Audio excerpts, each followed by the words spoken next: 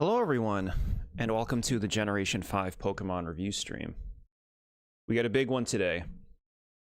You've all been, around for these. You know what to expect.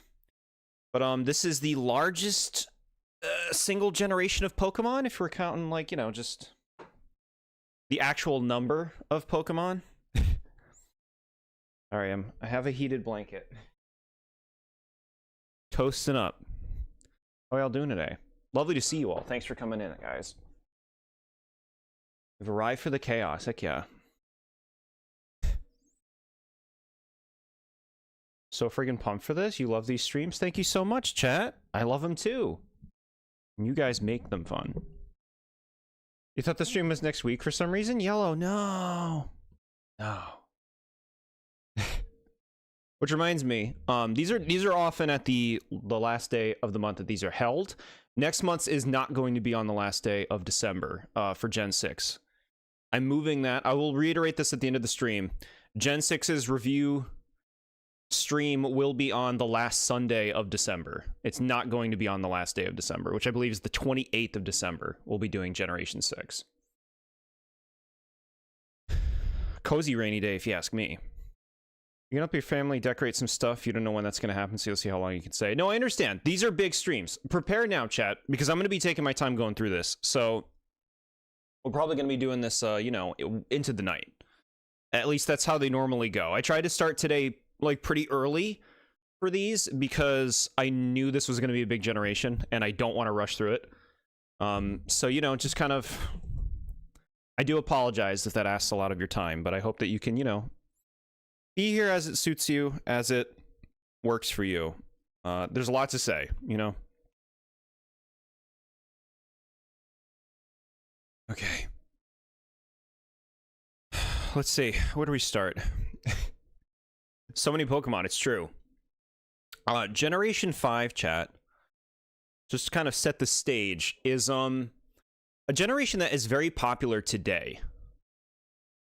When this generation first came out, I feel like it got a lot of criticism because, Pokemon had been going on for a while at that point. Naturally, when anything goes on for a while, people start kind of, clinging to the old, the familiar, the nostalgia, essentially. And they're a lot more critical of the newer things. We're even seeing that now, that's the thing. So much time has passed now from Gen 5. Gen 5 is now in that nostalgia tier, whereas the current generations are the ones that are under the microscope. Yeah, the Pokemon cycle. Yeah.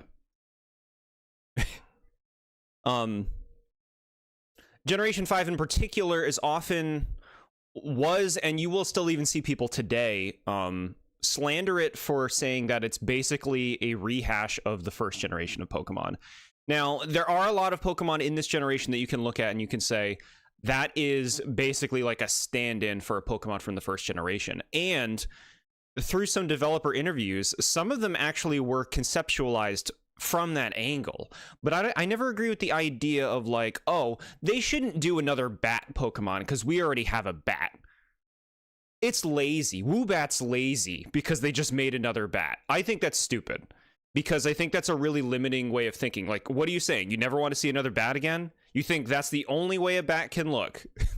They could make 100 bat Pokemon and they could be so different and so cool. So I'm never on board with that idea of don't keep doing that idea. You're running out of ideas. No, there's so much you can do with any concept. So I'm personally a big fan of Gen 5, and I was the second it was revealed. Not just it's great that it's a huge generation. The games were really cool because it's here's all new Pokemon in a game, which was fun, and they had to make a lot of Pokemon in order to make that really work without it being very limiting. But what I love so much about Generation 5 is there's so many just out there concepts. They did so much crazy stuff. So many unique new Pokemon. Weirdos. And I love weirdos.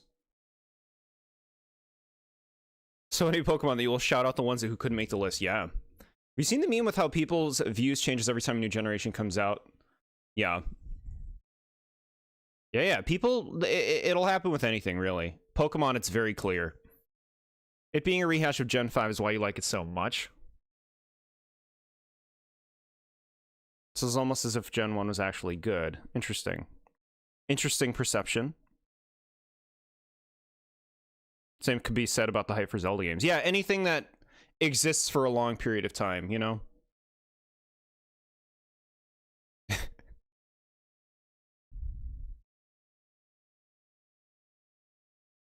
You love Gen 5, but when you were 8 years old, you played it, so you have nostalgia bias.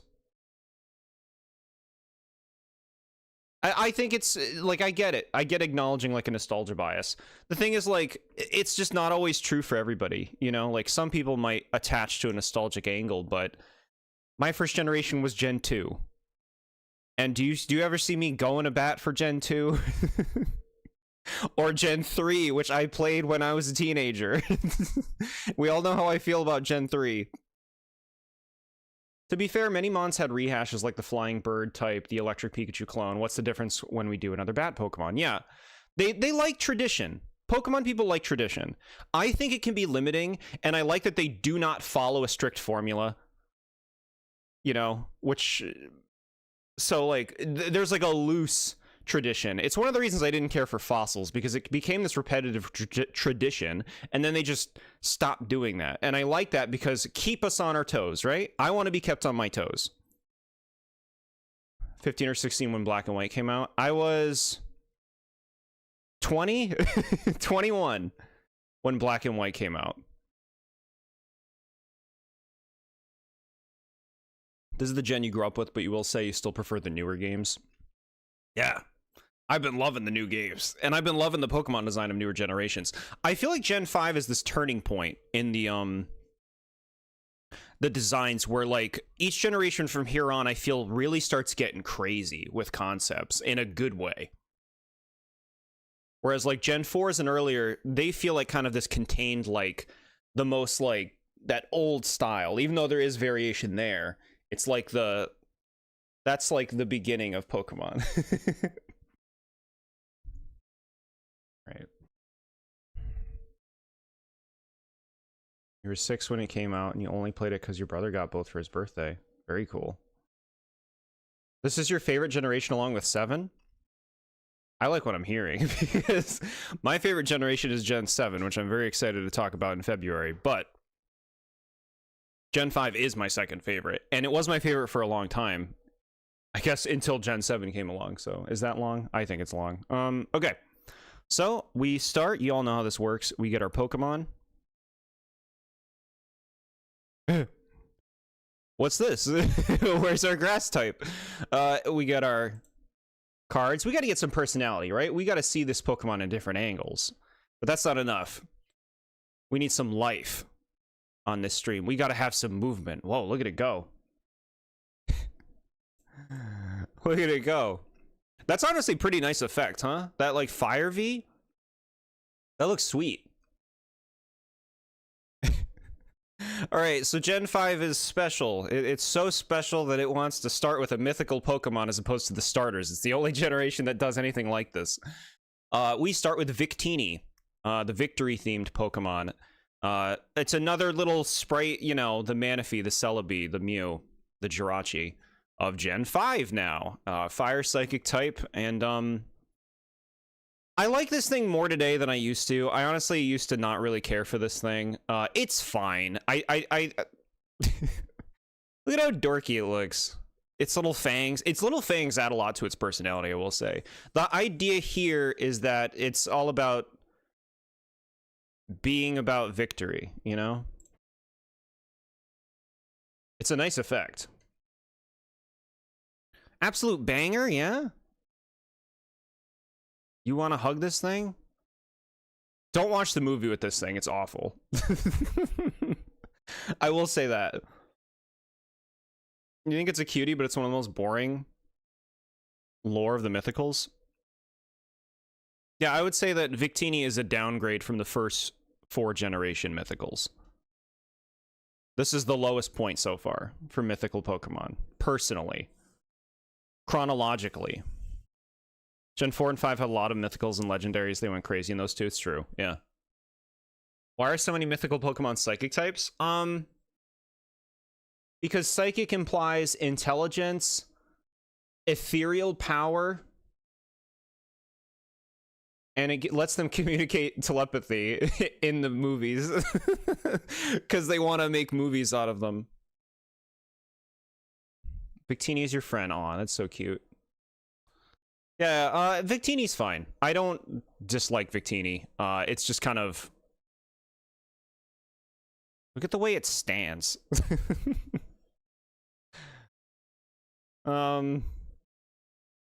It doesn't really do anything for me. Kyogre also has telepathy in the anime. I can't. I'm gonna get mad. Okay. Well, thanks for being here, Victini. All right, let's get to the. Oh, look at this. We got to see this. The shiny. That's a nice shiny, right? White. Good contrast. Okay. Starter time. The starters are gonna take like an hour to talk about. No, I'll make it quicker than that. Maybe. Starters always take a while. So I will say I read up on some developer interviews that I will link in the Discord because I highly encourage you guys to check them out. Where the developers talked about a lot of the design philosophy of Generation 5. I brushed up on that as it gives me a bit of like idea of like what they were going for and stuff like this. So Snivy is cool. Snivy is a great grass starter design. Diver Peak. Second best Gen 5 starter. Wow.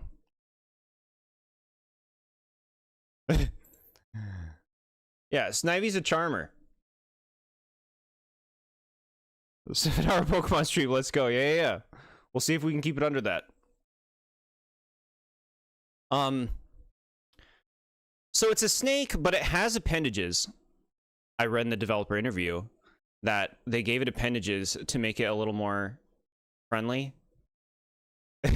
They thought snakes might be creepy. It's trying to be really cool, but very distinct appearance. Like, there's a simplicity here. The leaf tail looks nice. The color palette's really nice. And just the expressiveness, right?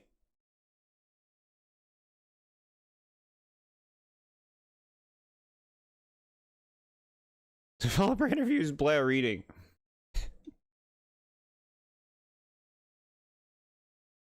Ash's Snivy. Yeah, I'm not familiar with the Gen 5 anime. I know he has a crocodile with glasses. But this is a great starter, and what's nice is it feels different from the first 4 generations. Like, granted, a lot of them are, you know, kind of like a reptile kind of thing or an amphibian. But what? The first 4 generations, 3 of them are on 4 legs.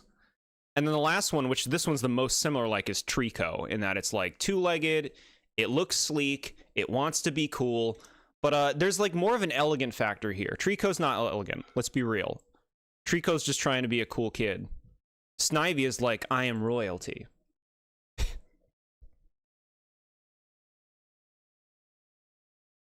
It's Trico, but better. I mean, I think I would be with you on that.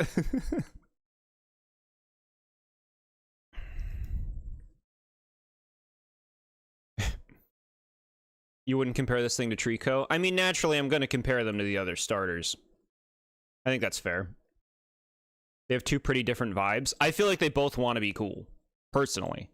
And also in the developer interview, they explained how they try to have 3 different personalities for the starters, at least when they were making this game. They want a cool one, a serious one, and a silly one. This one is what they describe to be the cool one. You like reptiles a lot? I would love to see them make more snakes in Pokemon. Like, there's so much you can do with snakes. Do you think it's a cop-out that they gave it hands and feet?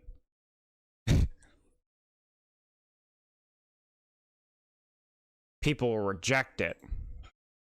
Shiny Snivy is very similar to Shiny Trico.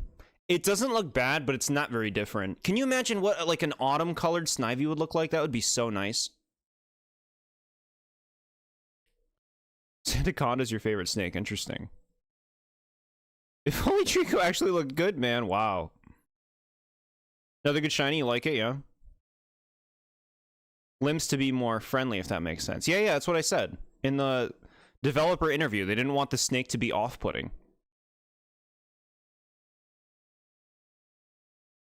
The silly one is the one that got picked last in PE class. I guess you're right. Give you an hour? No, take your time. Whatever you got to do, chat. Look at it hugging this tree in this card art. That's pretty cute. All right, so Snivy, it evolves. As many Pokemon do. Becoming, I would say, a fairly, like, unspecial middle evolution. Like, maybe that's rude. This is fine, but, like, this is very middle evolution, if you know what I mean by that. It looks good. Nice face. Like, it's going more in, like, a beauty direction, if you ask me. I like the leaves. This thing looks frail AF, though. This thing looks like it would blow away in the wind. A flame would end it. It isn't a bad design. He looks like a scholar. You don't mind him? I like that take. That's fun. From peak to trash. One of the most forgettable Pokemon. Wow. I definitely think it's like, it's not a middle stage that lights you up. You know, it's a stepping stone Pokemon. But it does its job. It works. You love Servine's design, one of the better middle starter Evos for sure. I would say a lot of middle starter Evos are pretty ugly, so I think this might make the better half, actually, yeah. I just feel like it's very forgettable, like chat said. Shiny. Okay, now you're hitting me. You got like more of an orange going on. That plays off of this other color really nice. That actually looks sweet. I like where this is going. You love the vines coming from its neck. Yeah, it's cool how they integrate vines into Pokemon, into grass Pokemon designs. How are you going to rate our favorite Gen 5 Pokemon when it comes to them? Mr. Wolf King, that'll happen in about 7 hours. When we're done going through all of the Pokemon, we're going to look at all the community's choices, their charts, and just going to give my thoughts, kind of see what you all gravitate towards. The anime did this funny thing when Ash's rival's Snivy evolved and said its name Servine, and everyone was like, whoa, and Ash is like, what's that? Cuts to commercial, who's that Pokemon? It's Servine, cuts to Ash saying, whoa, Servine. Funny, yeah, I've not seen that. Servine is another nice lady, yeah. The very long stream. Not as long as Gen 1, right? It can't be. Gen 1, every Pokemon has 8 forms. It's got to be faster. Okay. Our first... Wow. This artwork, bro. Our first final starter evolution, and... I'm going to say it. This is my preference of the starters of Gen 5 for their final evolutions. Superior is wonderful design. This thing is beautiful. I love it. And you know what? Like, I get it. It still has hands. These are hands, okay? It still has hands, but it's now like a snake again, right? A giant cool snake, and like the designs on it, the color palette, the regalness. It is the regal Pokemon. Superior is really nice. Do something else. Stop doing that. Do another animation. I know you have one. Fine. Fine. Should it be Grass Dragon? No. I don't need this thing to be dragon. I don't need it. Emperor-esque snake. Yeah. The only Pokemon you haven't used in a playthrough. That's a good thing to look out for in the future, then. You shall be mild-mannered in front of the king's court. Look at him, he's so cool. I'm glad that you're all appreciating it, chat. This Pokemon gets slandered sometimes. The banana Pokemon? Don't eat this thing. Do you remember its cry? Kind of, yes. Your go-to starter for this gen, if not for another starter, we'll see soon. Okay, alright. You're gonna gush about your favorite cry. I'm looking forward to that. Now, so, This Pokemon is supposed to have like a European flair to it, which I feel is pretty evident. I love the elegance. I love how different this is for a starter. Even just the form. It's not a quadruped. It's not standing up. It's its own thing, right? They did something different, which is really cool. Favorite starter of all time? What, this thing? Wow. I don't want to talk about stats, but you love how he has high speed and defense. It's a fun combo. Interesting. Isn't he based on French royalty? Possibly. France is in Europe. But yeah, it's nice. Now, I will say, something that is disappointing with a starter is when they end up as a pure type. It's actually... I feel like a lot of people, and I've even been guilty of this a lot of the time, they like to kind of max out the type variety they have in their team. And so pure types are almost naturally a little less interesting to a lot of people than a dual type. And we just came off of Gen 4 where all three starters had final evolutions with unique typings, like different typings that were interesting and fun. And now Gen 5, two of the starters have pure typings. And the third one has a repeat for the third generation in a row. And so, like, there was, like, kind of a... It almost makes them a little less exciting when they're a pure type, you know?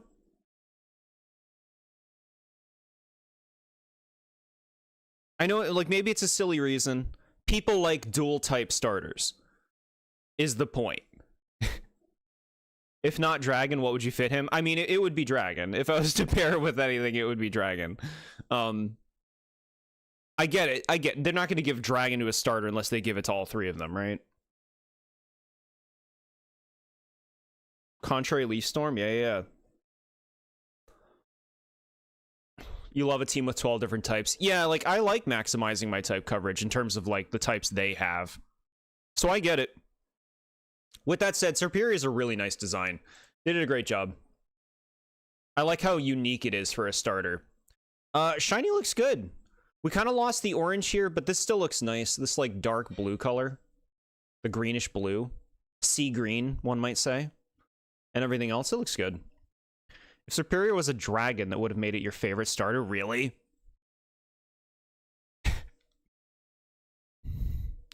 There's some cool dual-type starters, but your favorite starters are often pure types. Interesting.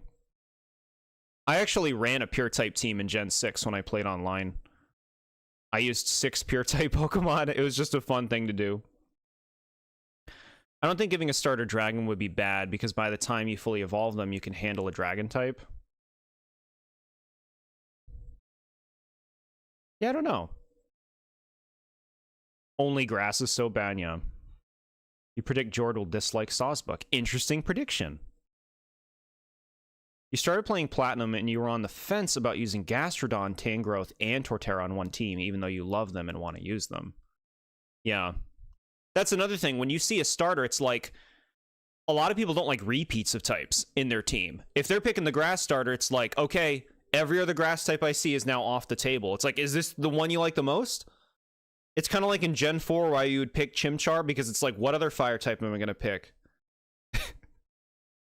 Love the design. It's your favorite of the 3 designs, but only grass is so disappointing, yeah. What matters less is if you overlap types, and more so if you overlap weaknesses.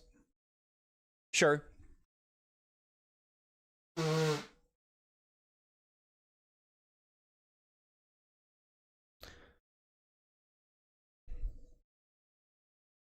All right. The next starter, the Fire Starter, which is the first one they had designed.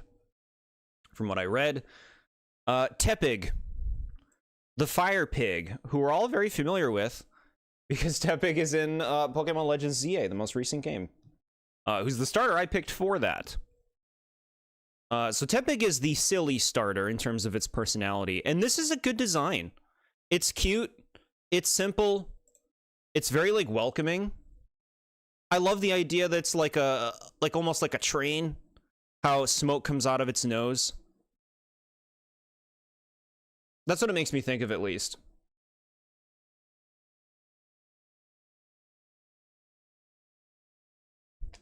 Your favorite Pokemon team you've ever had used 3 normal types? Cool. I like seeing respect for normal types. Super cute, you like Tepig.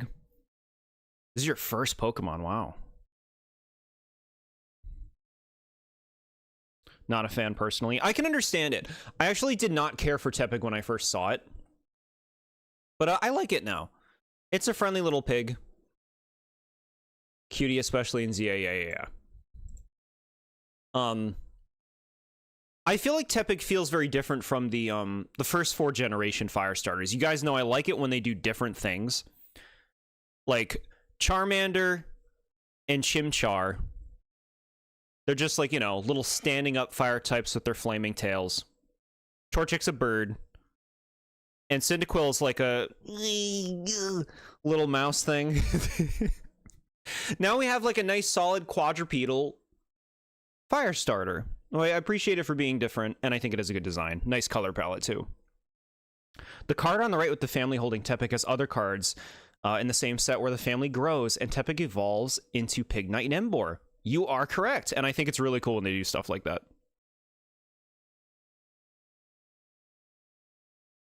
Torchic's your favorite fire starter thus far. Yeah,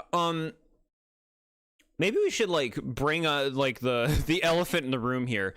Gen 5 starters are considered some of the worst, least popular starters in the series. People clown on these starters a lot. I don't know if you all seen this. And I personally would say, overall, I do not think it is a strong selection. I actually see why people say it's weak. But we'll get to it more once we've been through them all. Second best fire starter thus far, only beaten by the monkey.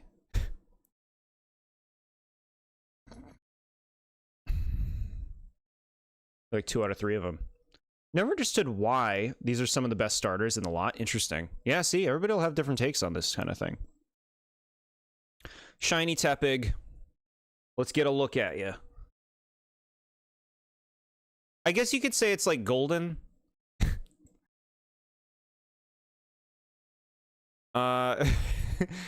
With like a reddish color. This looks okay. It's fine.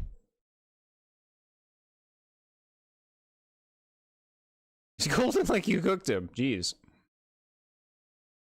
You love Infernape, but Chimchar never did it for you. I'm kind of with you on that. Infernape's wonderful, but Chimchar, mac and cheese flavored.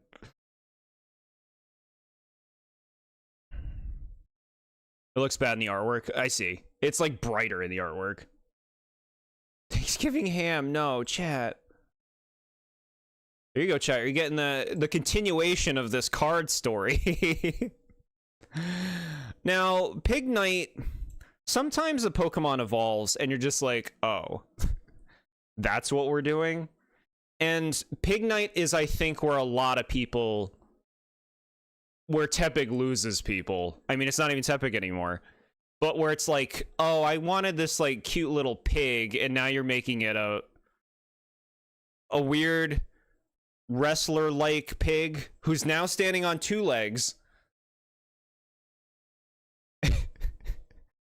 Pignite, like, this is like a real break-it point. Can you imagine picking Tepig and then you get this and you're like, oh, that's not at all where I wanted it to go. You see your opponents using the Superior. I guess you would see them using Samurott or Duat. Midnight. Midnight is very funny. Look how they massacred my boy. Okay, so it's not just me. You like Pignite, it's cute, and it reminds you of Pumbaa. I hear the Pumbaa. Pumbaa. I think they say it Pumbaa. You wish they went all in on the train theme, made him fire ground, and kept him quadruped? There's a cool idea there. Is this the Rhyperior situation again, where I'm the only one that likes this thing? No, I disliked Pignite a lot more back in the day, especially after my time with ZA. I don't dislike Pignite anymore, but I definitely think it's like what you sign up for when you pick Tepig. They fucking throw that away with the evolution. It's like, no, now you're getting this. Oh, okay. At least the Litten line was still on 4s when it evolved. We'll get there someday. but I hear you. This isn't a bad design, like, for what it wants to be. It's just not really my thing. Pig Knight's a great name. And you might notice it's becoming a fighter. Let's see. Last generation, we had Fighting Monkey. Generation before that, we had Fighting Chicken. Now we have Fighting Pig. This is another thing people do not like about Gen 5. A third generation in a row to use the exact same type combination and almost like motif. Like, I know they're different kinds of fighters. They're different designs, obviously, but like, why did they do the same thing 3 times in a row? It's fine. Like you can keep doing, like I said, you can make 100 firefighting types and that's fine. It's just the weirdness of doing it 3 times back to back. It's Gen 3 Pokemon design brutal. Used to hate Incineroar as well, but it grew on you after the anime. I can see that. Do you think they had to know that they did firefighting again? Was it consciously done? Yeah, of course they knew. Of course. I think as long as they're doing something new, they don't see a problem with it. And I don't... Really, there isn't a problem with it. It's just the question of why. Like, it got flack. People were worried about Fennekin when Fennekin was shown.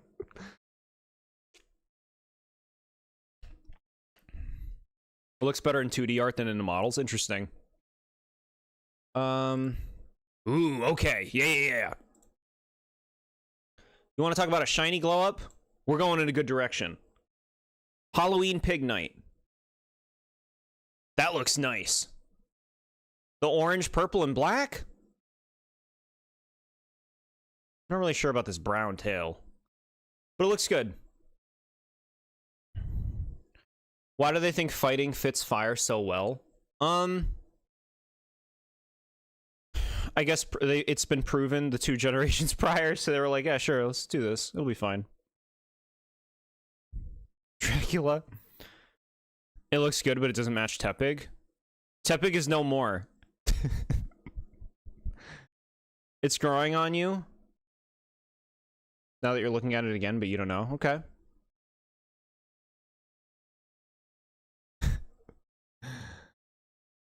The final evolution, and where people really fucking are lost. Hey, look, you get the conclusion of that card story, chat. I made these myself, just so you know. Embor. Now, this is definitely the kind of design for a certain kind of person. I don't think that that's a common kind of person, because people do not like Embor. And at this point, by the time of Gen 5, it was definitely one of the least popular starters, and maybe even my least favorite starter by Gen 5. I like it more now. I don't think it's a bad design. It works for me more now. But I still wouldn't say I love it. And I think I would still say it's the weakest of the 3 Gen 5 starters. It's a big pig. It's flaming. This one is supposed to have a Chinese flair to its design. Like a general of a Chinese army. You really don't like Embor, you hate his proportions. Yeah, I can understand that. Like I said, I think Embor is pretty unpopular. Thank you, Jord, for all the work you do on these. You're the GOAT. Thank you, Yellow, so much for your appreciation and for being here. I love hearing what you guys have to say. You really enjoy it? You hate this thing so much. You were so close to putting this as your least favorite. Even after our journey with our pig and our playthrough? Trying to wrap up a race. Take your time, no worries. Embor is okay. You don't dislike it, but it's not doing anything for me. Yeah, it's not for me. I can see why somebody would really like it. Apparently this is supposed to be like a flaming beard. I don't really get much of a beard from this.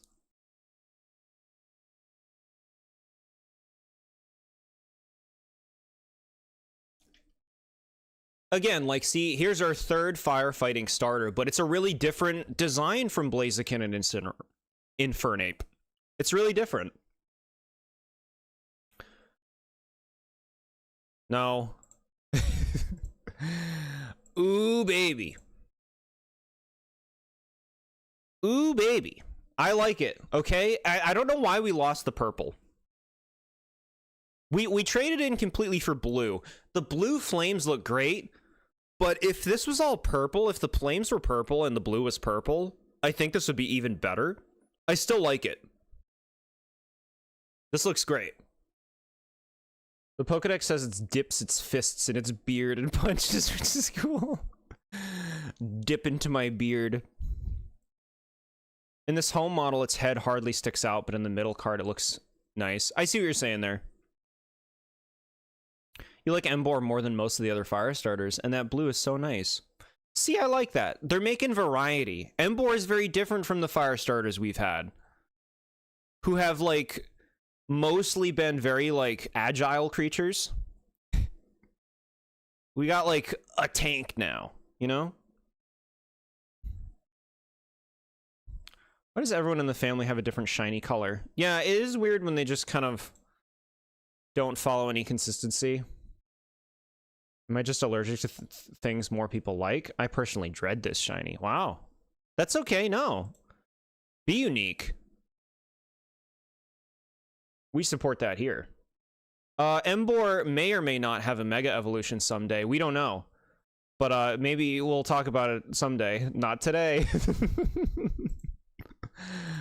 Alright, Tiny Otter. Now, this is, like I said, the 3 personalities. This is the serious starter. That is why he has this expression, because they want to have that variety.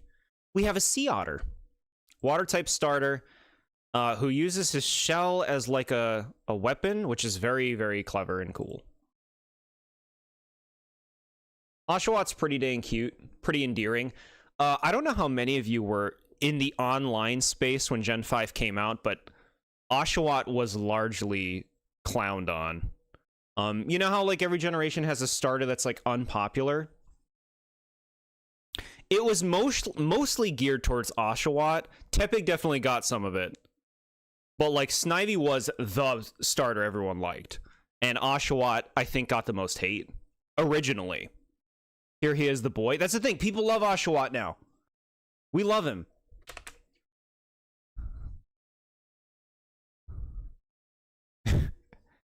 You know someone that knows nothing about Pokemon, but this is, in fact, her favorite Pokemon. She loves Oshawott. It is the cutest of all starter Pokemon. Wow. The correct pick for best Gen 5 starter. Bonus points to water types who aren't fish amphibians. Well, here's the thing. I don't like how limited their water starter design is. And I talked about this before with Piplup. Aside from Totodile... We're 5 generations in. And aside from Totodile, all of the water starters are round-headed this. In terms of, like, they're kind of, like, basic design. To me, they seem very limited with designing water starters, and it drives me crazy. I want them to do more cool things. That's something, like, the pig was so different for fire types. The snake was so different for grass types. And it's just like, well, here's another round-headed water creature that lives on the land and also goes in the water. It's still cute, I still like it, I just want them to do more with water starters. This trend continues, I know. That's why, for me, like, starter types, the water starters are the weakest overall for me. It's a big contributor, but I think a lot of them don't end up in the most pleasant places. Otters, mostly sea otters, are among your favorite animals, so Oshawott's your guy. Yeah, otters are great. They're great animals. They're little cuties. Froakie, allow us to introduce ourselves. Yeah, we'll get to Froakie. Froakie is a little bit different, but still similar-ish in the general design philosophy. I'd really like them to do something weird. Can you imagine them making, like, a water cat starter? It's because we have a grass cat and a fire cat. I want a water cat. Ramen... Thank you so much for being a member for 4 months. Green is the color of Ferrothorn. Oh yeah, we'll be getting a Ferrothorn. We'll be saying stuff about that thing. Who knows which way it'll go. Oshawott is your son. That's your first starter right there.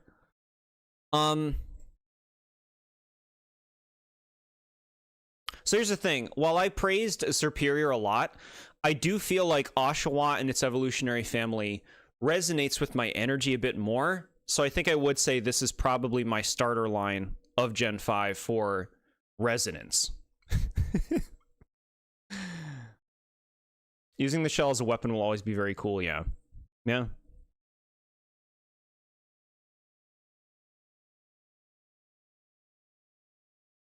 Water type leopard whose spots filter water and oxygen. That sounds so cool. You're gonna make a water cat? Very cool. You love how stupidly depressed he looks. How much does his voice in the anime contribute to his appeal, chat? This is nice. Look at this shiny.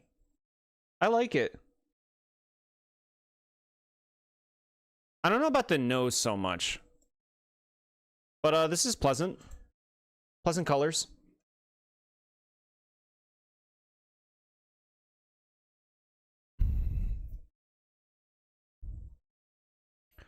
The differences between this list and your previous ones. We'll learn. Starnad's not in this gen, so I guess this one will have to work. Got a Scowl Chop, and I'm not afraid to use it.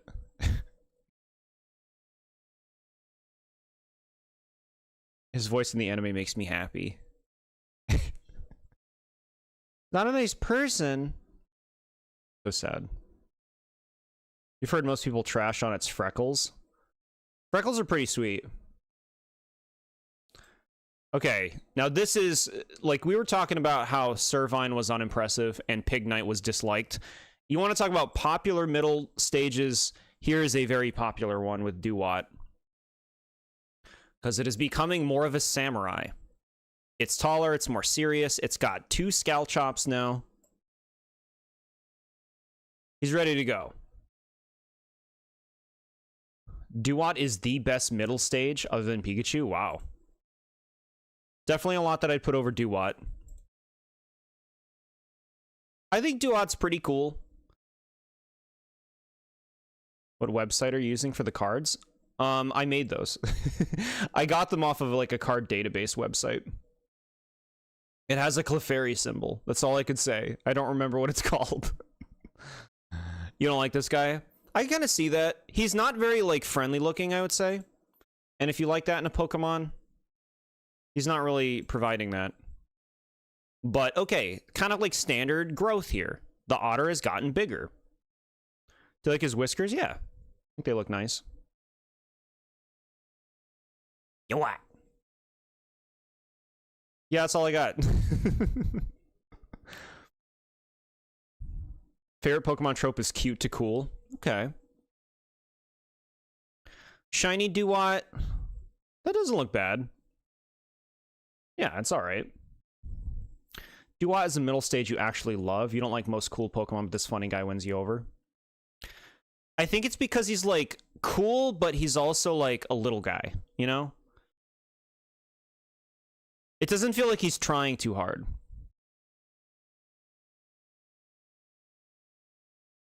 Anyway, that's you. Bye. Okay, we gotta talk about this. You want to talk about Gen 5 starter disappointments? People don't like this. Some people do. I know some of you people in chat even do. See? I love Samurott, but I wish he was water fighting. See? Some people love this thing.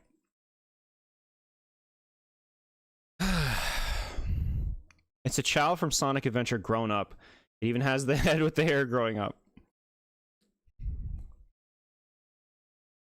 Okay.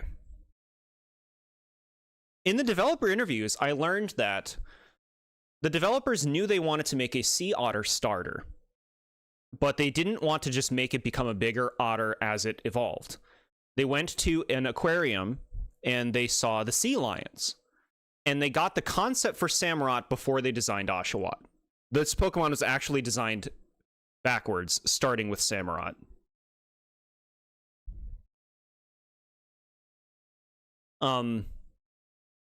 With that said, if you liked Oshawott and it becoming Duat, the direction that was going in, this is like, what? What did you do? Why is it on 4 legs now? Why is it a big sea dog? What happened? It looks completely different than the last two now. And that makes it very, controversial is the best word for it. Now, this isn't a bad design. I think this thing looks kind of cool. It being a pure water type is another part of its disappointment. This could easily be water fighting, and I don't know why it isn't.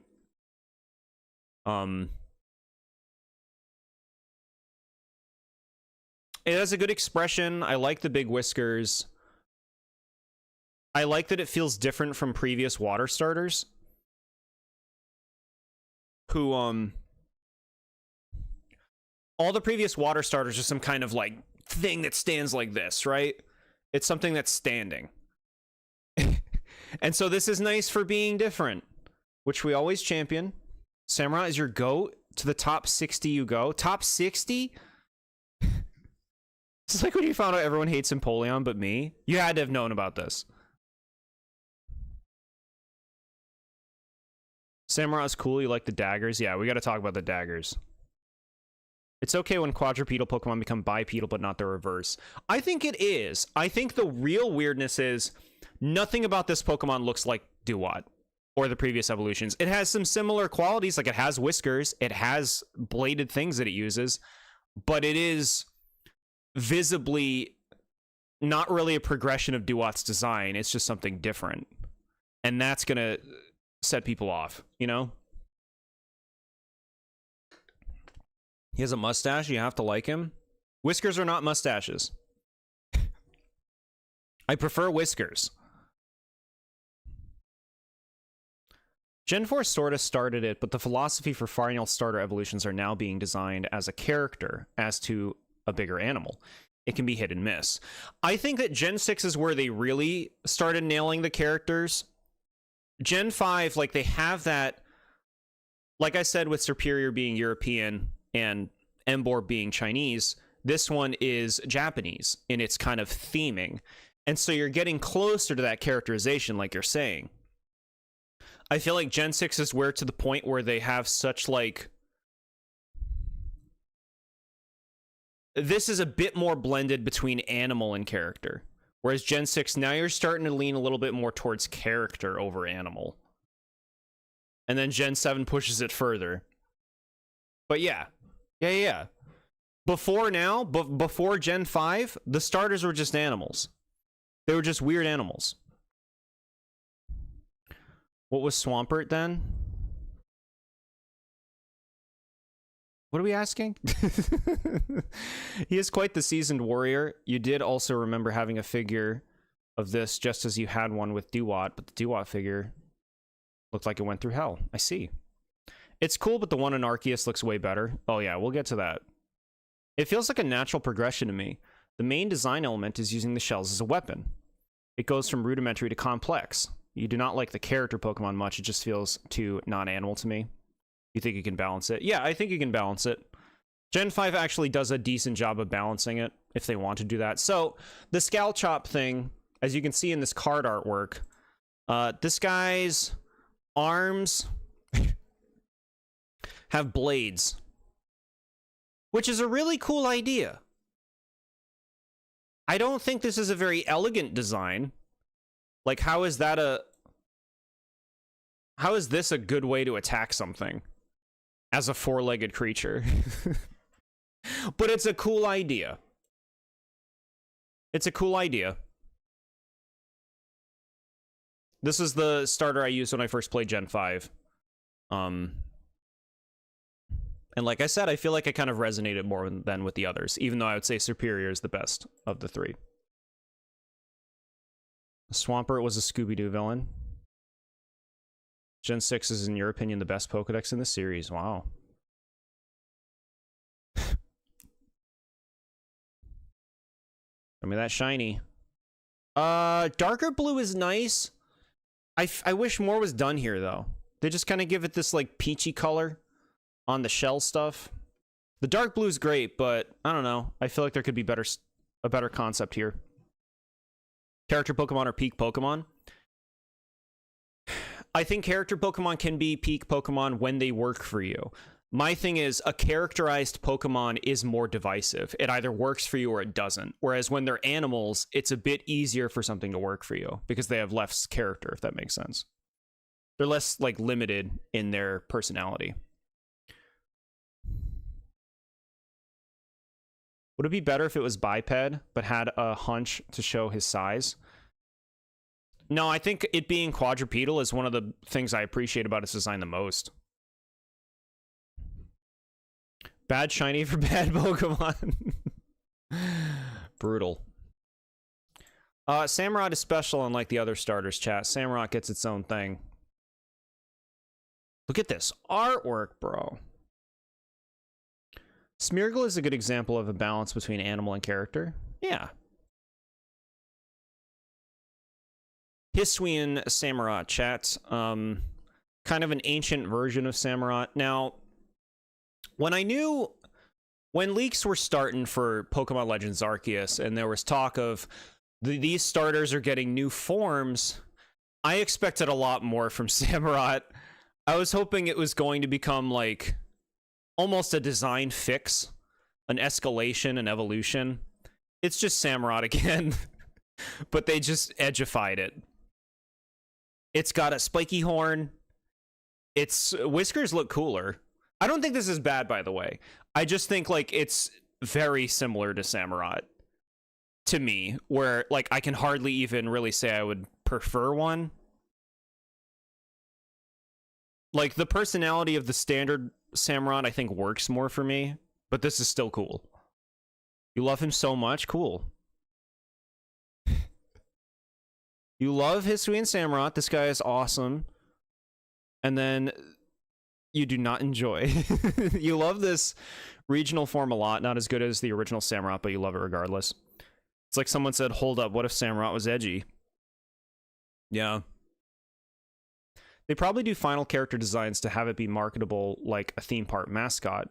You're not going to see a Swampert mascot costume. That's the thing. Starters, after this generation in particular, they want starters to be characters. They want them to be mascots. They want them to be major roles in the anime.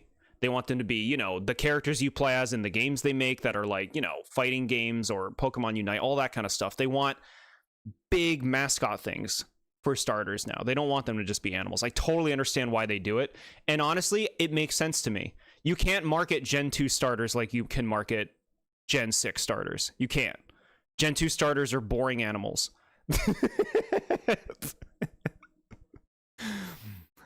They have nothing going on. They're just big gator, big dino, big rat. I'm not saying they're not great. I'm just saying you gotta, like, they have characters now. They have, like, they're pushing those. They're pushing Meowscarada. And the rest. Does OG Samurott have the fin tail? You never noticed that?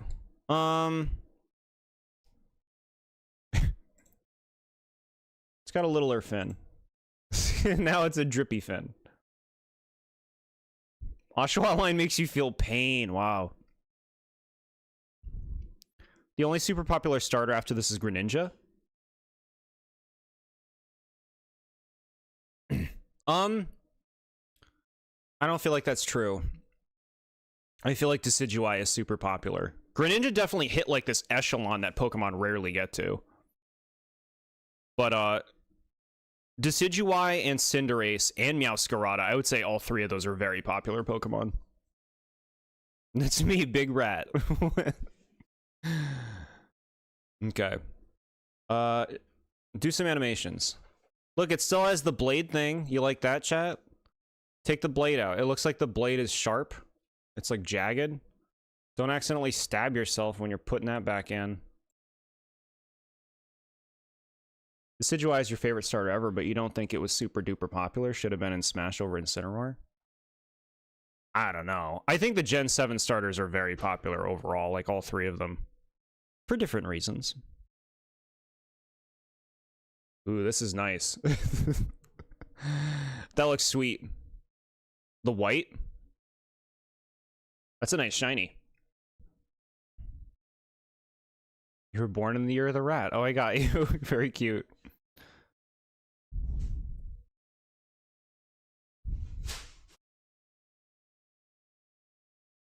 Simple but welcome. Yeah. They're much more cognizant of shiny design today.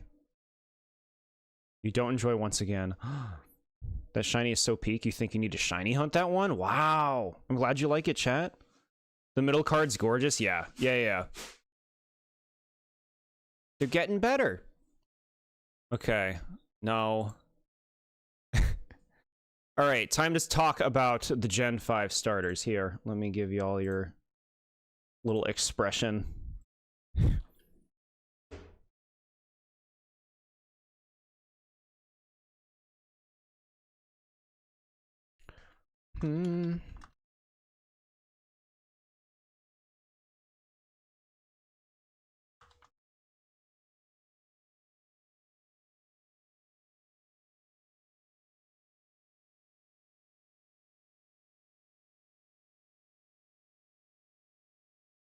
There it is, chat. Express yourselves.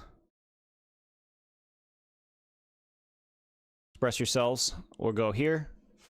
All right, the Gen 5 starters, chat. So, like I said, these are regularly looked at as one of the weakest selections of starters in the series for all sorts of reasons. It's often looked at as one of the weakest points of Gen 5 is the starter selection. And I think this is for multiple reasons. You have a firefighting type for the third generation in a row. The other two are both pure type starters. Samurott is a complete change from what Oshawott was. And Tepig swaps its whole personality in its first evolution for something you might have not wanted either. So there's a lot of like controversial things going on here.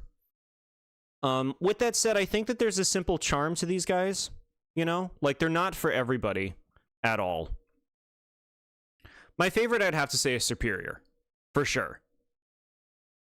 But I do feel like the Oshawott line is more my vibe.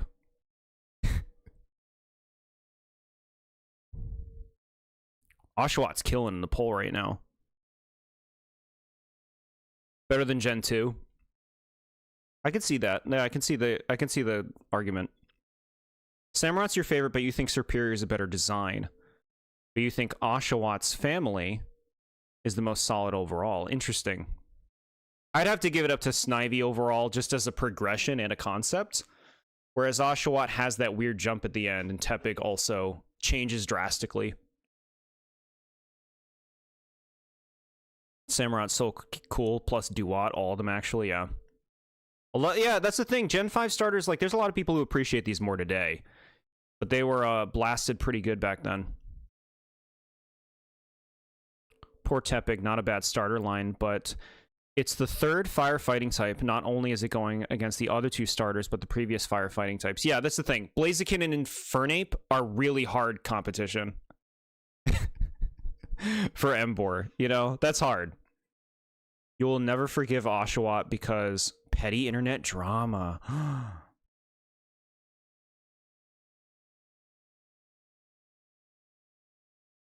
It was super tough not to put all three of the Watts in your favorites. By far the hardest to pick. Wow. One of the best set of starters. Look at that. See, no, it's nice to see people appreciate something different, you know?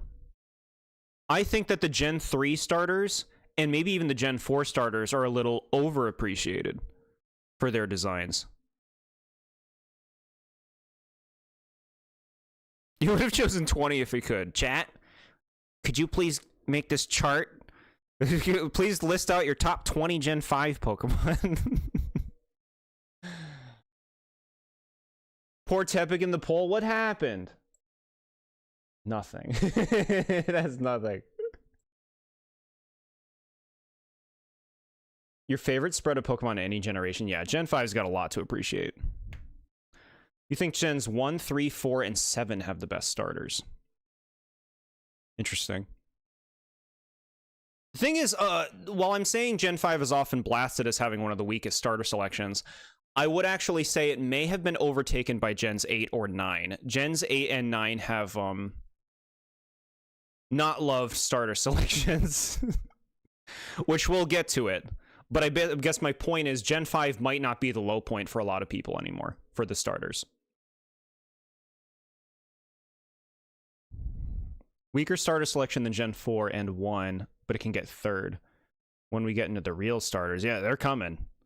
There's some good stuff to get to in the future, not today.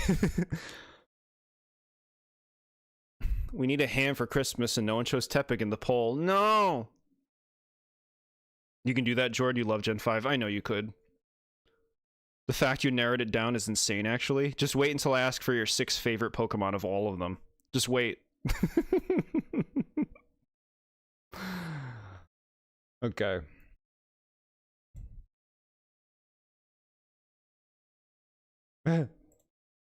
Chat, how can you hate it? How can you hate it? Look at that middle card artwork.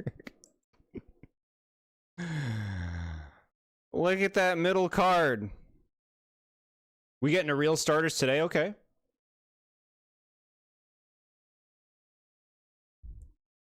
You can't do this. You appreciate creature design too much. Don't worry. It'll be plenty of time to figure it out before then. Doofy, you love it? Please chat, not my son. Not bad trap. Okay. Chat, I like him. Look, I hated this thing when I first saw it, okay? When I first saw this in Gen 5, I'm like, that's an ugly little thing. I like it now. It's cute. Look at its stupid face. It's like a pug. Not a pug. It's cuter than a pug. Look at his dumb thing. You want to talk about them being in the throes of tradition. This is very much like, here's another starter rodent. But I like it. It's cute. Zigzagoon is the best early rodent? No. Not even close. It grew on you after you caught a shiny of it, and also saw its Evo effortlessly off an Oshawott. His eyeballs give me seizures. So in the developer discussion, they said, you know, they try to have a Pokemon with like a distinct feature that makes them stand out. And in this case, they went on the eyes. You think of Patrat as like a little thief stealing berries from trees and scouting for the next victim. That's so cute.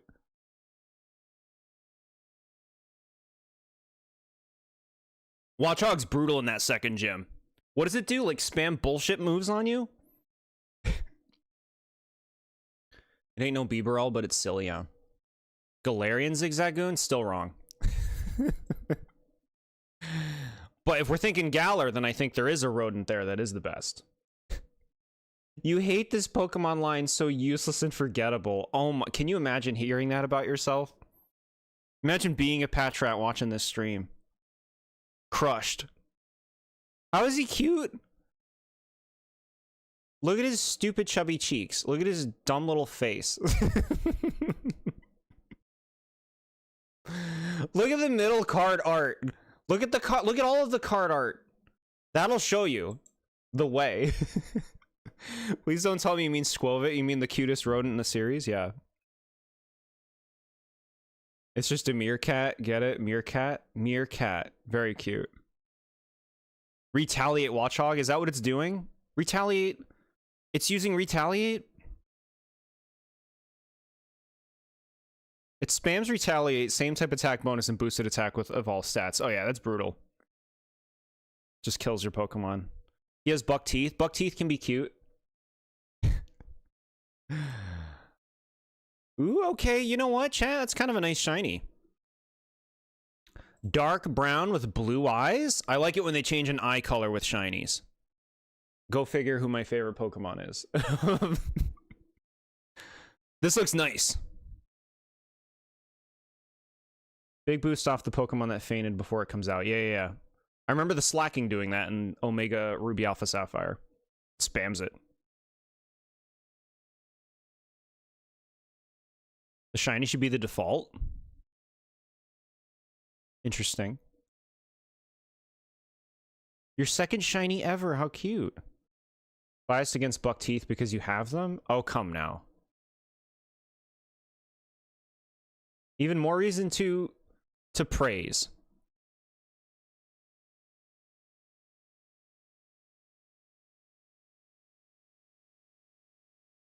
The shiny Patra has to change this red lens to blue. All right, chat. Hold your fire. I know you're ready to unload on this thing. Don't do it. Don't do it. Don't do it.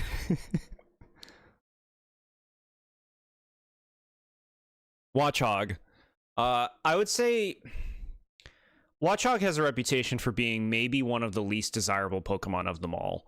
If you see people pick a least favorite Pokemon or trash on bad Pokemon, Watchog is a very popular pick. Because look at that face. Looks like a Karen. You quite like Watchog. You love his vest. He does have a glowy vest, chat. Watch it glow. No, make it glow. There it is, chat. Look at that. So it's supposed to be like it's signaling. It's almost like a crossing guard vibe. This thing's face tanks it. I get it. The face is not appealing. It does have a very cute run in Legend CA. You don't know, you don't dislike Watchog, but you do see why someone can say this is the worst, yeah.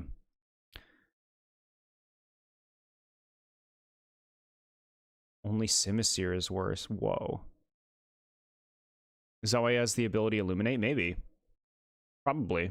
If he has that. I don't know if he does. Yeah, this thing is pretty hated on, and like it's just a very like look at its face reason, you know? I don't dislike this thing like I used to. I really used to hate this thing. It's fine. I don't mind like tiny rodents really. They don't offend me. Even if they look stupid. Not every Pokemon needs to be visually appealing. Yes, you have said that, and I'm 100% on board. Not every Pokemon should be visually appealing. I completely agree. You hate this guy, made him have a game over because how can you prepare for something unexpected? It's true. He gets you. I like this shiny. This, like, magenta red or whatever with this, like, green color. I think that looks nice.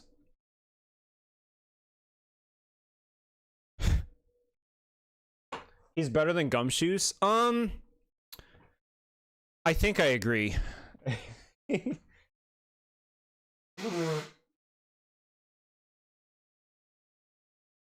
I think I agree. Gumshoes is in the same category of, like, largely disliked, like, probably one of the least popular Pokemon of them all. Gotta go for now, traveling back in time. You'll list your thoughts on Pokemon you miss in the comments later. Looking forward to that. Yeah. Enjoy your day. Thanks for chilling. We'll be going for a while. Disco Ball Watchog. Gumshoes is what happens when I walk on the sidewalk. Chat, you're throwing jokes at me now? Tiny dog. Do you like cute things? You'll probably like Tiny Dog. Lillipup.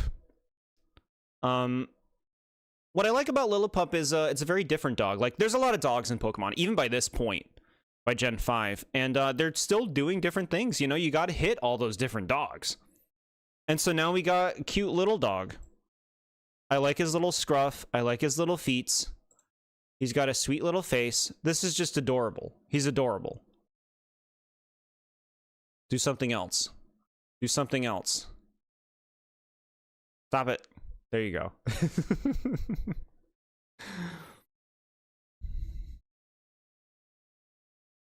You like Gumshoes because it sounds like an Ace Attorney character. Interesting. I said this before, but some Pokemon just have to sacrifice themselves by being the lamer, and uninteresting things like Wombats. Gen 2 had a lot of this. Fucking Wombats. Just watching the stream like, bro! You dislike dogs that look like this in real life, but Lillipup is a cutie. Dogs like this in real life are often poorly behaved and they bark at everything, from my experience. I'm sure they're not all like that. But I hear ya. We have a dog at home. You like the puppy. Lillipup is nice, but its evos don't do a ton for you. Yeah, this is the one that can kind of like if you like this thing for its cuteness, debatable how much you're gonna like where it's going. Where's the meow and heart emoji when you need it? Someday, chat. It'll come. Don't you worry. So cute. Doggy time to catch 5 of them and be my pickup dogs and get good items early in the playthrough. Heck yeah. You dislike dogs in general? Okay, I can understand that. My dog is very chill. Meow and heart. There you go. Look at that. In the parentheses. That's one way to just do it. I can picture it. Lilliput's cute. Now, something that I really like about Gen 5 is it has a ton of triple family Pokemon. Pokemon that evolve twice. And after Gen 5, I don't know how much you realize this, but Pokemon largely cools down on that. Obviously, you still got the starters and the pseudos, but like outside of them, they don't make anywhere near as much as they used to after Gen 5. They still make them, obviously. You have your Flabébés, you have your Tinkatons, but Gen 5 loads us up with triple evolutions, and I love it. I personally find it very satisfying to evolve a Pokemon to a third form. To me, that feels rewarding. Dogs bark at you while walking home. They attack me. This one followed me all the way home and it wouldn't go away. I see. Yeah, that'll do it. All I can think of is Honedge. Shiny Lillipup. This is what we call a bad shiny. Come closer. This is bad. This is what you don't want in a shiny. Where just some weird filter is put over it. You threw it into a pile of pollen. Bad. You find it satisfying as well, but you feel design-wise, they often make the first and third stages first and then badly bridge the gap. I'd say it varies. Piss flavor, oh my god. Alright. Now it's becoming like a more distinguished dog. With Herdier. I personally would say this has lost all of the appeal Lillipup had. Now it looks like an old man. Like a gruff, unfriendly old man. Not a cute one. It looks like Professor Rowan. And the design's nothing special. Like, this is Dog, the Pokemon. It's Dog. You like Herdier? No, it's not bad. You want him as a friend to protect me? That's so sweet.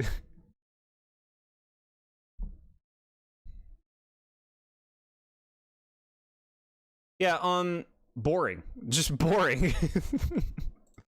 You're boring, bro. Oh my god, your shiny couldn't be more boring. Holy shit. I'm dying the shiny. Come on, bro. Boring. I guess the gray is kind of pleasant on the eyes. Alright, you're fine.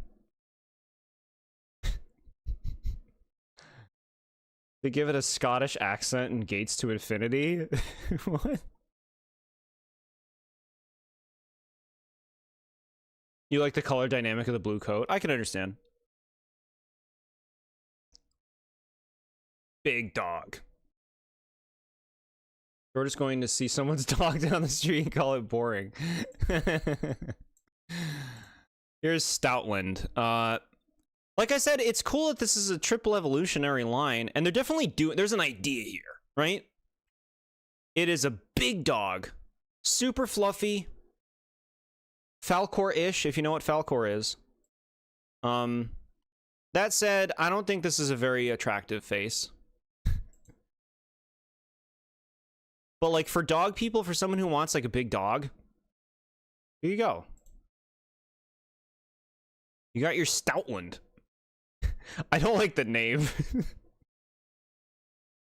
It's underrated? Alright. It's a rescue dog in the lore. I don't know.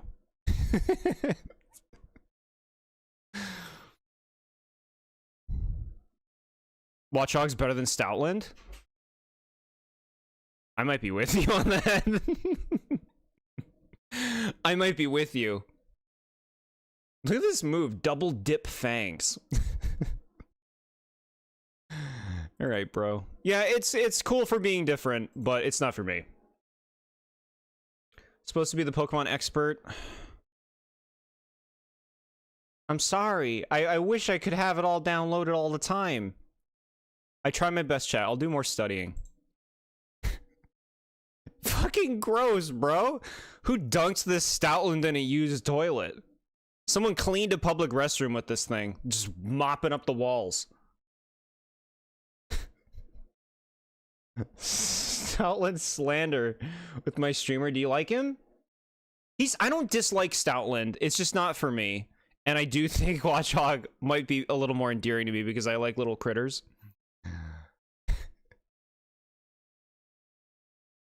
You love the big fluffy dog, yeah? Imagine saying that to someone's dog right in front of its owner when they're walking. Why? Don't do that, chat. Thanks for the graphic image. I'm sorry, but look at this thing.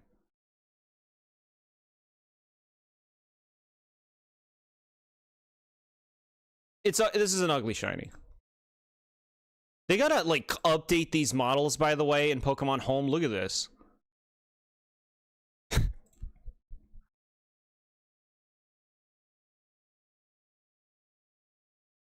I don't know. The more I'm looking at it, maybe I do dislike it. It's the face. It's the face they gave it. It's not for me. Kitty time. All right, dog lovers, you had your time. Now it's kitty time. Okay, look, I'm gonna say right here, I hate that it stands. Look at it in its artwork. Like in the middle card, look at it in its like formal artwork, and they make it stand. It's less charming when it stands. It looks like a character in a bad cartoon when it's standing. You love that it stands? It's so cute. I think Purloin is cute. I think standing makes it less cute. Skittles the goat. Do you think Arcanine is better than Stoutland? Yes, 100%. Arcanine's wonderful. Lovely little kitty. Yeah, this is supposed to be like a thief cat. I like its tail. I feel like this face is not doing it for me. It looks like it's wearing clothes. Here's the thing. It's like the fact that it stands that makes it look worse. Like when it's sitting, you don't get those clothes as much in its design. It just looks like it's patterned. It just looks like a nice little kitty. As opposed to like this anime character. I don't dislike Purloin, but Meowth, Skitty, and Glameow I think are all better than Purloin.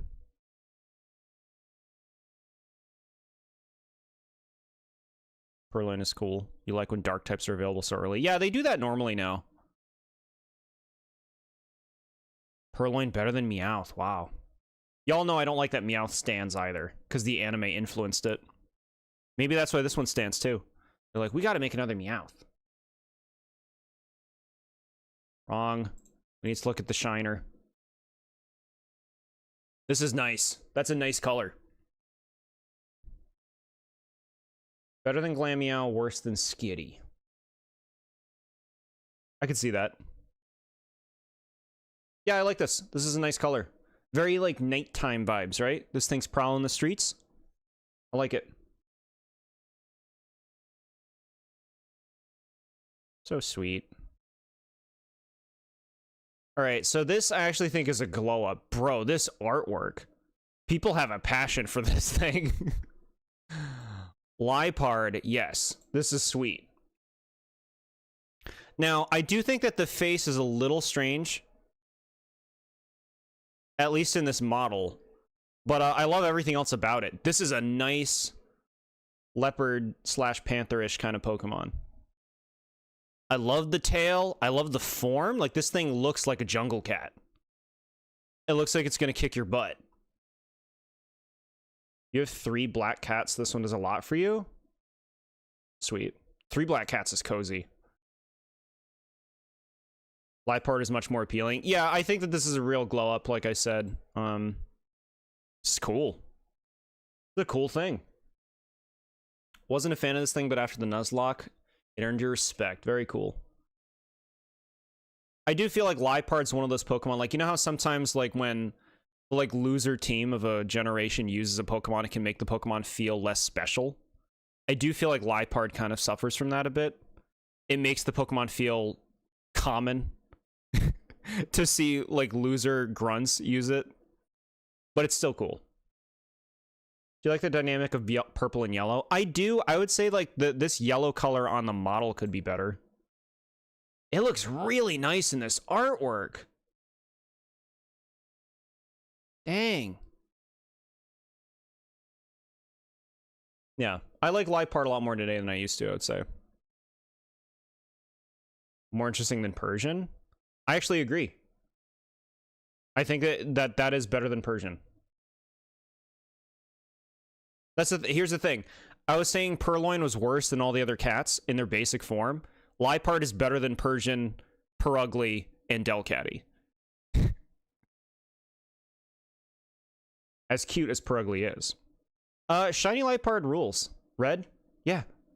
Go get it. That looks sweet.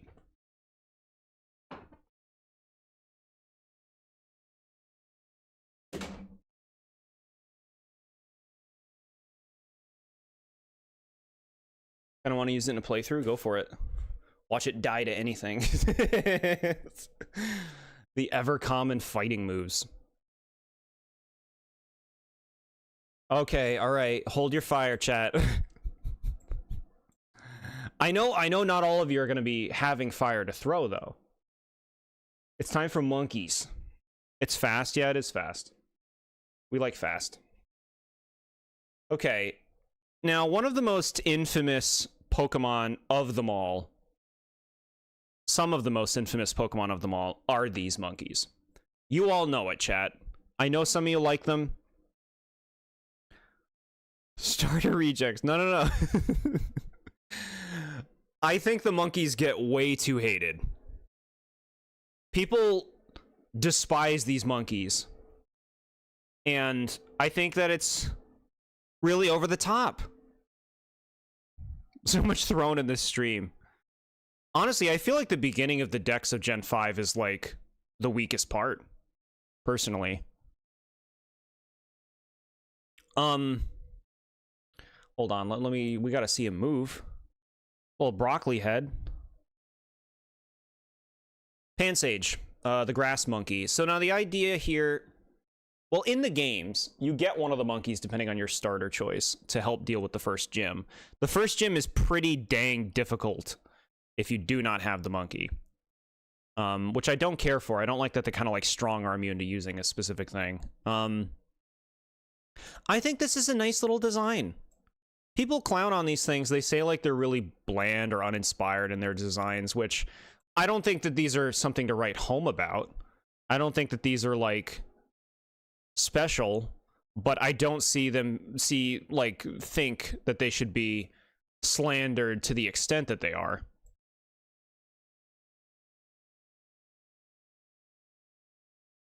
It's all uphill from here. It's the evolutions that you dislike, not the base forms. And I can understand that too.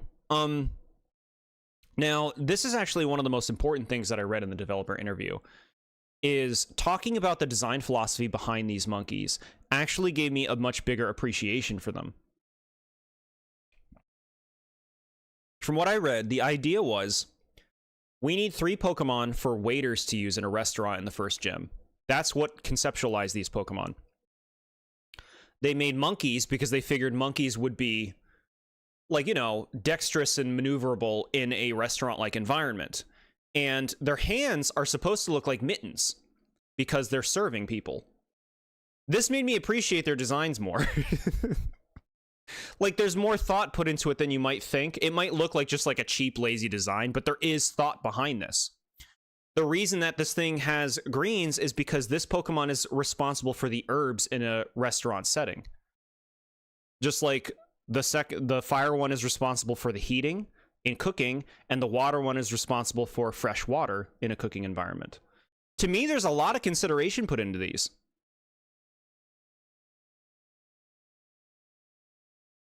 See no evil, hear no evil, speak no evil. There is that kind of thing going on with their designs too.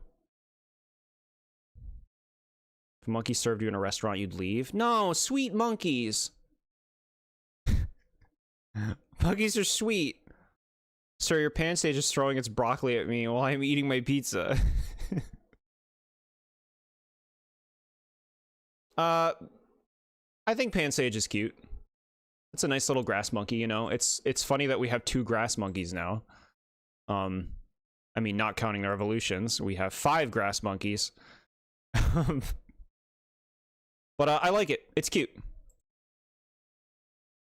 Do you ever wonder if grass Pokemon are edible? No. Oh my god, look at this left artwork. You gotta be kidding me. That's so good. Shiny Pansage, not crazy, but I mean, this does look nice. This like light green color. Looks good.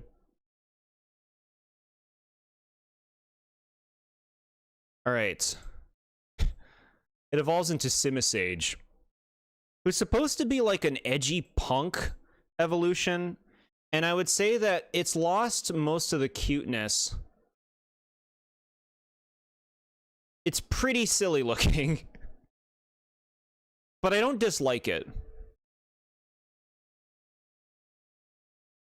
St. Patrick's Day.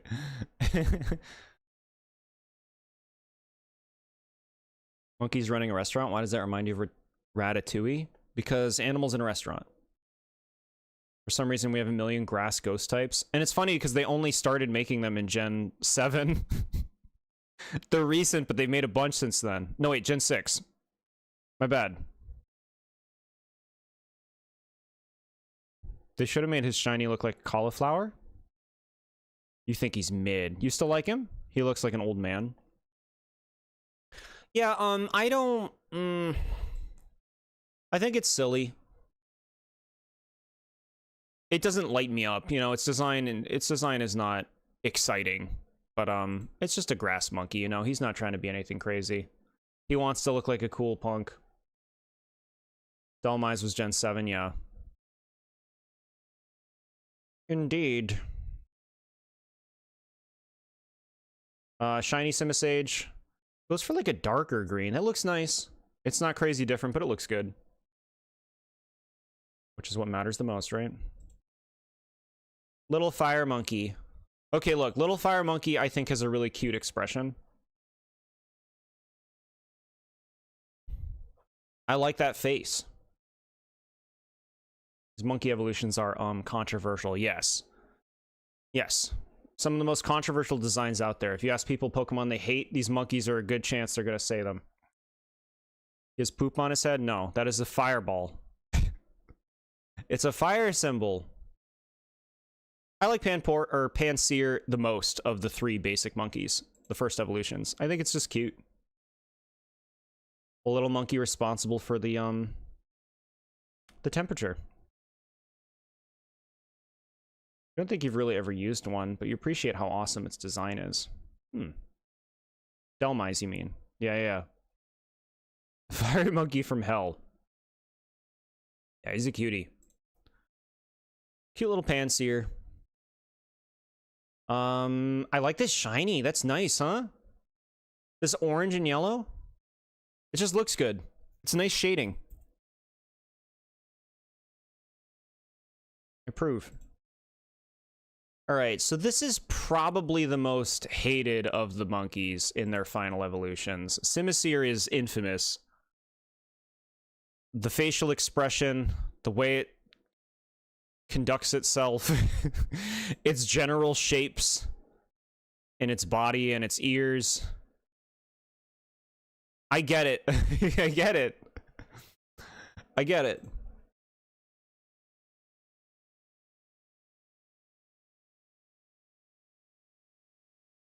One thing that annoyed me is that the monkeys have gluttony for their ability, but they removed growing berries in Gen 5, except the Dream World. Yeah.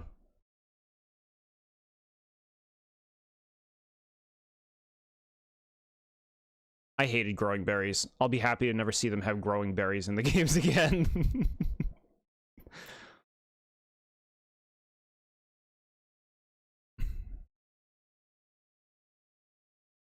I've used Dhelmise before. I do not think you would be disappointed. I see why this thing is disliked. There's a lot of things you can point to with its design. I don't think this is like a strong design whatsoever, but I don't dislike Simisage. It's whatever. It's fine. Throwing berries is optional. I want them gone. I don't even want to see a potting kit in my game. Didn't they do some poll in Japan and this was the least popular Pokemon on the bottom of the list? Yeah, there was some poll at some point that said that about this thing. Bro. Chat, if you don't know, I changed this shiny. Do you see it? I'll do it a few times. Regular. This is what we call a bad shiny. This is what we call a bad shiny. Because it's the same thing, except with slightly different shading. You can barely even tell. Bad. Alright, Water Monkey.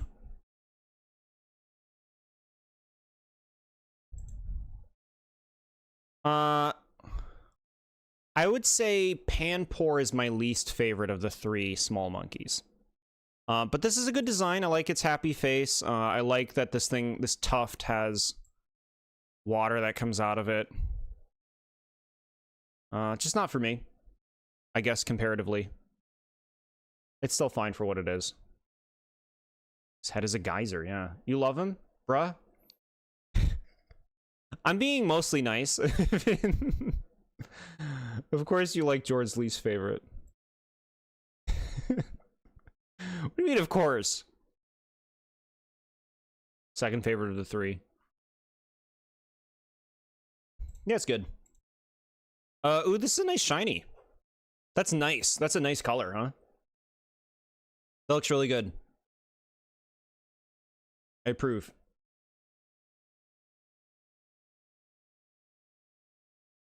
And then Simipour.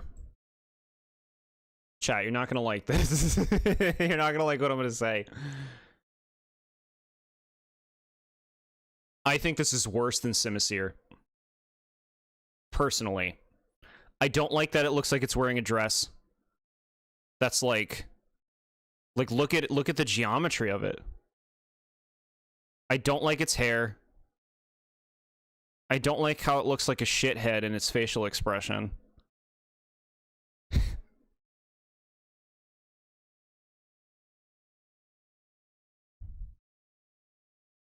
The hair's like water drops. No, I get it. I feel like it's the expression more than anything. This thing looks like such an untrustworthy a-hole. Just me? Simipour is such a cutie. Simipour is better than the other 2? He looks like such a nice guy. There's something fake nice about it. The see no evil monkey, yeah. Yeah, alright.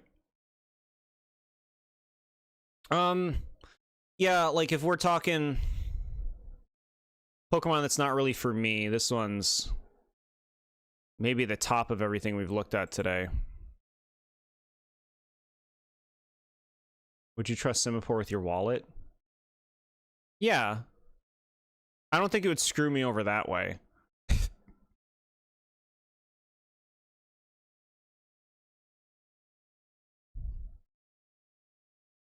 Shiny color is nice. That looks good, right? Kind of like bluish color. The design, like the shape of this dress, its weird clay body. Look at its hand. And then the face with the hair. It makes me think of like a little girl. Simipour's your friend. I'm glad for you.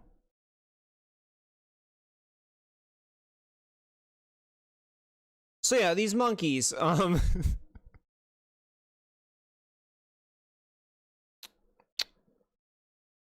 Simisage is my favorite of the finals, and Pansear is my favorite of the basics.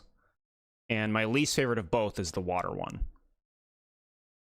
That's where I'm at. I do think these monkeys get overhated though. People act like they're just these like putrid designs.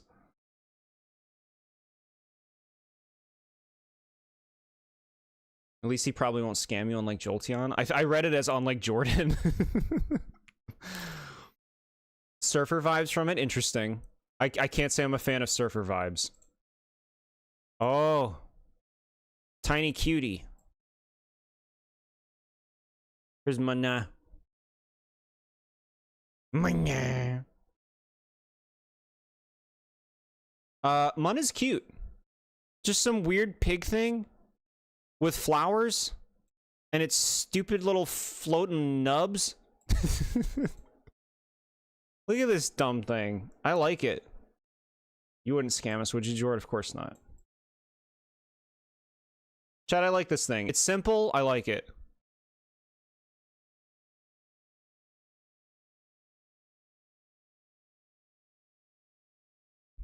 Cute thing.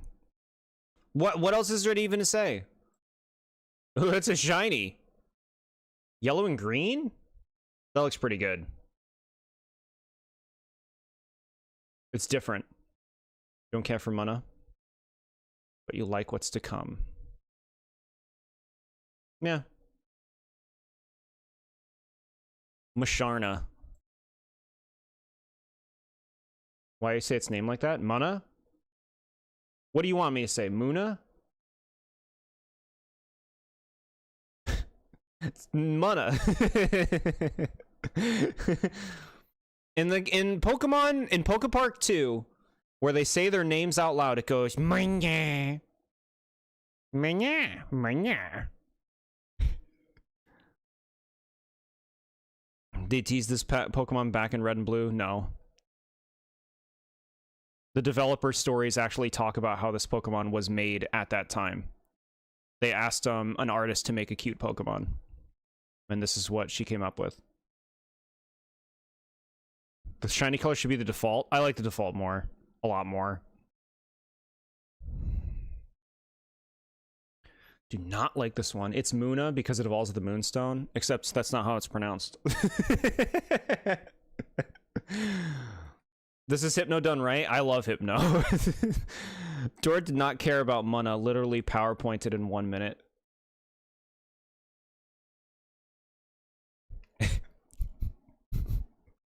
What do you say about it? It's such a simple design. Now it's going someplace with Musharna.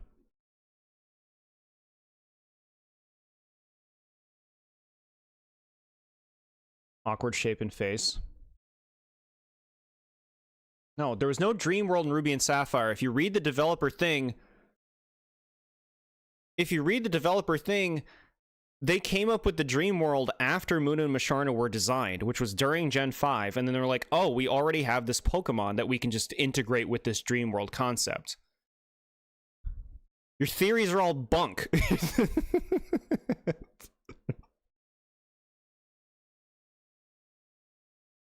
You like creepy Hypno? He's creepier than Mr. Mime. He's cooler than Mr. Mime. You missed the monkeys traveling back in time. You'll never know what happened. No, I'm kidding. The VOD will be up. I like Musharna, chat. This is cool. I love its big goob. Its big wispy goob. It's just like a dreamy sweetie. It's floating around. Like, this is cool. But Simipour is one of your favorite mons, then you don't want to hear what I had to say about it. Do something else. They need to update this app. Our theories are bonk. I said bunk. Just going off what I heard. Yeah, it's people spouting bullshit they don't know anything about. Read the interviews. Based on what the NPCs say. Yeah, it can be easy to make yourself look like a genius when you just make something after the fact that references something earlier, you know? I like this thing though. It looks sweet. It's weird. We're starting to get into the weirdness. Musharna is a cute design. You love Baku's a ton. Yeah. Why are you so triggered? Because I think people put like read into theorizing and like little things and stuff way too much, and I think it's a lot of it's stupid. You like read into every little detail in a game, and it's like, oh, this must mean, and this could point to, and it's like, no, it doesn't. You're just looking for connections, which is fine. You do you, have fun, but don't treat it as fact. Ooh, this is a nice shiny, huh, chat? Look at that. Blueberry Sharna? Did you know if you go behind this truck and get the Mew? That's different. I didn't know ahead of time. I was given false information. Don't worry, I will correct you. I will besmirch these YouTubers spouting their bullshit. Meanwhile, I'm over here like, I read this interview. No, I'm gonna link it. You all gotta check that out. It'll be on Discord. You need to eat this thing. Looks like a marshmallow. There are much more marshmallowish Pokemon out there. You'd just be eating the dream goob. Not a fan? I'm surprised. I like Musharna. I'm happy it's in the Legends ZA DLC, because we haven't seen this Pokemon in a while.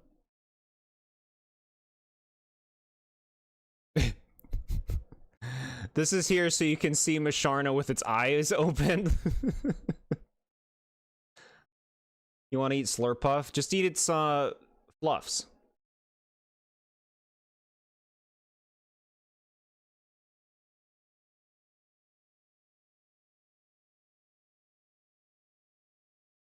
Please delete your channel. Why? Because of this? You need to see it. All right, time for a little bird. We finally got to the bird. And it's a cute little pigeon, which is nice. This region is supposed to be based on, like, America. And they have, like, a New York-ish type city in the game, so our bird is a cute little pigeon. And I think this is a really elegant design. Like, Pidgey is called Pidgey, but it doesn't look like a pigeon. This looks like a pigeon. Finally, a good regional bird. You like it, chat? I think this is nice. That's good. Shout out to that one plasma grunt that is promoting that Pokemon are unhappy being with trainers. In the next city, we see some grunts beating up a Munna. No. That's so... Don't beat up a Munna. That's so mean. You think this is worse than Pidgey? It's hard to say. Yeah, it's good. It's a good design. It's nice to see like a gray focused Pokemon with its color. Shiny looks good. Like, it's not super different, but like these little changes, the like pinkish color and the blue, that looks good.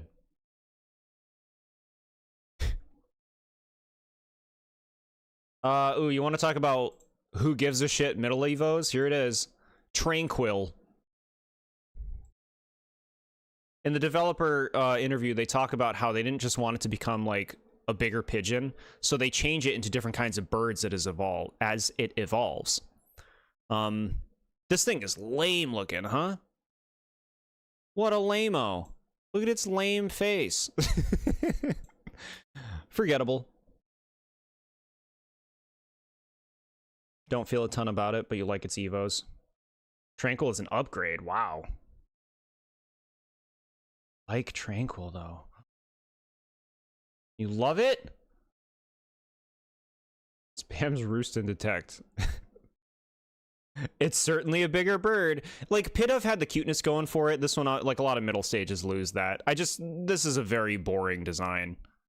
If you're gonna cut Pokemon from existence, this is a good contender because, like, what is it really bringing to the table? Whereas most Pokemon are bringing something to the table. It's such a friend. Aww. Ew. Why? Why'd you do this? I mean, I guess at least it's noticeable, right? It's very different, but just, I don't know, stain it green, change the red to purple.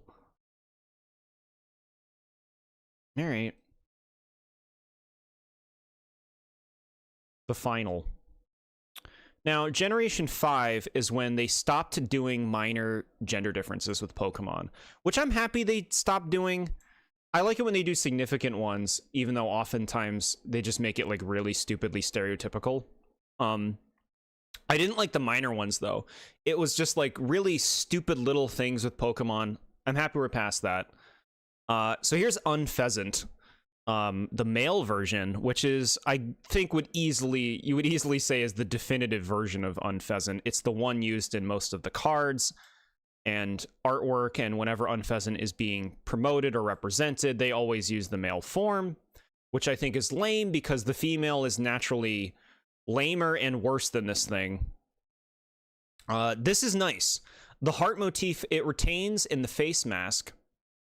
It also has this green lower body, which adds an element of color and is a big improvement over Tranquil. this isn't like, you know, this obviously isn't coming close to Staraptor or even Swellow in terms of like cool starter bird, but this is fine. This is a fine starter bird. It's a fine design. It just has like very heavy competition. Unpheasant is an abomination. Whoa. Gender differences are going to be less common now because they realized they would have to make another 3D model for the same Pokemon. They should go get rid of the old ones. Make it easier. You prefer Tranquil? In what world? That's fine if you do. I'm shocked. I've never thought I would hear such things. Talonflame? Good thing reminded me of Talonflame. It reminds me that we just keep going downward. At least until next gen.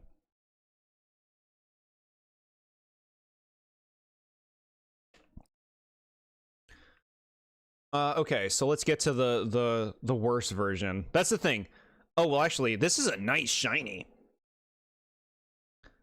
I like this. The brownish coloration, this like purplish mask, and then the more sea green kind of color of the body. That's nice. That's nice.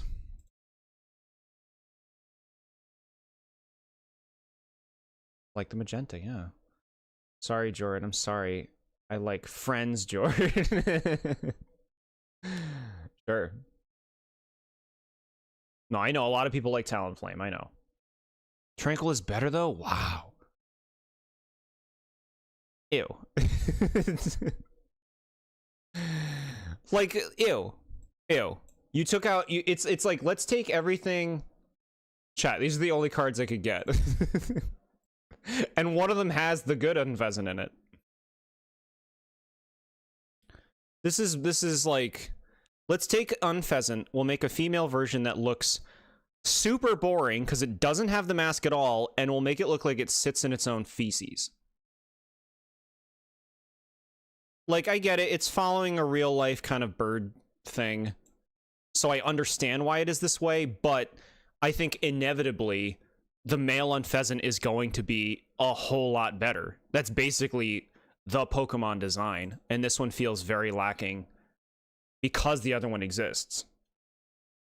There is a lore reason for this. Of course, I'm sure. Just like real birds have lore reasons for their appearances. Unova's turkey bird for Thanksgiving. They could have kept the same theme and still made the female version appealing. Yeah, they could have done something different. They went for like realism here. What is it with you people and wanting to eat creatures made to be your friends? Yeah, chat. Stop eating all the Pokemon. Only if they share their liquids with you and their essences, like their creams. Swirlix's creams. And Vanilux's creams. They canonically eat Pokemon? No, they don't. They eat Pokemon parts. Like, they might eat a crab brawler arm. They're not killing Pokemon, though. They'll only eat Pokemon if it doesn't kill them. I think I may be craving Thanksgiving food, like the third time you mentioned it. I had that meal like 5 times in the last few days. They eat Magikarp? They don't. Show me. Prove it.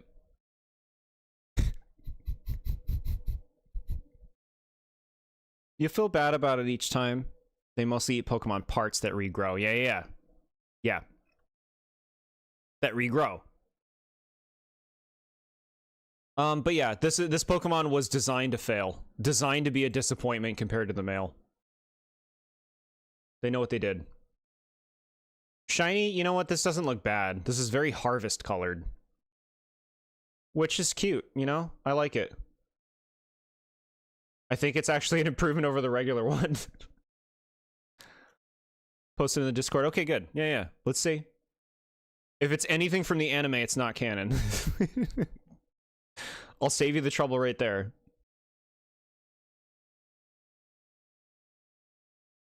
Can we get to the good Pokemon? Here we go. Ooh. Bro, this artwork. The anime doesn't count. No, no, no. They made up all sorts of shit.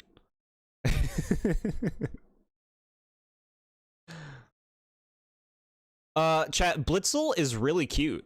And what I like is this isn't following any kind of tradition. They did their own thing here. They made an electric zebra.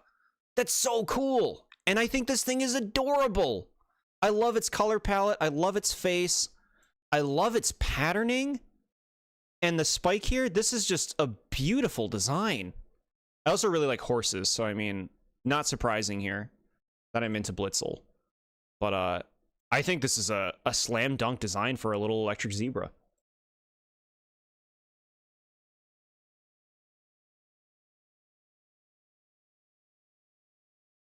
Why is it on an iceberg?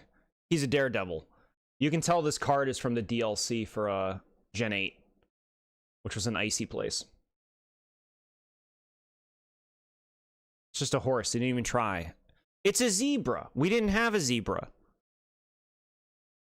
And it's so cute. Look at him glow up.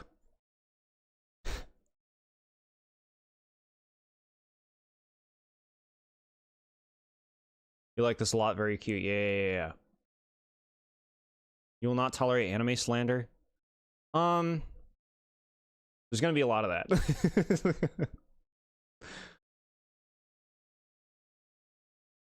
Okay, you know what? Shiny, not very different. I dig it.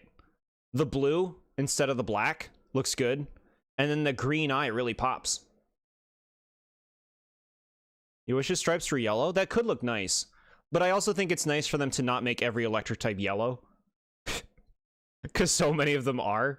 It's nice for them to do, like, new color types for different types. New color palettes for different types.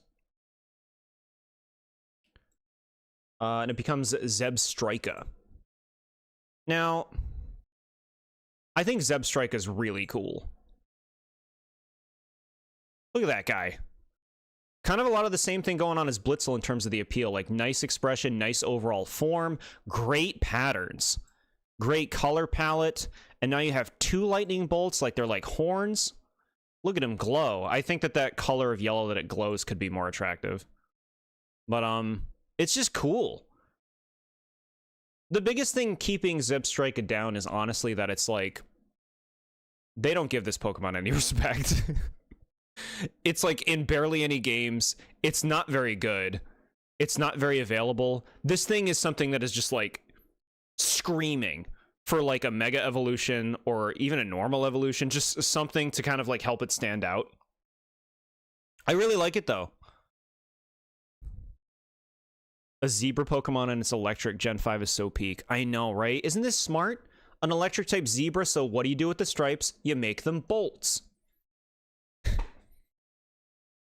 It's cool, but it's whatever. All right. You wish he was better in game. Yeah, this is one of those Pokemon that's really cool, but they sunk him. I like how different it is for an electric type, though. I want them to make more horses. Striker clears. If it became an electric fighting type, this could have been your favorite Pokemon. I guess they could try that. They could get there somehow. Shiny's alright. I kind of like this. Is like a grape Kool-Aid color. This grape Kool-Aid color with the white and then the green ears. I think that looks good. Is he better than Rapidash? No. I adore Rapidash.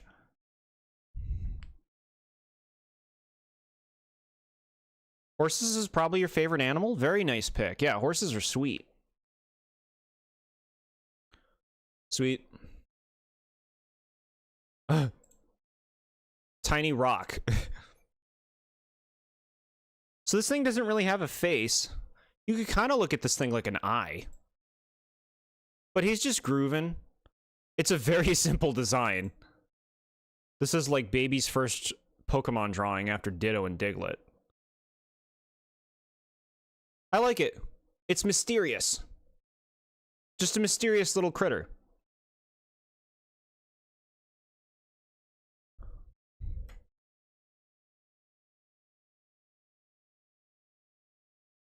The hole is an ear. Okay. I think I remember reading that in the lore. Yeah, its ear is hexagonal in shape. You're right. You like it, but you don't know what to think. Yeah, it's not. There's not much to work with here. That might have ruined it. The ear hole. I still see it as like an eye. Pencil sharpener. Why are rock types fighting in the card game? Because the card game is a joke that they kept telling, even though they should have redesigned it a long time ago. So hateful. I like Roggenrola though. It's just a little weirdo. It's kind of like Ball Toy in that it's just like a strange little thing, and I like strange little things. I feel like these colors could be more attractive, but at least it's different, right? Purple and orange. You love Pokemon without faces? No, I'm with you on that. Just wait until I gush over the Ultra Beasts someday.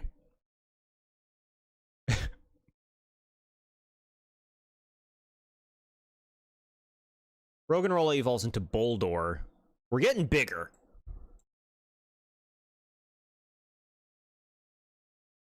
We're getting bigger. And definitely giving, like, more of an eye from the middle thing. In terms of, like, it might not be an eye in its lore, but in terms of its design, that kind of feels like the function that it's serving.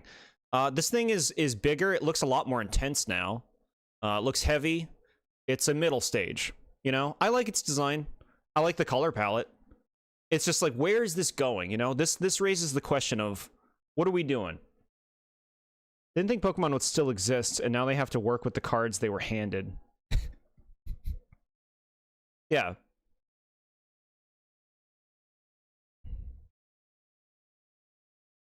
Boldor is a downgrade. Wow.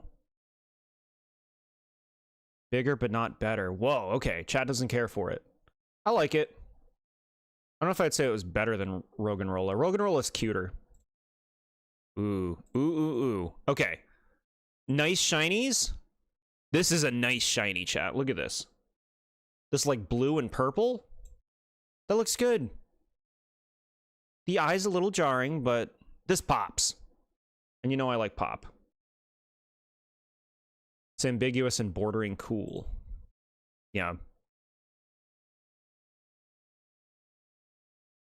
Final evolution. Gigalith. How many Pokemon are in this generation? 156.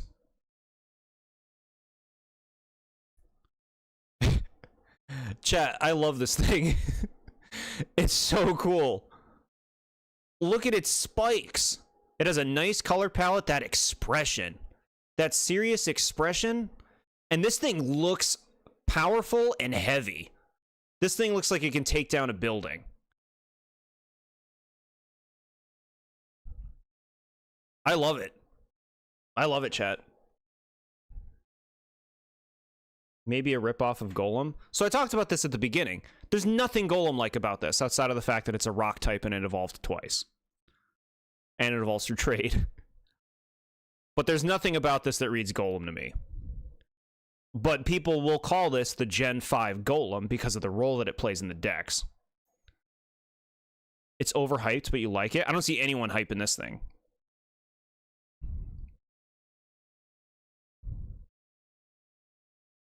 And 64 Pokemon. Ooh, I like that. That's a good angle. It's whatever. Yeah, chat, look at this thing. He's got like a Muppet head. Gigalith is also a really nice name.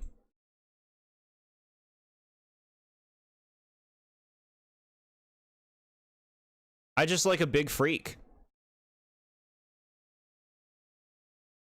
Ooh, baby. Ooh, baby. I think this is nice. I like it. These blue rocks and the like purple body, it glows more in like some of the games. But I think this looks cool.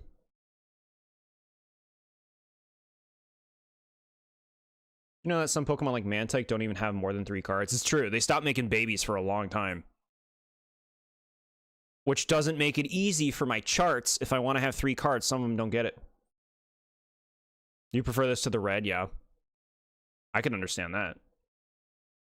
You went to Chargestone Cave, is what this is telling me. It's nice. Yeah, yeah. Cool. Bat. Cute bat. There's little Woobat. Oh, they just made Zubat again. Yeah, this looks so much like Zubat, don't you think, chat? They could have made the Ores of Gigalith different colors and changed its type. Whoa. Yeah, it'd be cool. It'd be cool if it was dual.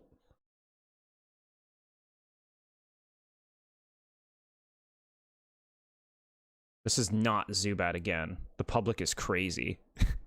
It's true. I like this thing. It's a fluffy bat. It has like a heart-shaped nose. I like its one tooth and its little wings. Like, it's a simple design. I thought it was very strange when I first saw it. But, very different kind of bat, you know? Also, it's a psychic type, which makes it interesting. Woobat is nice. Psychic flying is overused. There's a good amount of them, for sure. Technically, Woobat does make a cameo in a Pokemon movie before Gen 5 was revealed. Yeah, they can't wait to drop teases, huh? The only thing that's bat-like is his wings. Have you not seen bats look like this? You know there's bats that look like this, right?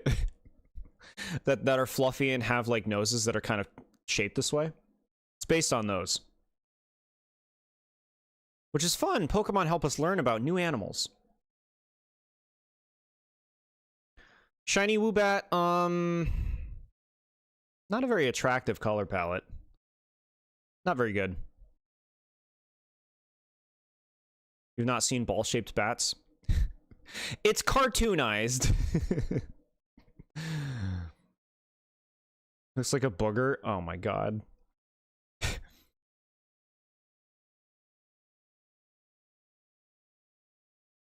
A Swoobat. So I actually think that you lose something here.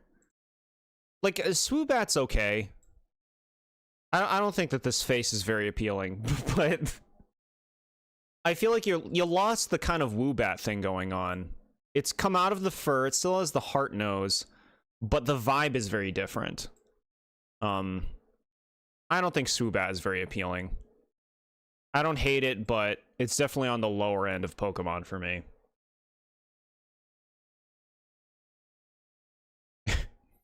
Swoobat is an upgrade? The Honduran fruit bat, I think is what it's called, is very round and cute. So cute. Imagine if they gave this Pokemon a regional form. This is another Pokemon, yeah. This is a Pokemon that is primed for something. An evolution, a form, a mega, anything. This Pokemon's hoping for it. You wish you liked Swoobat more, you like it a lot, but you wish you just liked it more. Okay.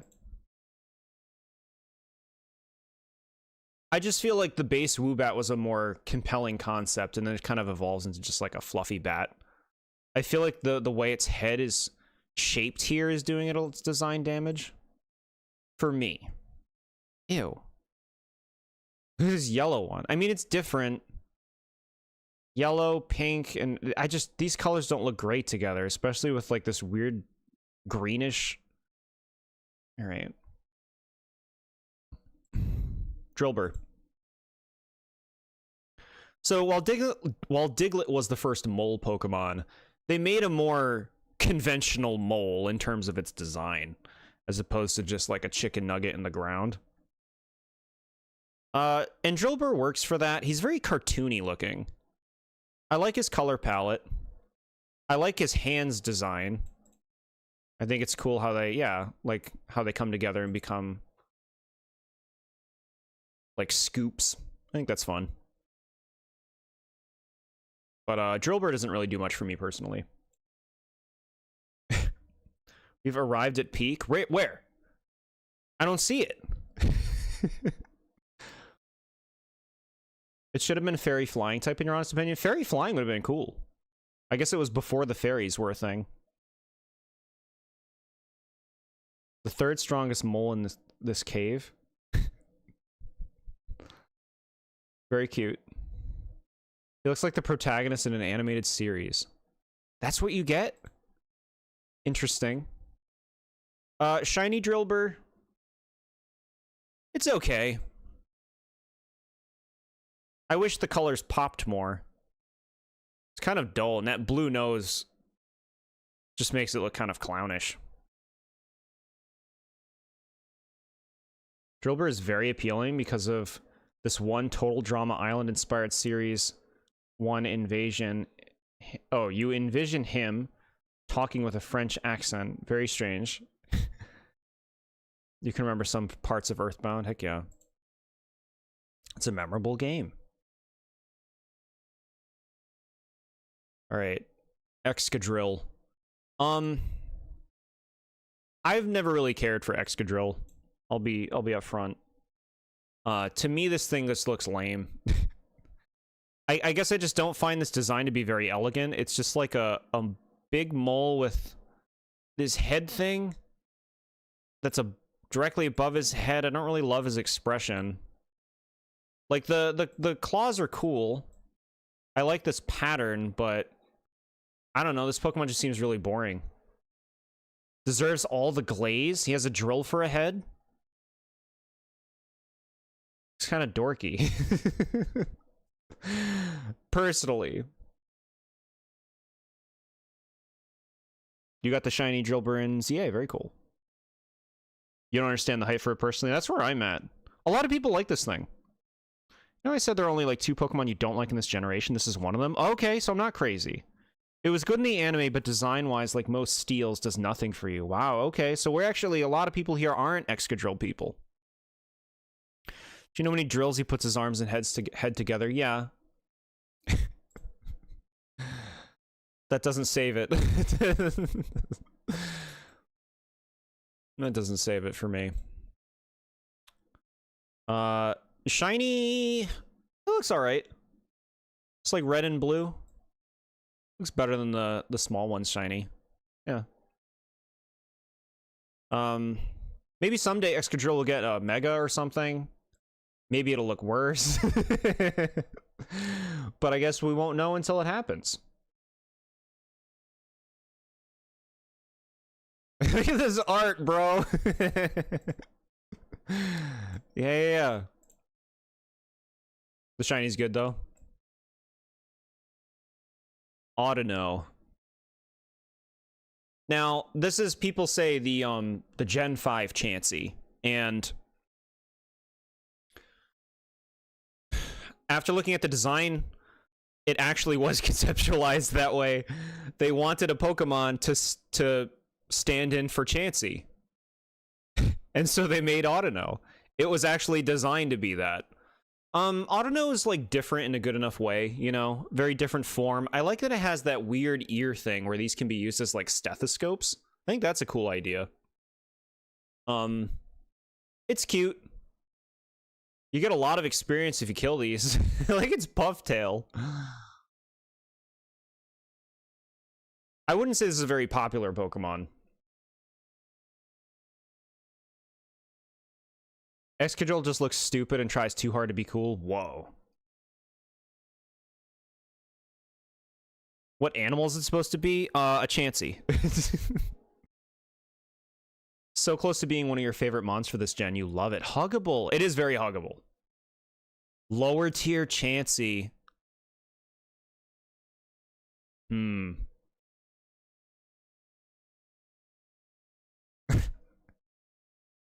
You like this Pokemon? I don't know. This thing just looks ugly. Okay, calling it ugly seems a little extreme, but I guess we all have our tastes. You spent hours murdering this thing to grind. You get so much experience. It's so nice. Chansey's cutie. You don't know why it didn't get fairy typing in Gen 6 in its base form? I actually agree with you on that. To me, what they chose to give and not to give fairy types when it came out was so ridiculously contrived. Why didn't Audino get a fairy type? That would have been perfect to give it. It would help differentiate it more from Chansey.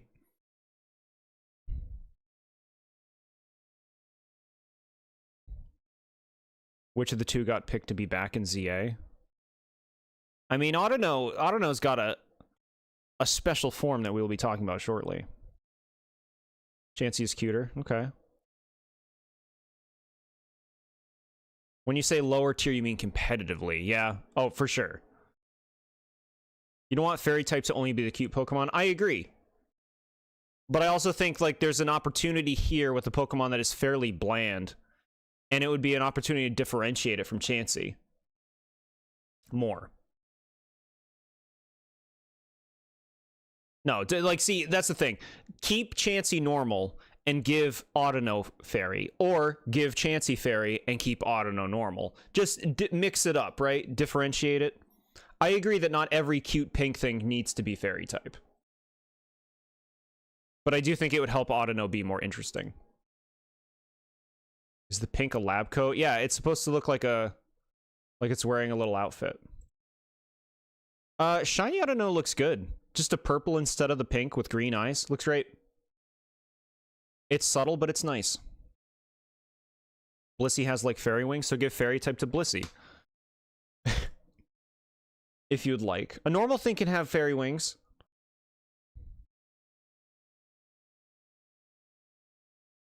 Alright, Autono is special. As it's the only Gen 5 Pokemon before Legend ZA to have a Mega. They chose Autono. Here it is. It's white now. It's very frilly. And now it has the fairy type. Frilly equals fairy. This totally works as a Mega. I don't think this is a bad design. It's a good Mega for what Autono is. Right? They made it cute and puffy.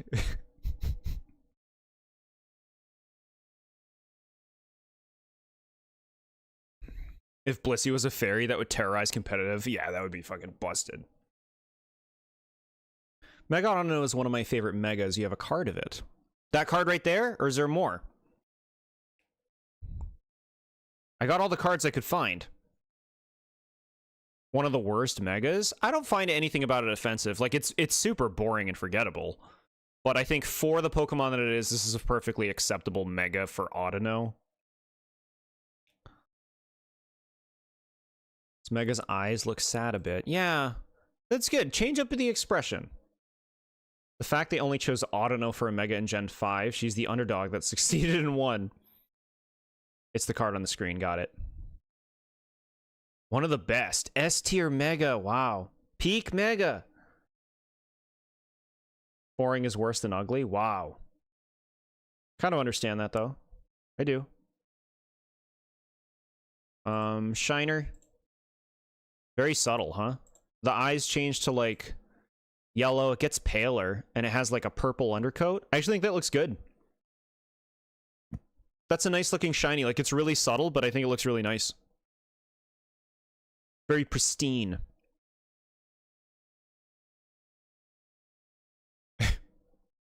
So Timber was conceptualized for wanting a Pokemon to work on construction sites.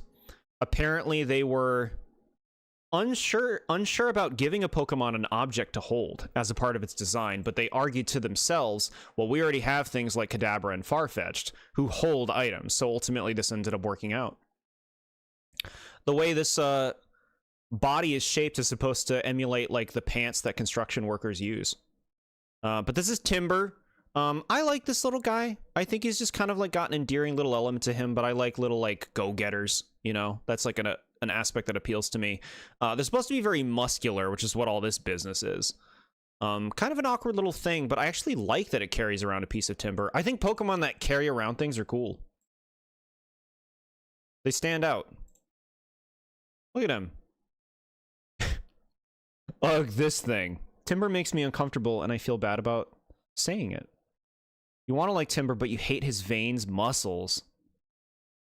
We all got him, Chad. We all got him. This thing was okay. You don't mind the Pokemon itself, but certainly media ruined its name for me. It should be fighting grass. Girder should be fighting steel, and Conkeldurr should be fighting rock. In this case, I'm actually cool with that not being the case because the timber is not a part of its body. The type is supposed to reflect the Pokemon itself, not the thing that they're using. So I actually can totally understand that here. Did you miss Ferrothorn? No. Ferrothorn is still a ways off.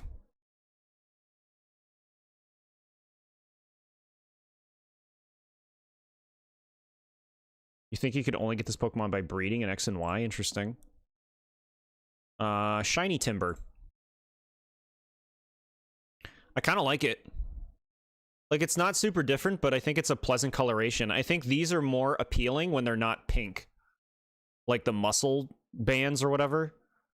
I like them better in this color. You like Timber and Girder? I don't think Timber's bad.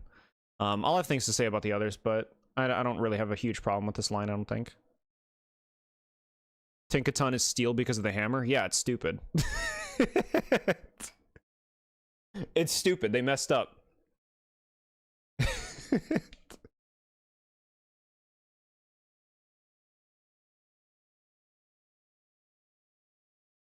Should at least learn Woodhammer, yeah. Alright, Timber evolves into Girder, who I would say is a fairly unpopular design. It's looking more like a clown now. It's bigger, it's got like a clown face. Like, look at this thing. It's still got the muscle bands, they're even bigger, and it has traded in for a Girder. An iron Girder. So, like, I don't think this thing is very appealing. I don't hate it or anything, but it's not an appealing look. Or direction. Although I do think it's really cool that, like, as they evolve, the thing that they're carrying around evolves with them. I think that's really fun.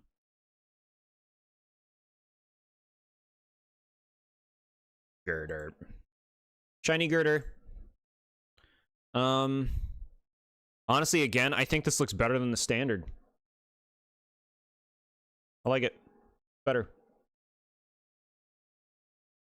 Machop family of Gen 5, yeah. It was designed because they wanted something to work on construction sites, so yeah.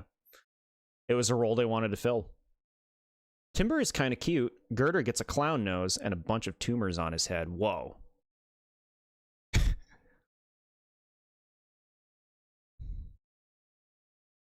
It kind of looks nice to, like, run your hand over those bumps. I gotta be honest.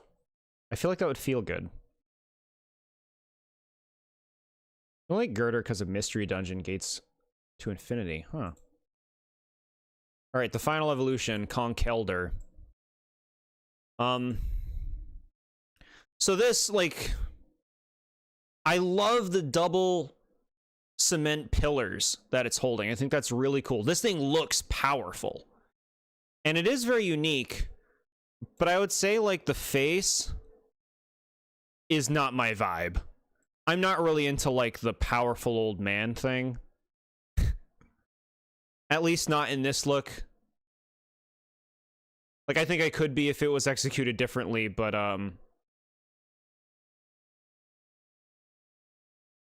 it's very Muppet. We're gonna be talking about more Muppets shortly.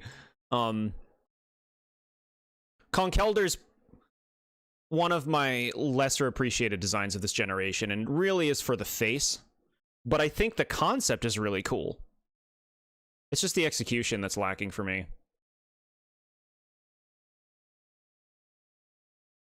You don't love Conkeldurr, but you think it's an upgrade?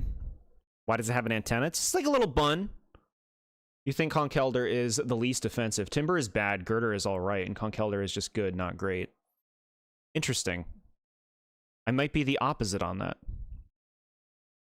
You like that this one at least looks kind of intimidating, but yeah, I think you only like the first one here. The shiny Girder looked very Muppet. Yeah. You think you will nap? If you're still streaming when you wake up, you'll join back? Yeah, take the nap, do what you have to do. We'll totally, like, welcome you back in. I hope you can be here for when we go over the charts and everything at the end, but I totally understand that this is, like, if you're tired, this is a difficult time for you. Thanks for being here as you have been so far.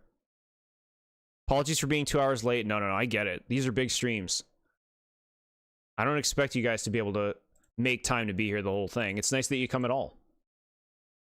Here's Shiny Conkeldurr. I think like the same as the others. I think I like this color palette more than the like pink and gray.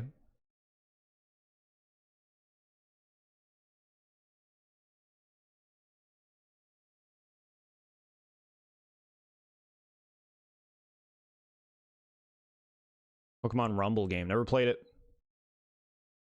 That's one bad shiny you don't like it that much?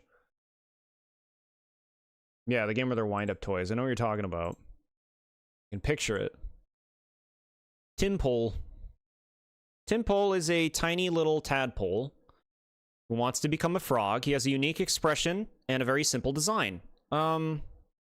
This is fine. It's fine as a Pokemon to exist, right? Like, it doesn't do anything for me. But sure. Timpole exists. I love that we can have differing opinions on Pokemon. Absolutely, SMA. Appreciate that. You don't like its eyebrows, but still nice. To me, it's like, you know, they're trying to give it, like, unique elements, right? They want it to stand out, have its own thing. This kind of just looks like a face on a tadpole body. This is like the kind of generic Pokemon that you'd see in a game like Pal World. How could you mention such a thing? Shiny changes out the blue for, like, yellow. Looks good. As far as a shiny, it's different. The shade looks good. Sure. You're not working with a lot of surface area here. A very acceptable design that's not interesting in any real way. Yeah. It's a good way to put it. Ew. Palpitoad, I think, is kind of gross looking. Look at its stupid face.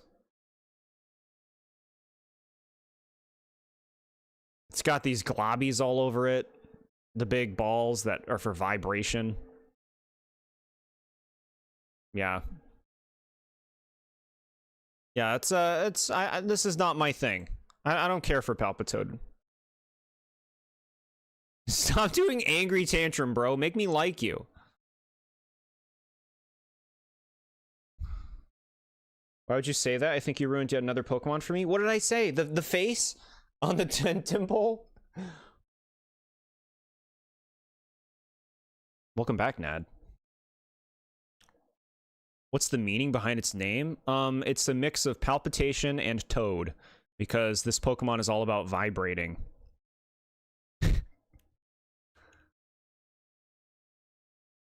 Emperor Palpitoad, god damn it. The human face thing on Timpole. Lil's the design for me now. I wonder what you meant to say. Lil's.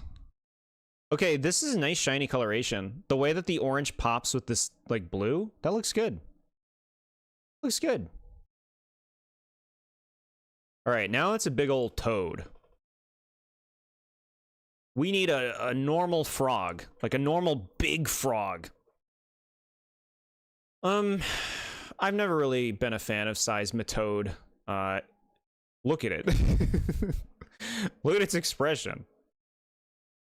It's got these, like, globes above it. It's got globes all over it. Goobies on the back. Just a big, wriggly frog. I like that it's different, but, not a looker. Palpitoad looks very cute and lovable in the cards. Yeah, I think that, like, they could make him express better in the model.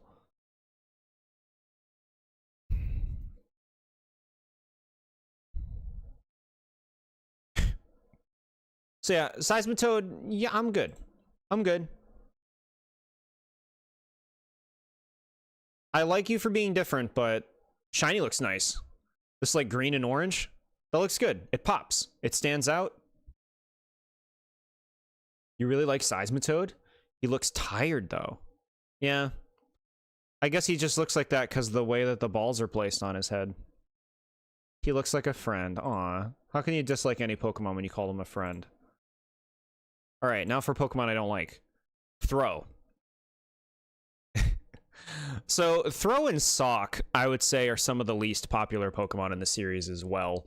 They're very human-like. They look like they're wearing clothing. These things, people will say Bert and Ernie. They look like Muppets. The names are kind of stupid, and I don't think they're very appealing in their actual look. Throw is the worst of the two for me. Look at that face. Not lovable. Now, these were conceptualized from the point of, we need more fighting types. And they decided to make fighting types based on fighting styles that weren't really represented in the series in a Pokemon. So they made Throw and Sock. Originally, these were going to be more like demons. They had horns. But they ended up being so similar to the concept that they came up with for Tornadus and Thundurus that they gave the horns to them and took the horns off of Sock and Throw. I learned all of that from this wonderful article website that I've seen before that I will link in the Discord.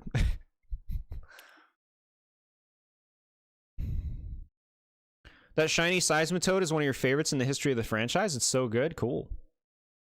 Throw is a good guy. Had to catch this guy to beat Lenora. Yeah. I'll wreck that. They're one of the most easiest pairs of Pokemon to forget. Huh. Throw and Sock are leagues better than the rancid and disgusting thing wearing a dress, and I actually kind of like this, that are Hitmonchan and Hitmonlee. You mean my favorite Gen 1 Pokemon, Hitmonchan? No, no. I think Hitmonlee and Hitmonchan are a lot more creative, like design-wise. Whereas Throw is just, I'm a big red guy in a thing. Look at my Muppet face. I like to throw things. I don't know. You love Muppets? I like Muppets too. But I do think that this is a very weak, just unappealing thing.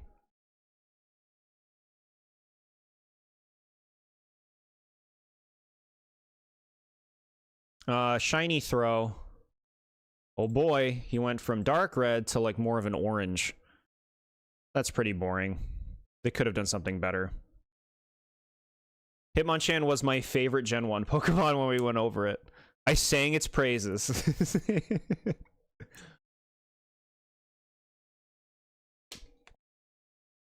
Throw saved your playthrough. I believe it. Throw is a good Pokemon, especially to get early.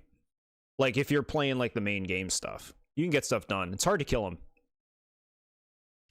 Alright, here's the counterpart, Sock. Now, I think Sock is much better than Throw. I actually wouldn't even say I dislike Sock. I think I would even say I like Sock to a degree. The blue looks good. The design is more appealing, and this one's about karate. Or karate. Just more appealing. The expression. He looks cooler. Maybe not when he does that. You love Sock as well, better than Throw? Wow. Yeah, you don't see a lot of appreciation for these guys much. Like I said, they're fairly unpopular. People say Bert and Ernie. Sweep the leg on the card. Yeah, they come up with some fun names. Hocus Pinkus is the one I like. Fairly certain you defended Hitmonlee in the initial review. Yeah, I'm sure you have. Did. They ruined his eyes, though. I won't hear it. Shiny Sock is nice, chat. Look at that. Lavenderish color? That looks beautiful. That's beautiful. I guess people generally don't love Pokemon that wear clothes, even though I know that this is technically their skin or whatever. Humanoid Pokemon that look really human-like wearing clothes and with not very friendly or readily appealing faces. I'm not surprised that these two are kind of blasted in the community. Okay, you want cuties? Here's a cutie. Tiny bug. Who's super sweet. Little face. A little leaf bug. And he's wrapped in it. Adorable. Adorable. Baby bug, yeah. Sawaddle. Ew. It's cute buggy. The first card is terrifying, though. What the hell? No, it's so cute. Cutie. You love Swaddle? Hell yeah. Grass Bug is not doing anyone any favors, but it's nice to see them. They like had a real attempt at it in this generation, as opposed to like, you know, Paris, Wormadam, a few like not full attempts. But now we have something that evolves twice. Like they're trying. They're going for the Leaf Bug. It hungers for your soul. It's a sweetie. It can have it. The first card is its baby picture. Yeah. Swaddle's adorable. DoorDash, shut up. DoorDash is trying to sell me stuff. Oh, you want food? Shiny Swaddle, I like it. As a grass type, it goes for like a different color palette, right? It looks like a different kind of leaf, and the like more reddish orange coloration pops. It's good. It's good. Swaddle. Swaddle evolves into Swadloon, which we're going in a direction now. The cuteness is repackaged. This is still cute, but it's a different kind of cute. It's now a little frumpy thing, kind of chilling in its leaf cloak. It's a nice change. Like, it's not just a bigger Swaddle, it's an interesting evolution. Never had much of an interest for bug types. There's only a few that you actually like. Yeah, Swadloon's silly. I like it. This is a little grumpy thing. It wants you to leave it alone in its blanket pile. Yeah. Leaf pile. Yeah, I dig it. It's a fun progression. It's like, where is this going? Ooh, that's a nice shiny. What did they do? They made its face like white. This looks sweet. It looks so alien. I really like its eyes with this one. Swadloon is me watching this stream. Stay comfy, chat.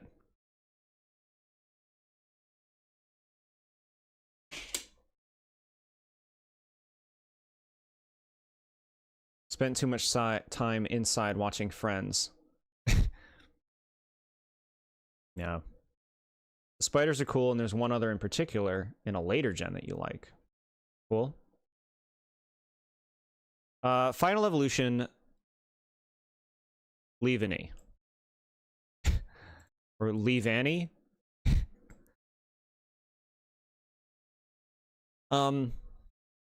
It's now a full-fledged leaf insect. Kind of like going for a motherish vibe. You know, this is the nurturing Pokemon. It sews clothes for little Swaddles, which is adorable. The clothes are what these leaves are. And it's like more of a fighter. Standing on its two legs, like somewhat humanoid. Now, one thing is, this thing looks so frail. Like, the fact that it slices with these arms. Look at these arms. They look so frail. This Pokemon looks really frail. I'm fine with this, but I think a Leaf Bug could have gone in a much more interesting direction. I wouldn't say Leavanny does much for me personally, but it's a fine design. You love Leavanny so much, you can't. This is such a good design. Wow. I love Weaver Ants, and this one is all I could have asked for when it comes to one. Huh. Cool.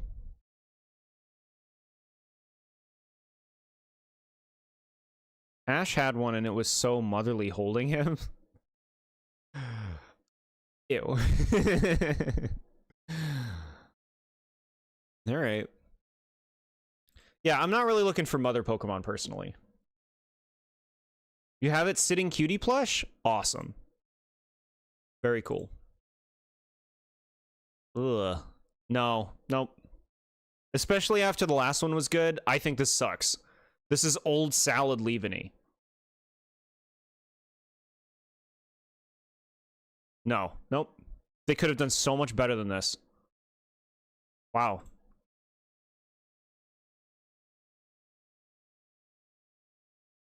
Now time for the other bug. Triple stage early bug Venipede. We all love it. We all know we love it. I'm going to speak for everyone and say that you all love this. No, Venipede's cute. It's an angry little centipede. I love its color palette. I love the designs on it. The antenna and its little stupid face. It's exciting to get something like this and wonder what it's going to become. They're really, by the way, Gen 5 is when they're really trying with bug types. For really the first time. They make a lot of bugs in this generation. Bug being my favorite type. They made a lot of bugs in this generation. And they tried a lot more to make them have interesting type combinations, interesting designs, and worthwhile stats so you could actually use them in the games. Grabbed a snack for this. Very nice. Actually good bug in this gen. Wish you could have Scolipede on the list. Yeah. Leaveney. All my homies like Leaveney. Really? Yeah, I'm sure there's fans. Venipede is cute too. Yeah, it's cute. Centipedes are cool. Peds of all kind are cool. I kind of like the shiny. Brown and green. It's different. It looks good. It could look better, but it looks good. Now this is cool. You want to talk about like standout middle evolutions? I think Whirlipede is one of them. It's a wheel with just an eye peering at you. It's got the spines, the designs, the new color palette, and the way it teeters and moves like a wheel is so cool. Look at that. It's awesome. Whirlipede's a great middle stage.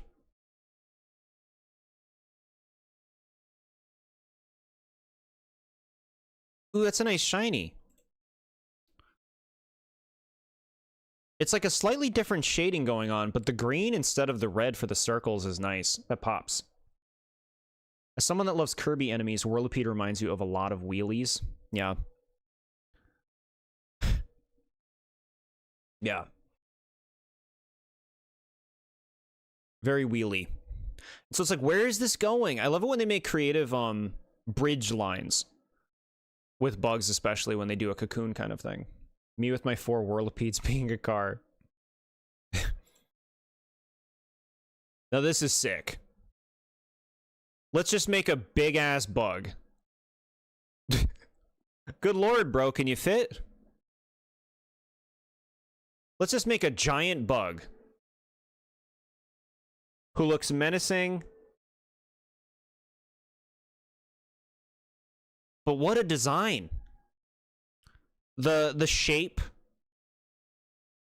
the antenna and tail, the coloration, and all these little details. Like, this thing looks like a powerhouse. And just that, like, kind of chill vibe in its face. It's like a bug horse. Horse bug, yeah. Horse bug. Cool ass bug type, yeah. Did you show Venipede shiny? I did, yes. It was brown and green. Pretty good. Not quite as good as Leaveney, but holy hell, you love this. This is your favorite poison type. Wow. Yeah, Scolipede is pretty popular, honestly. It's easy to see why. It's just cool. It feels like they're really trying to make cool bugs for a change. While there are definitely some before Gen 5, it's pretty rare. This gen goes a lot more in on it. Shiny looks great. I love those blue coloration to the circles and the stripes. That's nice. Distracted opening up your mini Reese's cup. Leaveney would be your favorite bug if the Ultra Beasts weren't so good. I like what I'm hearing. But yeah, I love this neon. It's like a neon coloration here. Looks good. Cottony. This thing's cute. It's like a cotton puff, almost cloud-like. Very simple design. Like, there's really not much going on here, but it's cute. It works as just like another little grass type, you know, that's out there. Yeah.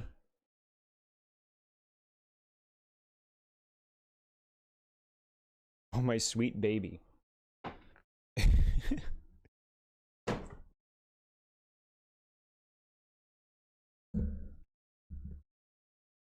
Trying to change position. There we go. Yeah, cool. It's fine. This thing ended up getting the fairy type. It's one of those things where it's like, you can totally see it being a fairy or not. I think it very much fits. I would have liked them to see them add fairy to a few more things. Reminds me of a sheep. Yeah. Well, let's see how far that sheep concept goes. Shiny's good. You know I like it when they do like an autumn thing for a grass type shiny. And they did that. Orange. Looks cute. Cottony maybe becomes something that you don't really anticipate. Whimsicott is very sheep-like now. But it's like a person now. It's like a little guy. Look at him. It's a little guy with a big old cotton ball that makes it sheep-like. And of course, the little like horn-like vines. But that really cute face, the little body, and the little tuft, Whimsicott is like one of the cutest. Just absolutely adorable. Apparently these things, like, you can figure out if they've been in your house or somewhere. If you find little cotton puffs all over the floor, that's so cute. You know, Fairy isn't in the card game, but why did Psychic type to Cottony when it is way more grass than Fairy? Yeah. Because they want to have it still represented with both of its types. You also have the Sit and Cutie plush of this? Cool. You love it. Lilligant better than Whimsicott. Okay, alright. I really like Whimsicott, though. This is a very cute Pokemon. Look at that thing. And an interesting direction to take Cottony. They're really annoying to fight, like, competitively. Now, the shiny is... I think gorgeous is the word. Shiny Whimsicott is gorgeous. Wow. The dark brown body, the orange eyes, and the blue instead of the green. That's stunning. That's stunning. What makes this Pokemon even better? It's shiny. Its shiny is so damn good. Yeah. Yeah. We wish every shiny could be that level of care and execution. The blue looks way better than the green. I know, right? Especially because, like, they make the cotton less dusty looking. Then it's like more, it's like whiter, which makes it all pop more.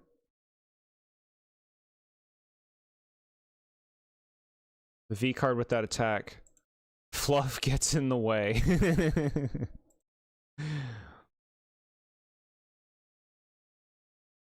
Singing the praises of your favorite Pokemon's shiny, it might just be your favorite shiny ever. Okay. Now, the kind of compatriot of Cottony is Petilil. This is another thing that is a grass type that evolves once. They're version exclusives. Petilil is very typical small grass Pokemon, you know, like there are a lot of these in Pokemon now. It's not exciting. It's cute.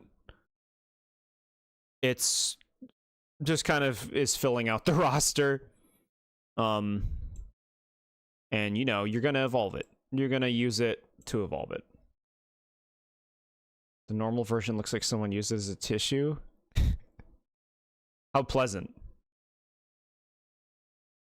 But yeah, Petilil is pretty lackluster as a Pokemon in itself. It's cute. It does its job. It's nothing special. It's Pokemon you want to like more, but you just don't for some reason. Still cute. Better than Cottony, actually. But you don't know, honestly. I think I would go with Cottony over Petilil. Cottony is cuter and also, like, more original to me. Hi, Popples Rookie. Welcome in. There's still, like, the best shit we haven't even gotten to yet.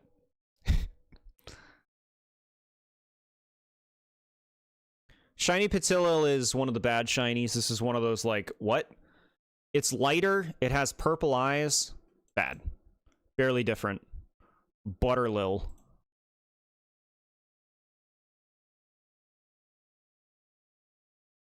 All right, Petilil evolves into Lilligant, Whimsicott's rival. It's not a rival, bro. I really like Lilligant. This is a flower girl in a dress with a big old, like, flower crown? That looks really nice. This is just elegant. This is an elegant design. Pure grass type, when it easily could have been grass fairy, which makes it less interesting. The fairy typing, I think, would have only helped it.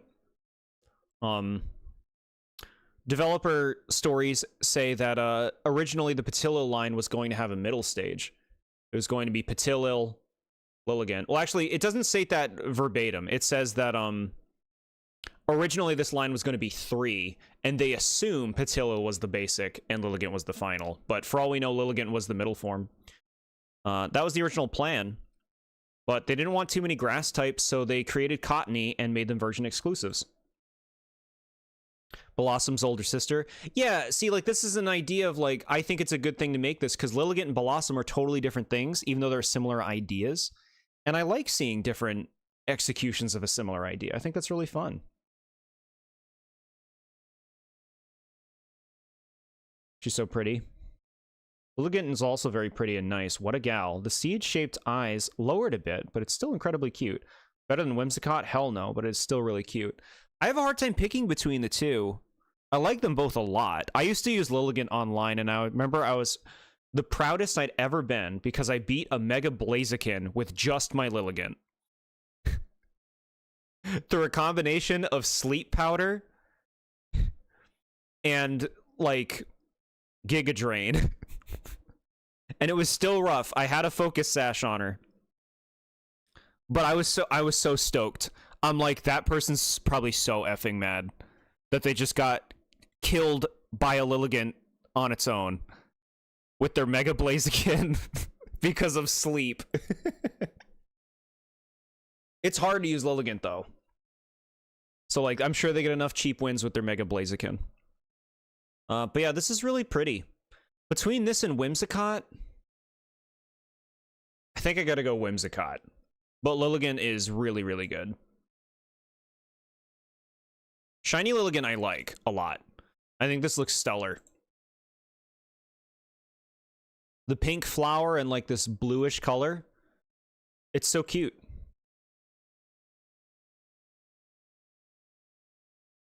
Why are you bringing up cool facts about these mons? Is it because the Gen's mons are a little controversial with its similar designs to some Gen 1 mons to make it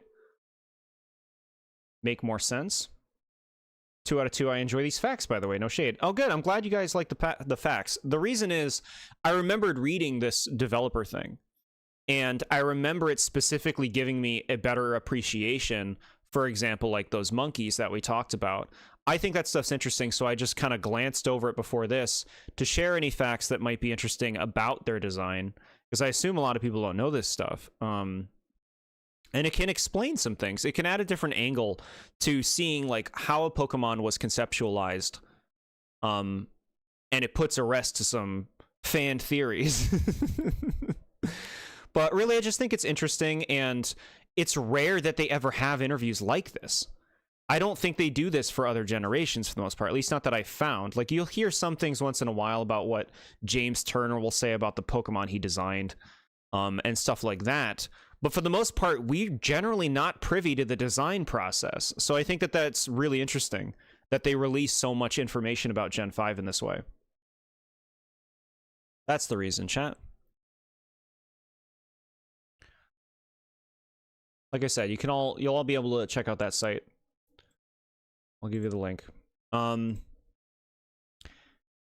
gets a Hisuian form, which changes the design in a different direction. It's now more about being agile and like I guess you would say like a ballet fighter almost. in how this thing's been designed. It's about dancing, it's about its legs. It's ready to go jump around and kick your butt. I think this is a creative variation for Lilligant's standard design. With that said, I think that this is for me, base Lilligant is much more appealing looking than this. I don't really like this, like, it ends at my crotch dress thing, or whatever they have, like they're wearing some kind of outfit. I don't like the it ends at my crotch thing.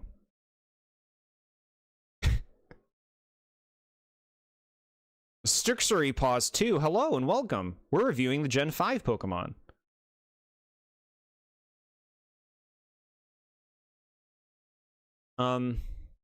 Like, yeah, this is a cool idea. It's a cool direction to try with this. I like the little smaller flower up here.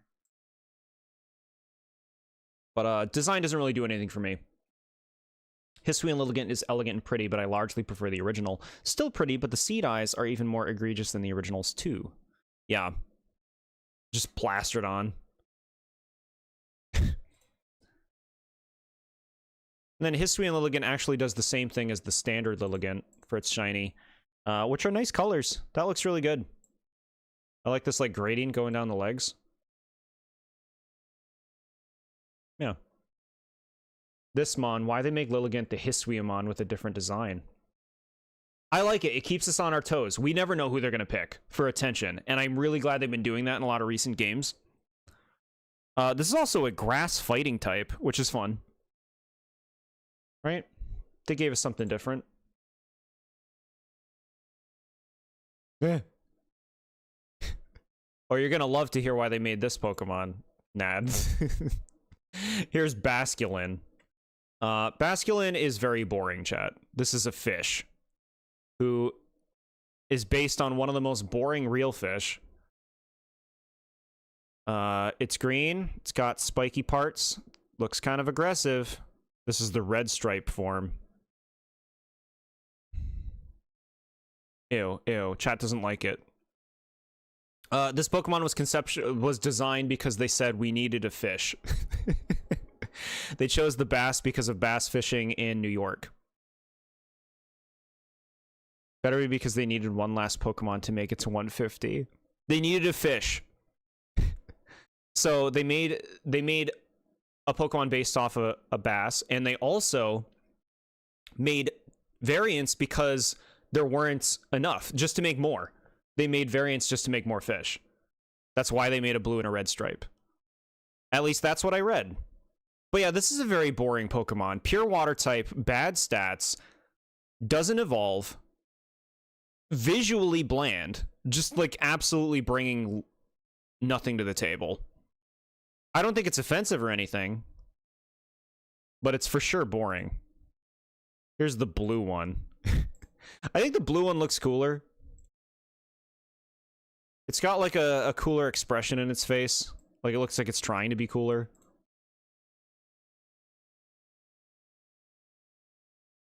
We need a millionth fish. I'm fine with them making fish, as long as they make them creative. Totally last second Pokemon. You can see why it got an Evo, yeah. Someday. Much to say about these. First, but you like red striped form for some reason. Okay. White striped Basculin. So this one came along more recently, chat. We have a third form. Native to the land of Hisui. I think this one looks the stupidest in terms of its face. The idea here is that it actually has a different personality compared to the other two. While the other two are aggressive, this one is mellow and timid. They feel like Gen 4 Pokemon, respectfully. I can kind of see that. But they're all boring. They're all boring. They're all pure water types. This one at least has a future ahead of it, but that's for another day. Bro, you gotta be kidding me. This is a shiny. I have to state that. It's like kind of sunny. It's awful. It's a really bad shiny. It looks almost the same as a standard Basculin.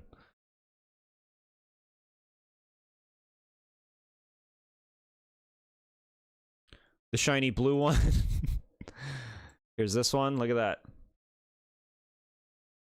So shiny, huh? Do I have a shiny one of this third one? Nope. All right, well, the third one is the same shit, where it's barely different. Great. You thought you caught a shiny Basculin and Arceus? That's why it looks like that?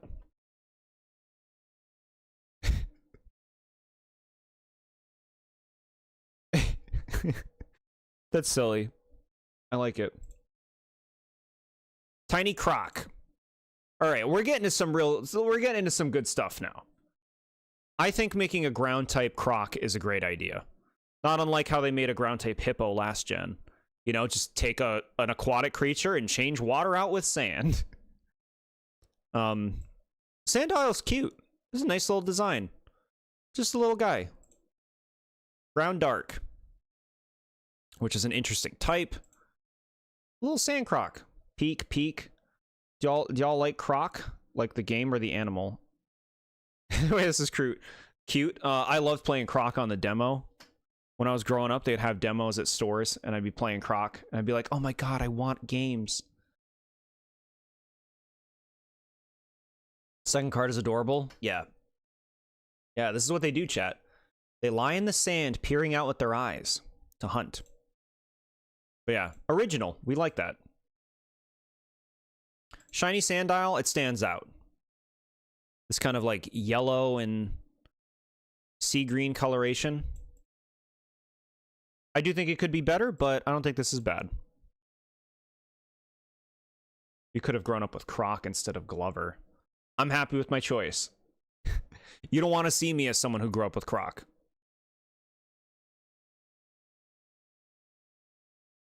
Crackle Rock! You have to say it that way.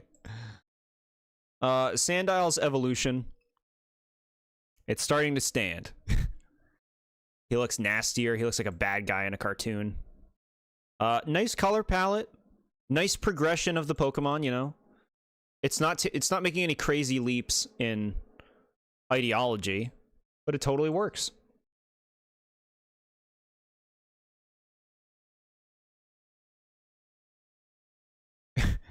The Sandile reminds me of a Webkins plush. Krokorok is very nice indeed. You guys like it? I feel like Krokorok stands out for a middle stage. Something about him. Ooh, look at this. Fancy, fancy. Yeah, that looks interesting. It kind of like changes the way you read the face, because normally its eyes are like hard to see with all the black, but this looks cool. Very desert croc, huh?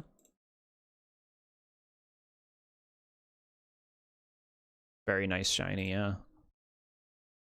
Krokorok. Pokemon don't actually say that, though. That's made up by the anime, which is fake. Pokemon actually go... Alright, the final. Crocodile. Big gator. Big, nasty gator coming around. Look at him. That's a striking design.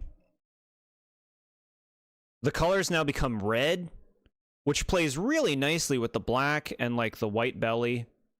The eyes are so powerful, and just the big maws. This is a very nice, balanced design.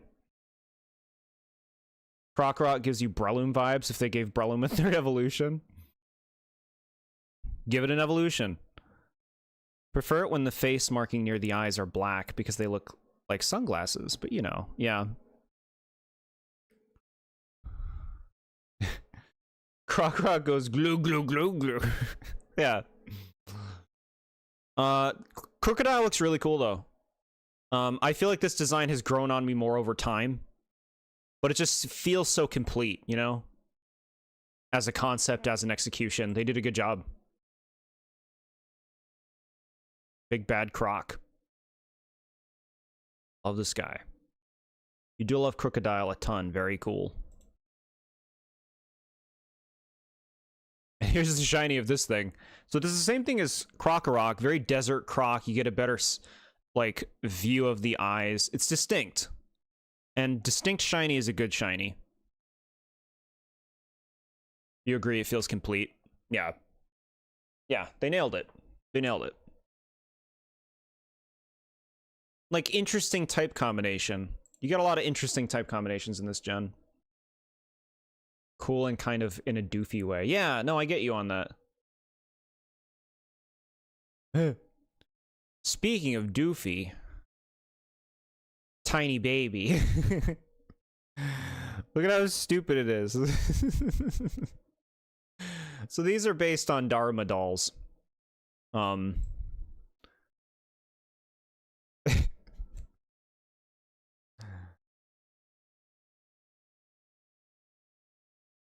Goofy. Ew. Darumaka is tiny baby, chat. Look at its stupid hands.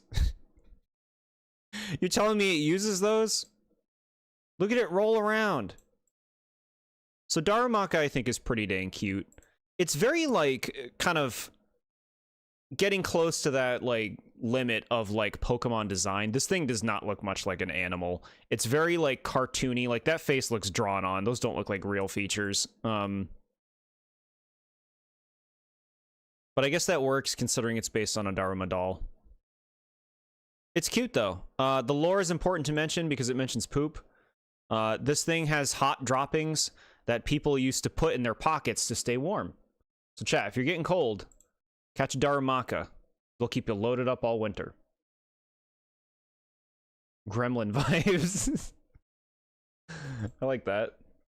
It's excited because he's getting pizza for dinner. So cute. He looks like he would love pizza. He has very, like, energetic child vibes, but it's, like, endearing, you know?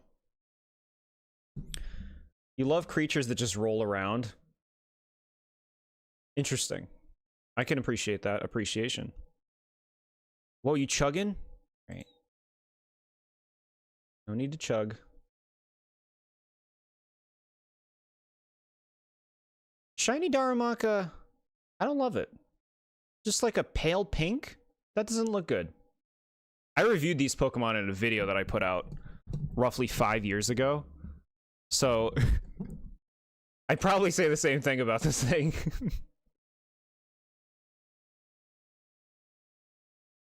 Now we have new Darumaka. Galarian Darumaka, who is an ice type. This is super cute. I love how they changed it. It's got like a frumpy face now, but it's so fluffy looking. I love the little accents on its body and just how they altered the fire type into an ice type. Nice color palette too. Like, just looks like a fun little guy.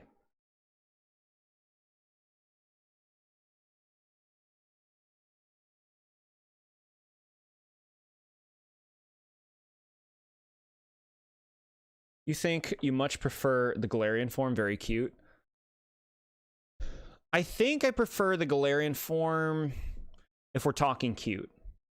The Galarian form I think is a little cuter, but I don't know. The energy of the other one, he just seems so excited. Poor cold baby. So, like, do the Galarian people carry its poop when it gets hot? Doesn't say anything about that, but that would have been very humorous for them to mirror that.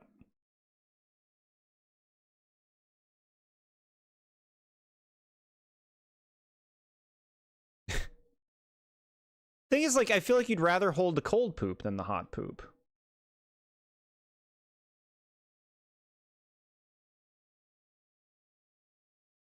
The hot poop's gonna stink. Being hot.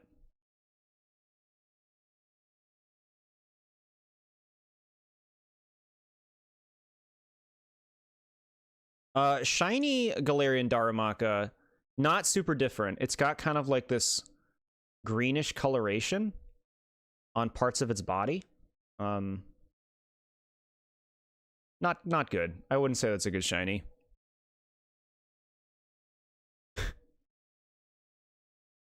Now it's time for the evolutions.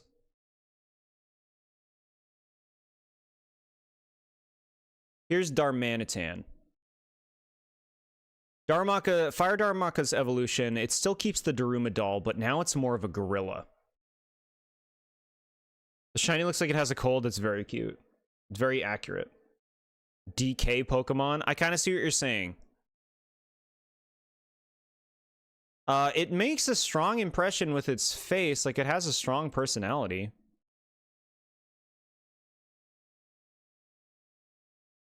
I think it's fine. Darmanitan doesn't really do much for me. Like, it works for what it is. It's not really for me. Angry Gorilla Man, you quite like it, yeah. Darmanitan 64, he wishes. Yeah, I don't know. Its form is not the most appealing to me, I guess. It's just kind of like a big ape.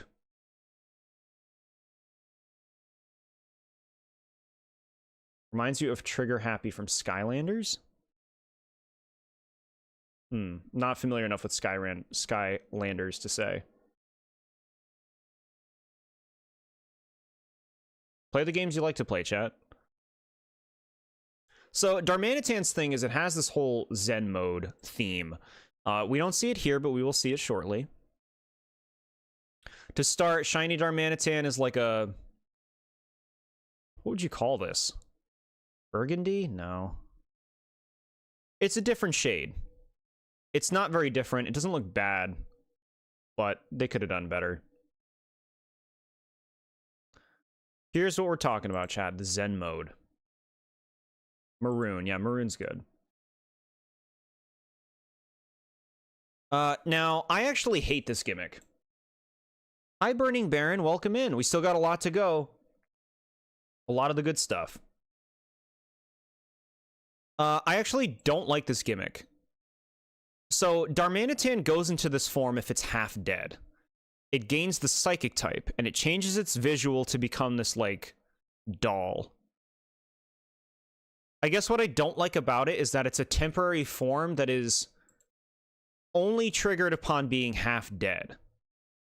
I would just like them to kind of redesign how Zen mode works, I guess. You like Zen mode? It's cool. Been waiting for this. Gen 5 has so many fire designs. Yes. Yes, yes, yes. And we haven't even gotten a lot of the best stuff. Like, I like it that they're trying something different. You know, I like it when they try unique things. I guess also visually, I feel like this isn't appealing. Like, I don't like how it just has this one color. I think, like, its expression looks dumb. Like, the appeal of Darmanitan is its energy, you know? Whereas this is just kind of like, whatever. Half-baked. Maybe when you use the psychic moves and uses it, it turns into Zen mode. Yeah, maybe something like that. The shiny is darker blue. Sure. You have a Discord server? Yeah. There are links all over my YouTube channel and descriptions of videos that you can find. Yeah, the dark blue, I like it. Like, I like it, I think, more than this, because there's more of, like, a contrast.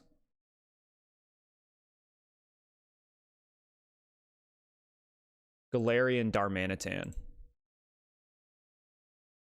So Darmanitan got a Galarian form later on.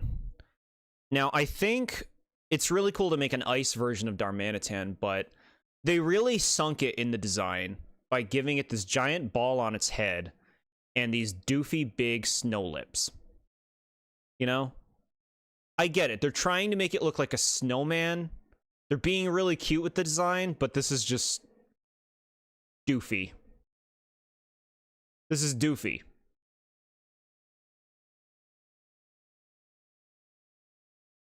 You love Galarian Darmanitan too? What a critter.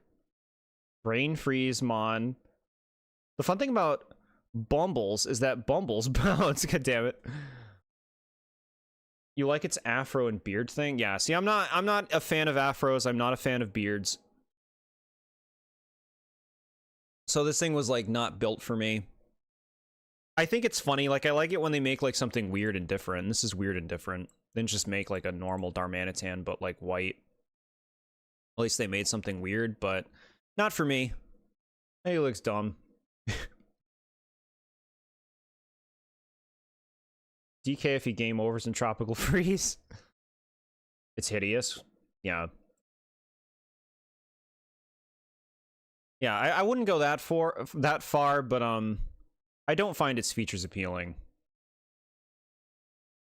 The shiny, like the baby, has got like the sick thing going on. It's got like green features. It looks okay. Not a fan of afros? Do you not like my guy Jimmy T from WarioWare? Not being a fan of afros doesn't mean you hate every afro ever. And everyone with an afro, you know? Jimmy T's fine.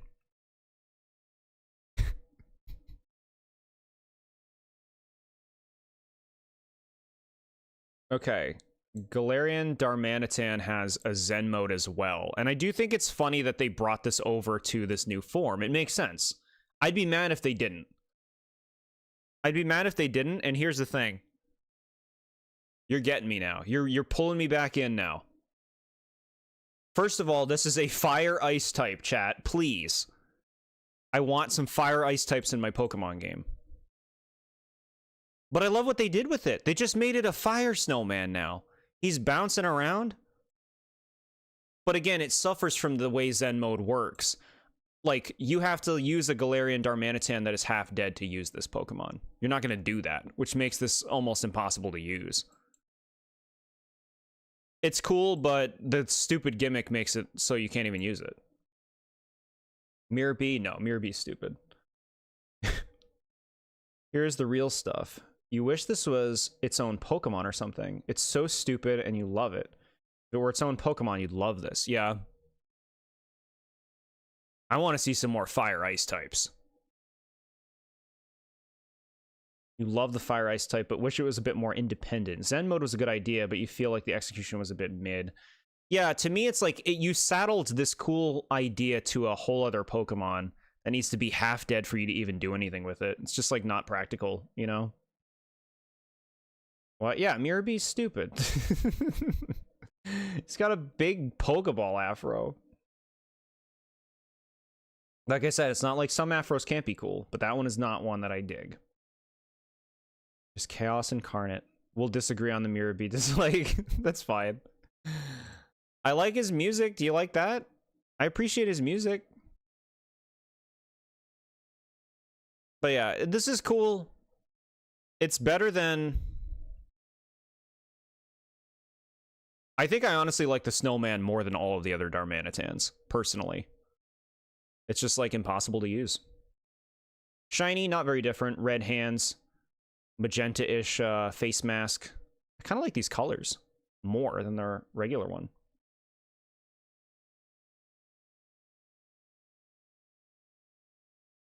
Chat, Mirror B theme. Gale of Darkness theme is better than Coliseum theme for Mirror B. Hey, how's the starter poll looking? Tepig Pass Snivy? Where are the Snivy fans? 1 of 10 people pick Snivy?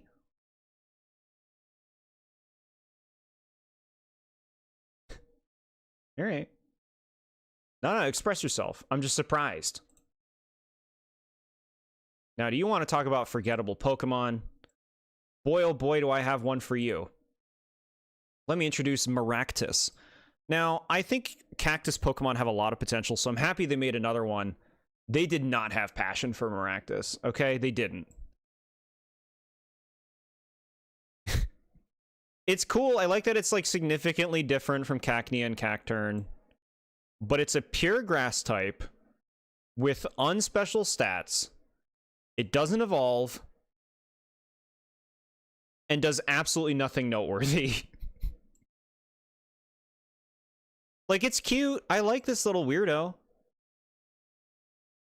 It's just, like, woefully unspecial, and they make it clear. And this is why, this is another Pokemon where it's like, get ready. This thing's gonna get an evolution, or a mega, or a form, or something. This thing is primed for it.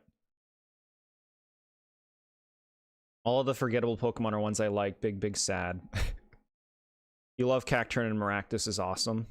Does this Mon have, like, a 5% encounter rate in one area in the game? Yeah. You love this thing? It's so cute. You didn't care for Cacturne, and this is way better than it. What a freak. What a weirdo. I love it. I really like Cacturne, so, like, my loyalties are set until I see something better. But I feel like Maractus just has potential to go places. I want to see it go places. Ooh. Look at that shiny. That's nice. That like purple with the rest of the design, that's a flare. I really dig it. You hope it doesn't get an evolution. If it will give it one that keeps the head intact. Yeah, you got to keep the vibe there. Yeah, this shiny's a big win. It's a nice one. Gotta go real quick. No worries. But you shall be back. Okay. It's all right. You're not missing anything. We're going to Dwebble.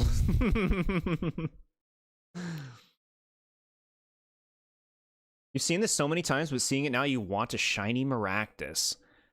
Where would you even hunt for one? I can't even think of the last time Maractus has been in a game. Dwebble is cute. I know I'm clowning on it. This is a good idea for a bug, right? It's like a hermit crab that has a little rock home. Bug rock. Like, it's so elegant in just the idea. I like its little face. Yeah, it totally works.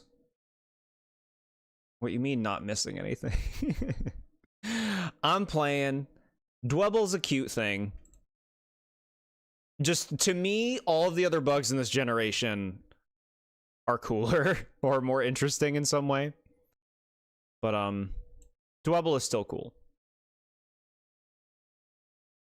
Maractus is in Sword and Shield. What, in like the desert route leading to Stow-on side?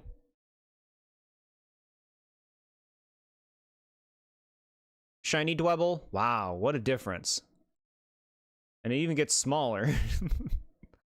Bad. It's just like sunburned. Yeah, it's just sunburned.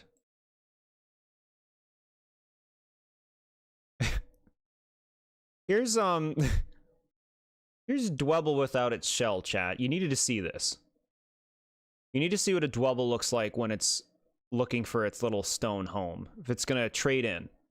Trade in and trade up. Just a little bug. To me, it's just like there's nothing going on with this design. Like, the concept of it getting a home is the whole idea. That's the whole thing that makes it interesting.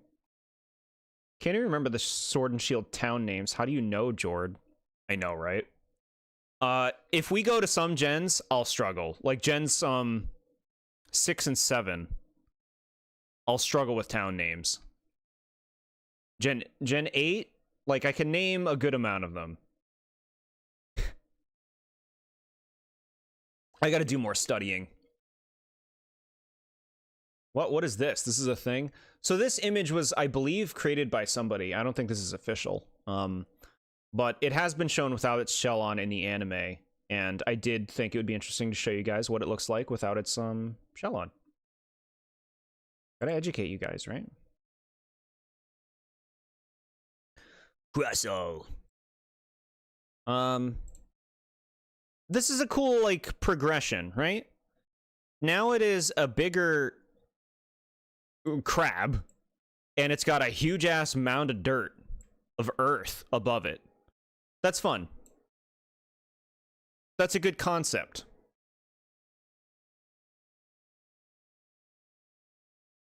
You want hard trivia questions? Name all the town names in Scarlet and Violet.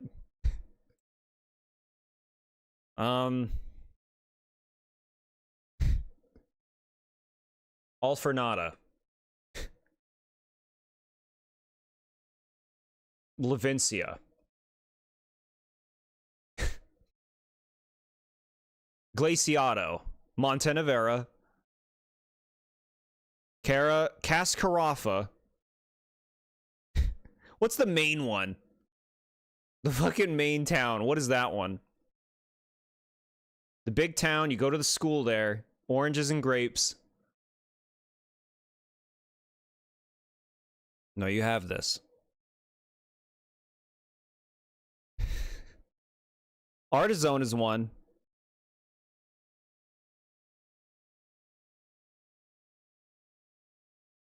Mesa Goza. Thank you, SMA.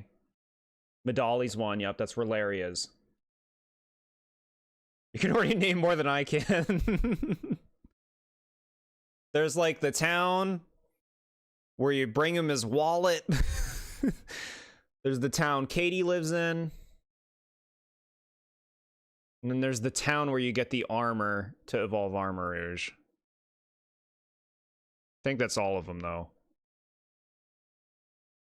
You have to type Jord, not say it out loud, so that doesn't count. Okay.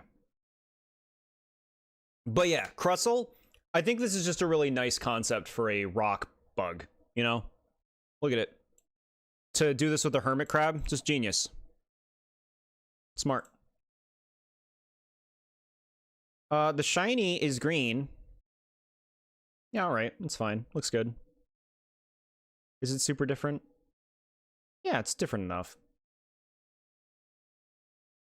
Yeah, these bugs are just fine. They don't light me up, but they're solid designs. Haha, solid. Also, here's Crustle without its shell on. Which you can see is an anime shot. There you go. Gives you a different impression of it, huh?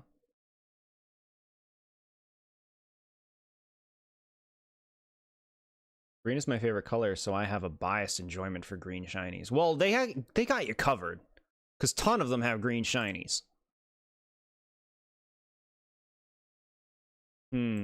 Chat, can you name this Pokemon? Why'd you got its name plastered all over the place? Anime doesn't count, Jord. Look, when they're doing that stuff, they have to consult people. They can't just make up bodies. They're consulting real creators. Here's Scraggy. Why does it look like it's holding up its pants? I'm glad you asked. So, in my research, the developer interview mentions how this Pokemon was designed off of the idea of baggy pants. So what did they make? A shedding lizard kind of creature. I feel called out now. No, I'm just playing. It's all in good fun.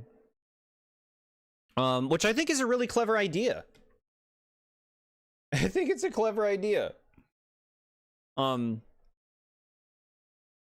Make a lizard with baggy pants that's like its shed skin. It keeps its shed skin for defense. But this thing, honestly, I'll be honest, look at this thing's face. This was Pokemon kind of going in kind of a weird direction with some of these faces. I felt the same way about Darumaka. I'm super cool with it now, but I do feel like they were starting to get pretty cartoony with some Pokemon designs and appearances, you know? As the generations went on. But I like Scraggy. He looks like just like a fun little guy, a little friend. Like, I feel like I'd have one of these. I like its colors. I like that he looks like he does his best.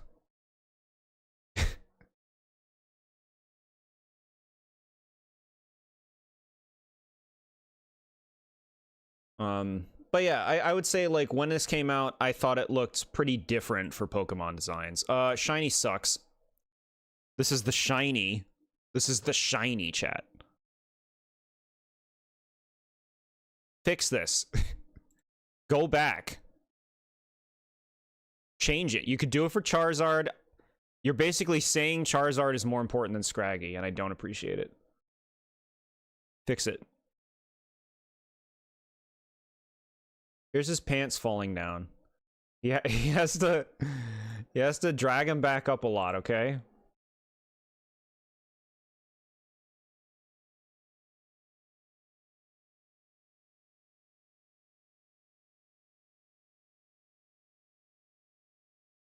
Chat. Scrafty is so cool.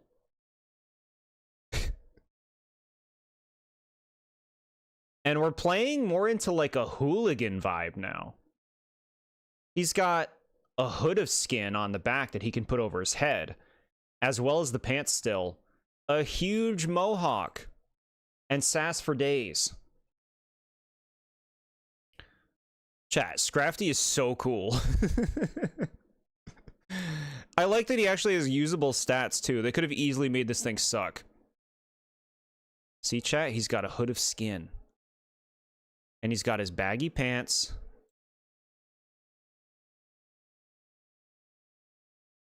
Fighting dark type.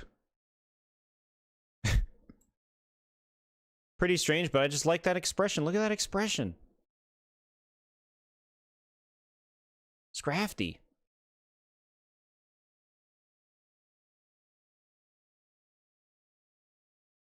Yeah. Shiny Scrafty. Is they kind of fixed this here. They made it different to where there is green going on, which I like. I would say I don't like this base color of the body. This like yellow color. I feel like it could look a lot better. But at least it's different. At least it stands out. Just not very concise. Maybe someday this thing will get a mega evolution that'll be really sweet. Here's him with his hood up, if y'all wanted to see it.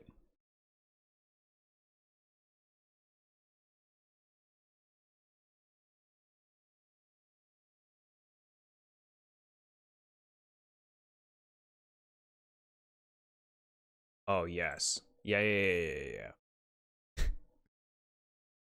Welcome back, traveling back in time, right in time for Sigilif. Oh my god.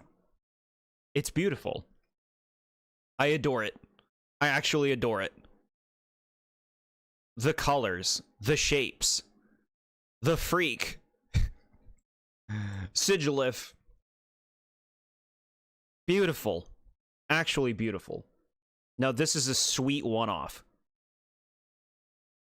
Only they made the hood purple. Yeah, they got to make that hood purple on Scrafty. You were torn on Sigilif. You wanted to put it on the list, but it barely missed out. You love it. Yes, chat. Yes. I love it, chat. It's cool. The color, I love the colors on the wings. The one eye, it's so mysterious and weird. I love it when they do weird stuff. The freak is a perfect word for Sigilif. Yeah. One of like the freakiest Pokemon, honestly, in terms of its basic design. Dwebble is adorable, Crustle is odd, but you appreciate it. Scraggy is cute. Scrafty is also kind of cute, and Sigilif is very nice. I really like it, honestly, and that's all I missed. Yeah. Honestly, seeing this now, it makes me think of Rotom a bit. Interesting. You love Sigilif, man? It is one of those mysterious and intricate Pokemon that I actually really like. Yeah. One of your favorite birds. Calling it a bird is very interesting. Define bird. Whoa, this is a nice shiny. Look at that. That's beautiful. That's a nice shiny. It's got a peculiar design and you respect that. Yeah, no, I get you. Respecting a design. Aztec bird-like creature. The new perfect shiny. It's really nice. Okay. Chat, do I gotta hold you down for where we're going? You love how its body now looks even more like a drum. Here's Yamask. Ghost type with a really cool concept behind it. So it's pure ghost, and it holds a face, a mask, that is the face of itself when it was alive and a human? Is what it says in the Dex entry, which is pretty weird. But I like the simplicity. I like it when they make ghosts that are really original things, and this is definitely that. I like its facial expression. The creepiness of what it is. It's simple and effective.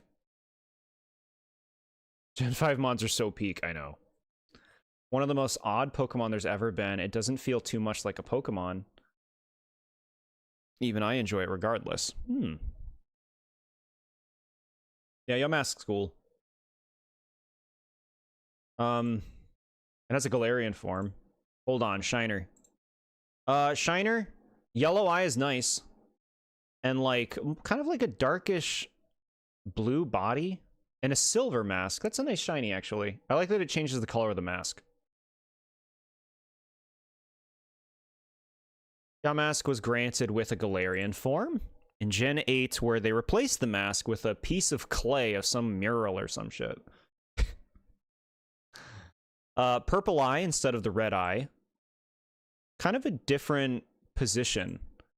because of the way that the tail hangs with this heavy clay. And it's become a ghost ground type. Incredibly simple, but you like it. Yeah, this is a nice thing to do with Yamask. And it makes it fun to think of what they can do with Yamask with having different things in its little tail or whatever this is. Runerigus is going to be Gen 8, yes. But yeah, it's fun that they did something here. It's nice shiny. I like the color change on the stone and the green eye. Looks good.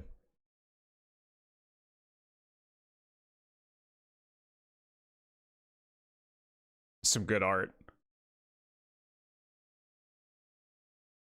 The coffin Pokemon, chat. So me and Yamask made that clay. Okay. This has been one of my favorite Pokemon for a very long time. I really like Cofagrigus. Pure ghost type, insanely intense looking expression that just really sells it. The four hands, and just the color palette and form, it's so cool. I love this pattern on the back. Even the name is cool, even though it might take you some time to learn how to say it.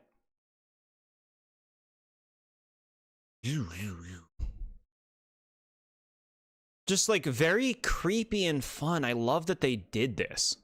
That they just straight up made an Egyptian coffin Pokemon.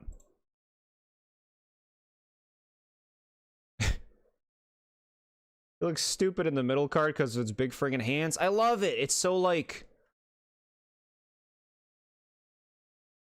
What's the word? Malleable? So awesome. Best Pokemon ever. He's got those sticky hand toys. Yeah. And then they get dust on them and you hate... They're like gross and you hate them. I hate those sticky hand toys where they get dust. Cofagrigus is a Pokemon I used to hate when I was really young. I just thought it looked stupid looking back. I love its face and general structure. Seeing it run in Pokepark was so funny. When I was talking about big hands, I was referring to Yamask, by the way. Oh, okay, I got it. Got it. You meant... Yeah, I get you. I get you. Yeah, Cofagrigus, though, was, like, a top Pokemon for me. For a very long time. I say was because there is a Pokemon that I like more than this in this generation. My favorite Pokemon of Gen 5, which we'll get to. But Cofagrigus would be number 2. Really, really incredible design.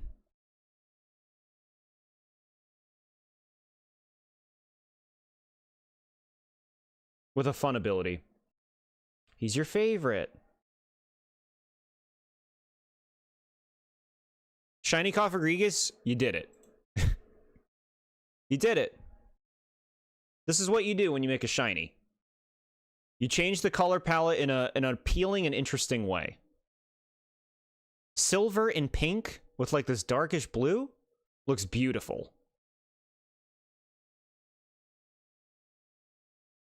Circus Coffin. I see it as very dignified. Just so expressive, though. Like, what a gnarly-looking ghost. He's so gnarly.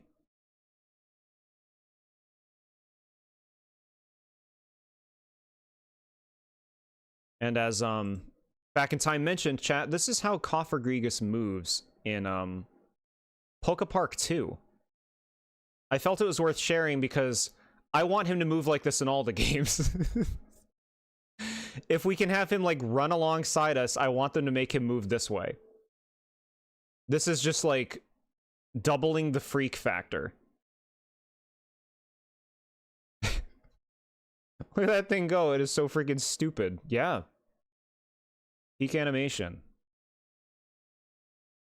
Waking up to that on your ceiling. Yeah, it'll put you in that coffin.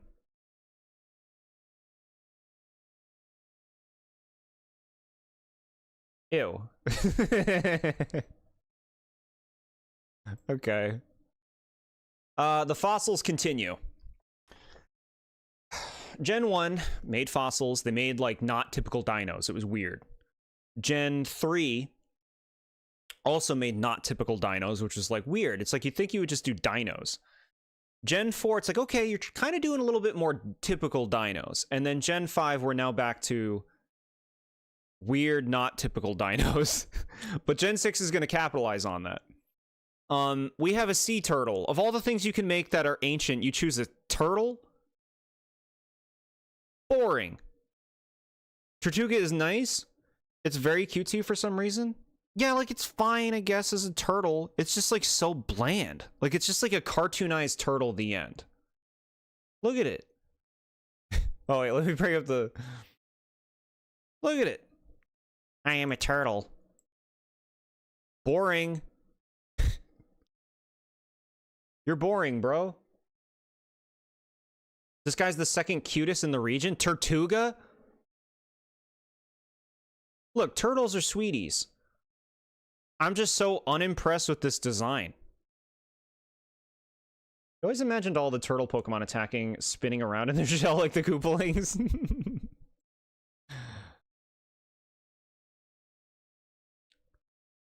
Alright, shiny Tortuga is actually a nice shiny. This is a nice change. Right? That looks good. He's a cutie. Snooze. Turtle slander. Just Tortuga. Boring. Turd-tuga. Okay. You're not gonna like it when people say that about the turtle you like in Gen 7. They won't say that. They'll love him too. Okay. It's evolution. Now you need a turtle team named after the Koopalings. That's such a fun idea. Okay, chat. I think this thing is one of the ugliest Pokemon they've ever made. This is such an unappealing design. Old man turtle. Boring. I guess it's supposed to look like he has armor, but like it's a boring design. It's an unappealing face. He doesn't even look like he wants to be here. Caracosta also nearly missed out on the list. What, the list of going to the dump? Caracosta is incredibly cool. I thought it was incredibly forgettable when I was younger, but I like it honestly. An old man turtle rocks.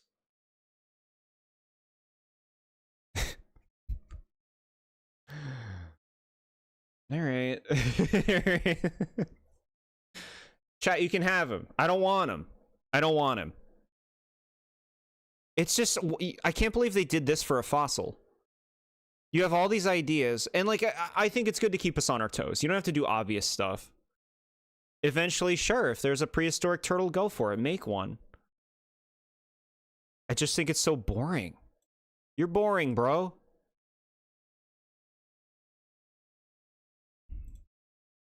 Oh my god. Alright, so like, I think that this dark color actually looks pretty sweet. This dark color looks cool.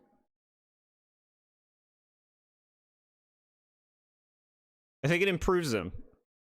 The dark color improves him. Why Jord being salty towards the fossil turtle? It's so boring! I can't believe I'm seeing defense. You love these guys? You picked his fossil over the plume fossil? Oh my god. Ugh. Ugh.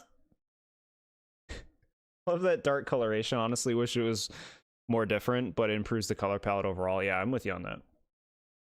Okay, and then you have a cool fossil Pokemon that you can pick, which is a new and original idea based on an Archaeopteryx, which is fun. The first bird, Arkin. Look at it. Cool color palette, happy little face, nice appealing feathers, an original unique bird.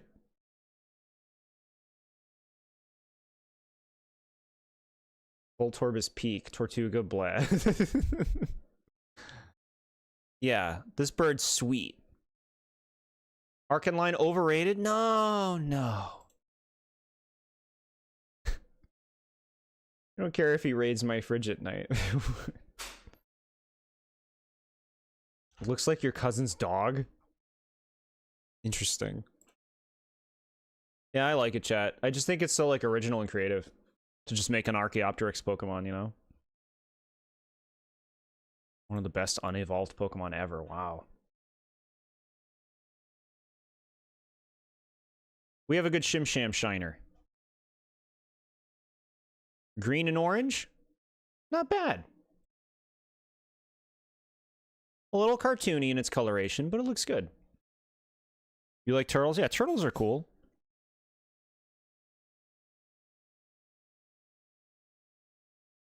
Then it becomes Archeops. So, Archeops is cool. I love that it looks like it struggles to stay in flight. I love how fluffy and feathery it is. And how it still has like a reptilian element to its design. I just think it's really nicely balanced. I love how colorful it is.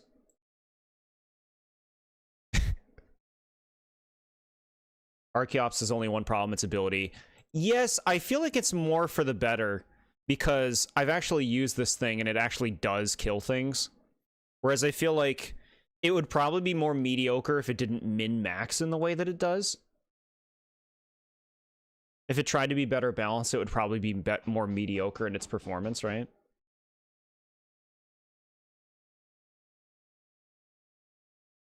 Very cool bird, heck yeah. Glass cannon mon, it's true. But I like him. This is a fun thing to do with a fossil Pokemon. Something new. It's very prehistoric. You got my approval. This shiny looks nice. Look at that. Yeah, I like this. It's like not... Or it's very understated in a good way. It's pleasant.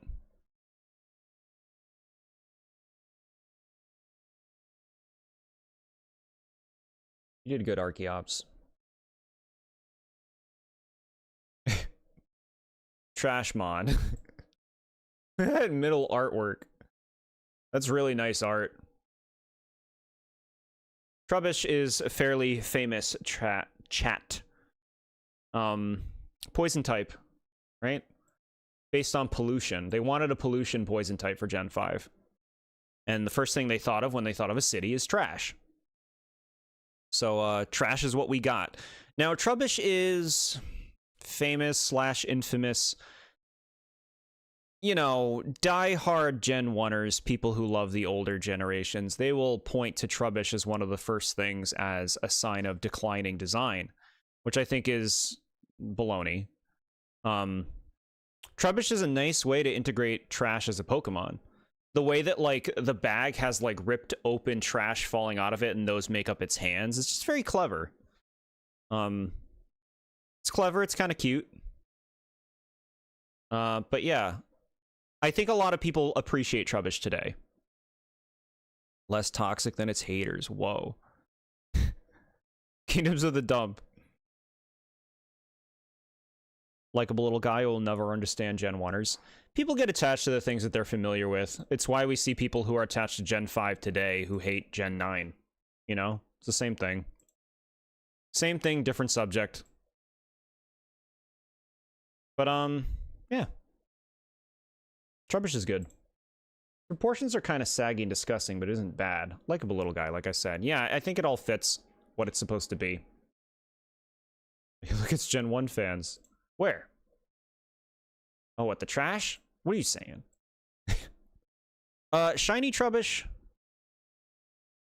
I like it. Yeah, I think it's nice. It's just like a blue. The trash specs being different colors is good. Good. Technically a Gen 1er, but you don't necessarily agree with their takes. Okay.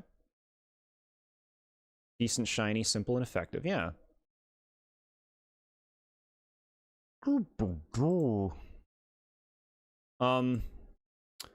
Garbodor is just as slandered as regular Trubbish, maybe even more so in certain circles. We now have a giant trash heap Pokemon. I love the asymmetry of the design, how it has different hands. It truly looks not right. It's very big, kind of silly looking, but in a good way. Garbodor is just a fun-looking Pokemon, you know? It's a fun-looking Pokemon. And a nice progression from Trubbish. Literally was in my first Gen 5 team. We'll never hate on this guy. All right, all right. Yeah. Honestly, a pretty famous Pokemon of Gen 5, considering like the controversy of it being a Pokemon when Gen 5 was new.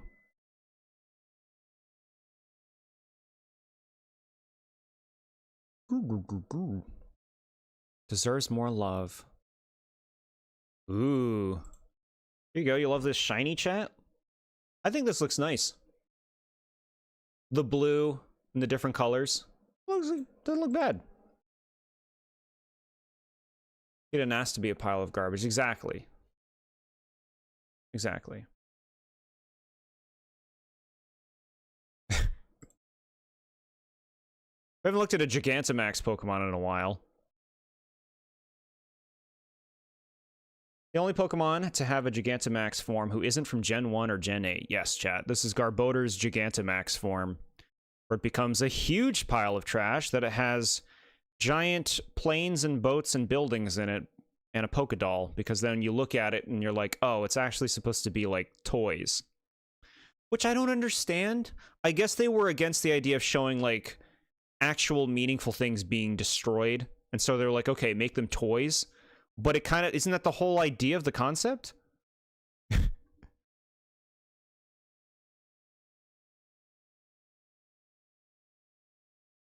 Everyone's Thanksgiving trash. I think this is one of the better Gigantamax forms, especially in terms of concept and design overall.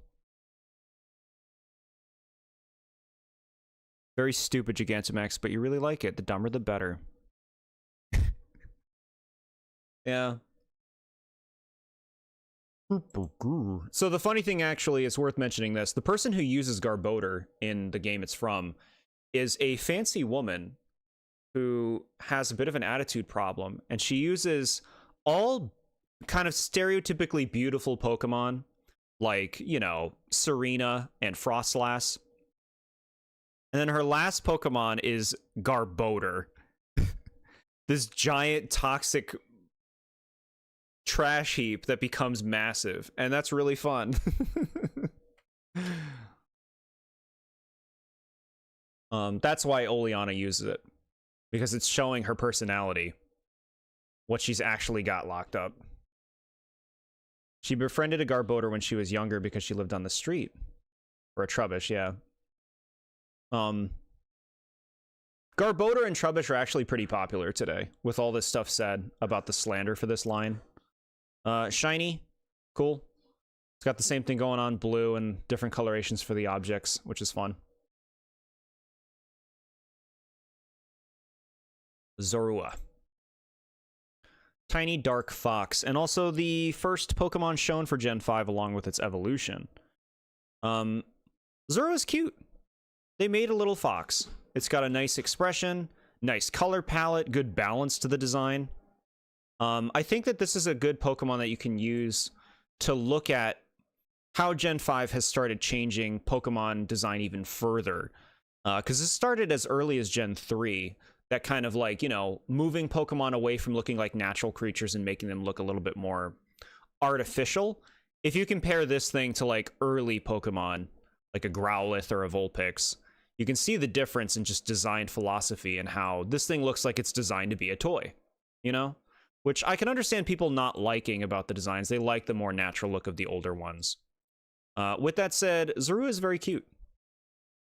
And looks good. Lovely little fox thing, yeah.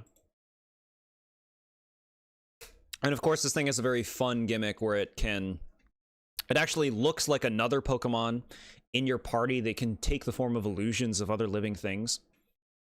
Which is a fun gimmick that actually, as someone who used Zoroark online in Gen 6, always catches people off guard. They always forget about it.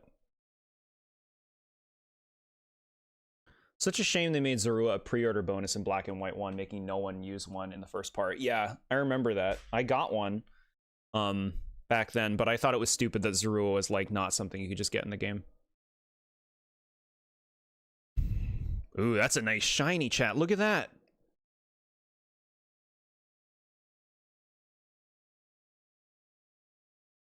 Always thought this was in Unova. What do you mean by that?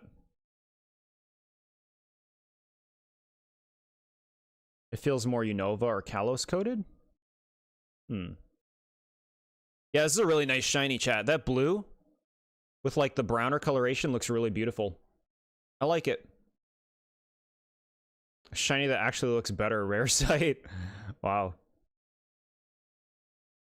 Now, while Zorua is very cute, I gotta give it up to Hisui and Zorua. This is one of the cutest things they've ever made, and I think they know it.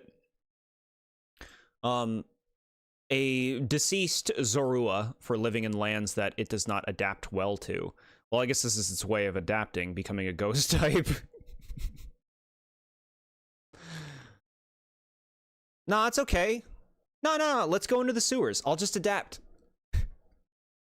Normal ghost is a really fun type combination, and the new expression that they gave it, the way that its body wisps around, they really did something with Zorua here. They really made something special, I think. Just like so appealing, so cute. Cutely tragic, adorably tragic. People love that stuff. And the wisps and everything. Just really nice design. Hisui and Zorua is cuter. Used to be all over this little fox when it first released. He looks so sad, yeah. Yeah. Yeah, I really like this thing. And another stellar shiny. Look at that. The gray and blue, and even the yellow eyes. Like how those play with the other colors. It all pops really nice. You did really great. They know what they have with this. They do. And then one of the most biggest mascots of Gen 5 is Zoroark. A fox who's doesn't have a tail, has a very big mane that kind of serves in place of the tail. It's a unique look. I love the way that the hair kind of spirals off with little tips of color. I think that's really nice. This thing looks like it's ready to kick butt. I think it's easy to kind of see this as like a Gen 5 Lucario, but obviously was nowhere near the success that Lucario was for Pokemon overall. But Zoroark's cool. Cool design, cool concept.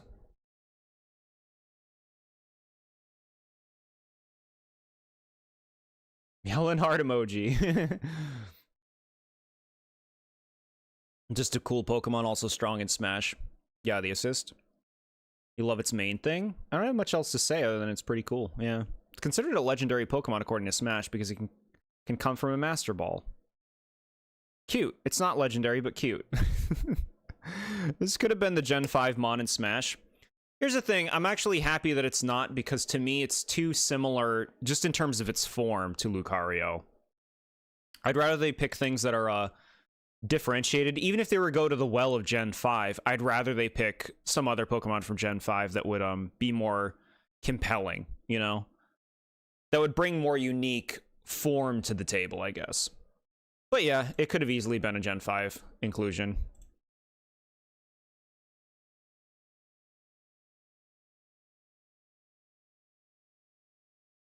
Ooh, baby, look at that purple. Chat, look at that. That's nice. And the little golden ball? The purple? And the golden eyes. Yeah. That's beautiful. What's everyone's pick for Smash for Gen 5? My pick would be Genesect. BEM, it'll never happen, but it should for Smash. Gothitelle, I think, is a good pick.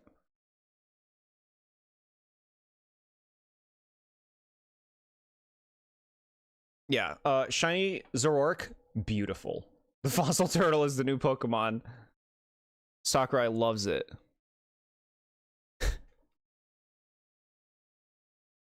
Yeah, okay, chat. Have your laughs. Now, Hisui and Zoroark. I like Zoroark.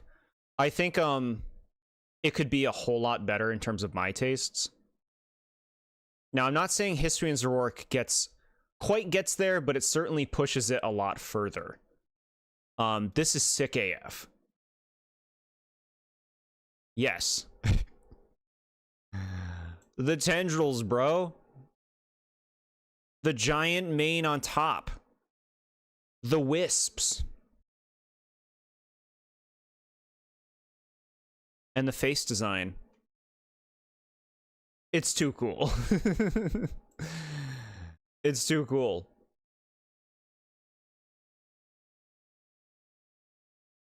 A Pokemon trainer type fighter in Smash, except for Pokemon from other generations, would be super cool. I see what you're saying. Okami. You want to hear something incredibly out of character for me? I love this design to pieces. Cool. So we're all on the same page with this. No, I'm sure we're not all on it. It looks sick, but I would like it more if the red spots on its skin were eyes. No, that'd be so disturbing. Too disturbing. Yeah, they took Zoroark and they made it like 3 times cooler. Its mouth looks so stupid in the 3D models. You don't like how it's just like hanging open? I can understand that. You thought they were eyes for a while? Interesting. But yeah, I like how this has changed up Zoroark. Just this like more ghost-like vibe to it. It's fun. They did a really good job.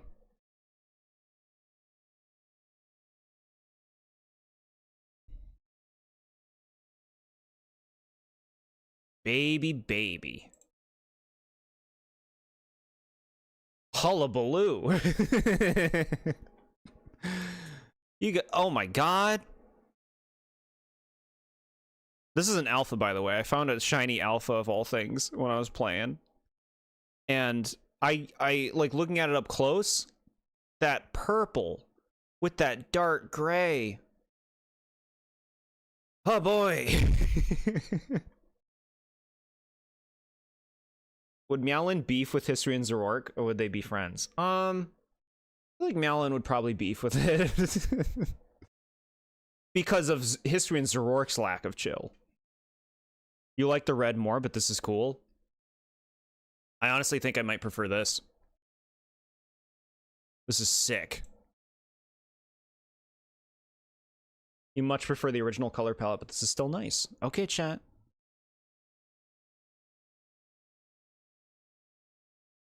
That's a beauty.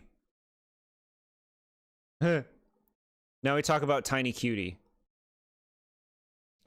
Minccino, here's some developer notes. Minccino was created by the person who made Pikachu, Bulbasaur, Squirtle, Charmander, and the Eevees. They also do the Eevees? They might not have done the Eevees. Don't quote me on that. That might have been a different person. But, I think it might be the same. But, they came to this person and said, can you make a cute Pokemon for Gen 5? And this is what they made. This Pokemon and its evolution. So this was designed to be cute, chat. Minccino. A tiny little chinchilla.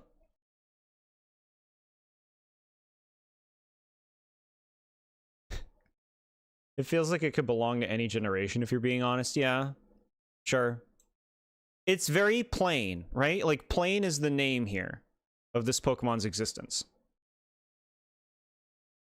Plain. You see why the professor uses it as the introduction mon? Yeah. I like it. It has this theme where it likes to clean everything with its tail, which is kind of cute. But this thing is very generic. It looks like it could be the small creature in any anime, you know? The right Pokemon card is cute, yeah. You showed this to a friend of mine, same person that really likes Oshawott, and they said it just looks like a regular animal stylized as a Pokemon. Yeah, sometimes you need simpletons, right? You gotta have some simple animals. Shiny's good. Pink and yellow, sure. Looks nice.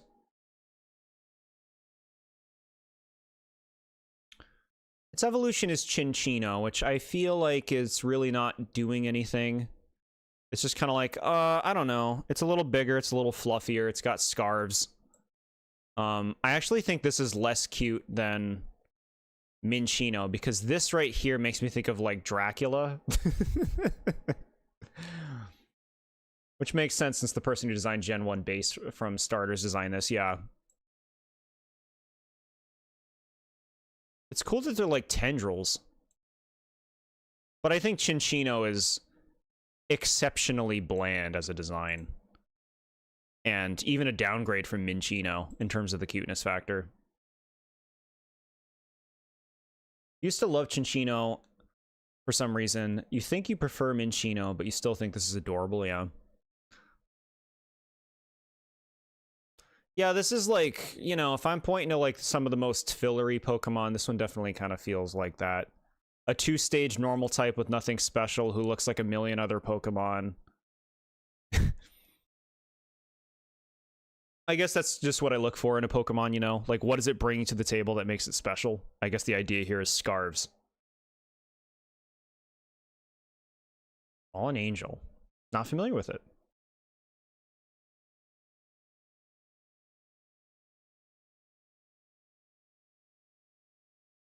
Same shiny thing. It's...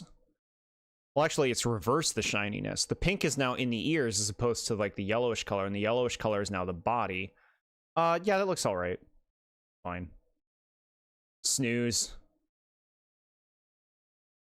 Alright.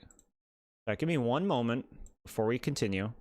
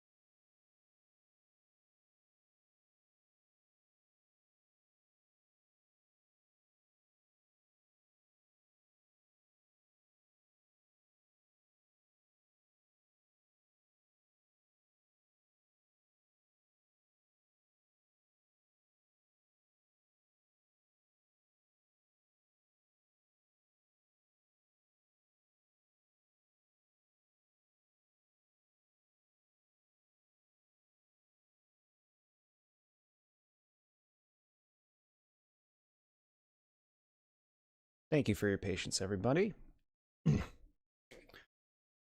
What was the Rhythm Heaven question in the last trivia? You forgot to ask that on stream. It was, which Rhythm Heaven game has the most rhythm games? Can now play as Jord. The black paint from Color Splash. You get all the green stars to unlock Meowlin.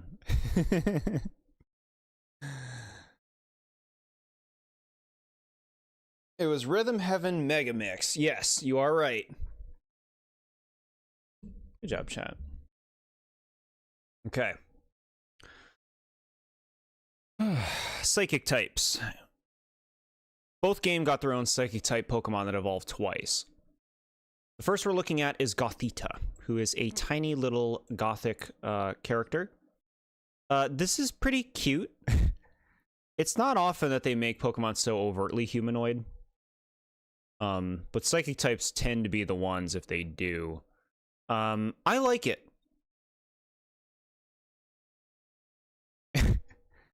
I think it's cute.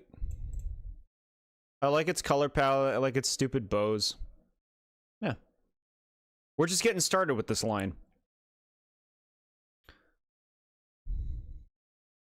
Every other game has roughly the same amount of regular rhythm games, excluding rhythm toys and endless games, and Megamix brings back a bunch of the old ones and more.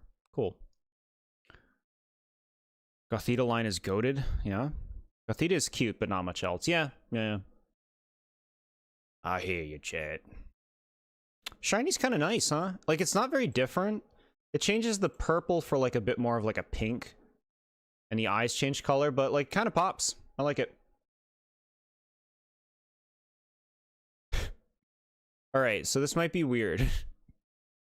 I think Gothorita is sweet. This is such a good design. Middle stages that pop, Gothorita's one. I love that face. The weird design, the way that they hold their hands. Just a little freak. Just a little freak. Slightly cuter smoochum. Yeah, I can hear that with Gothita. Yeah, this is cool. Like, this is... Sometimes you see a middle stage that just has a quality to its design where it's like, yeah, they had an idea for this.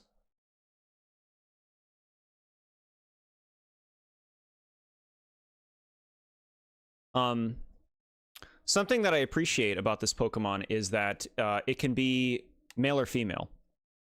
Now, today in Pokemon, they make everything like, oh, this is a girl because it is a dress, right? They do that with everything now. Not that they didn't do that with some things back here, like Lilligant, but I like that Gothorita can be male or female. And in actuality, I'm not sure how many of you have played Pokepark 2, but there is a Gothorita in Pokepark 2. And when you talk to it, at one point at the end of the game, it's optional dialogue. The Gothorita will say, I'm actually a boy. A lot of people don't think so. It says something like that. It's like, a lot of people don't know this, but I'm actually a male. And I think that's cool. I'm like, they're actually acknowledging this. They're actually acknowledging how this Pokemon can be a male, and they made a Gothorita a male in this game. I think that's cool. Gothitelle has the best cry of any Pokemon. If you've ever heard its Dynamax cry, you'd know how majestic it sounds. Alright. You're all getting ahead of yourself, but okay. Shiny Gothorita does the same thing as the basic one, but I like it still. The pink face, the different colored eyes, that looks nice. Alright, chat, here it is. I know you can't wait. Gothitelle. Pure Psychic type. Just like a weird gothic person. I like the flaps, right? She looks like you get a good breeze going if you flap it, right? Gothitelle makes me a bit uncontrollable. Those hair glob things make me uncomfortable to think about since it isn't actually hair. Yeah, we got flaps. But this is a nice design, you know? The strong imagery, strong shapes. The shape of the basic head, the flaps, the bows on the body, and how that kind of, like, falls out. I think that's really cool. I like the expression. The bow on the back. Well-balanced design.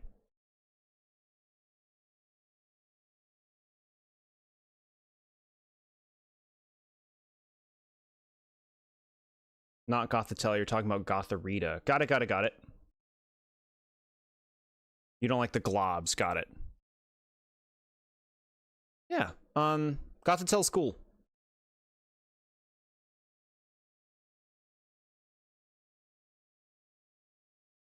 This line is a reverse Ralts line if it changed to Goth, yeah? She's cool, I think. I don't know, man. I like the idea, but I could see being not into the design because it might feel a little unnatural. Gothitelle is whatever. Whoa. Okay. Shiny looks good. I like it. It's not super different, but it looks nice, and that's all that matters. Now, your other psychic choice, the superior choice, is this thing. I love Solosis, chat. It's a Gooby. It's a cell. It's a cell. Look at its little face and mouth. You could almost say it's as cute as Meditite, which is a good thing. You had her on your team at the end of your sword playthrough because you found her chilling in a 5-star raid. Cool. Yeah, Solosis is cute. This is a fun thing to find, like, for a Pokemon. It's like, what is this going to become? Like, your imagination flies when you see something like this. The design's very simple, but it really works. It's cuter than Meditite. Not a single thought in its head, but it's cute. Yeah. It looks shocked all the time. Yeah. This thing is going places. I like the shiny. Like, it's not super different, but it's like a light blue color. It's kind of hard to tell in this image, maybe. But, I like it. This is the Tamagotchi character. It looks like some random baby stage. Yeah. Alright, so we're going in a good direction. Duosian? Like a bigger goob? And a cute face? He's so cute! And he's got his brain up here? Oh, you're so sweet. Heard the cry, and that's all the convincing you needed to add her to the team. Wow, so convinced by that cry. It lives in a petri dish or something, in like a culture or mold or cells. Chat, this thing's cute. This is a nice middle stage. It's getting bigger. Your imagination is still racing with what's gonna happen. It gets little nubs. Yeah. Now that you're looking at it again, this is such an adorable Pokemon. Yes, yes, chat, yes. Shiny, just like the other one. It's like light blue. It looks nice.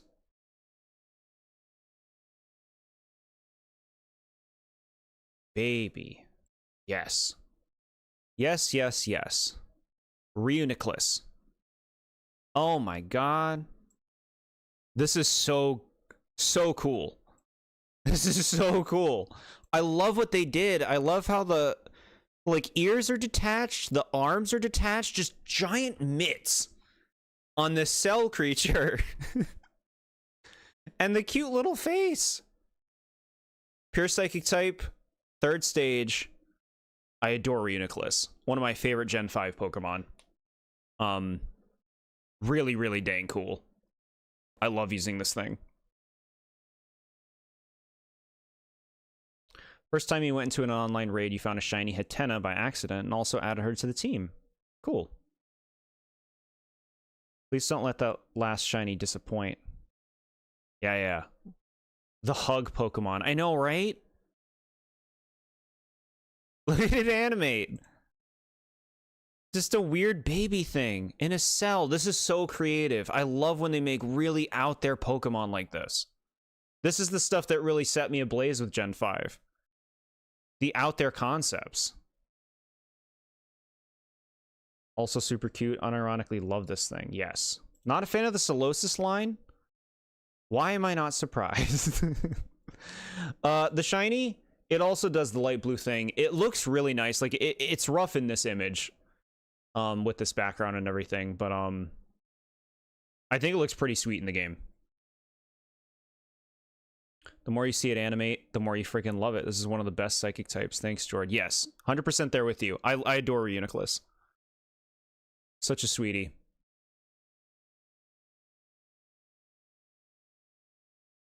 Duck.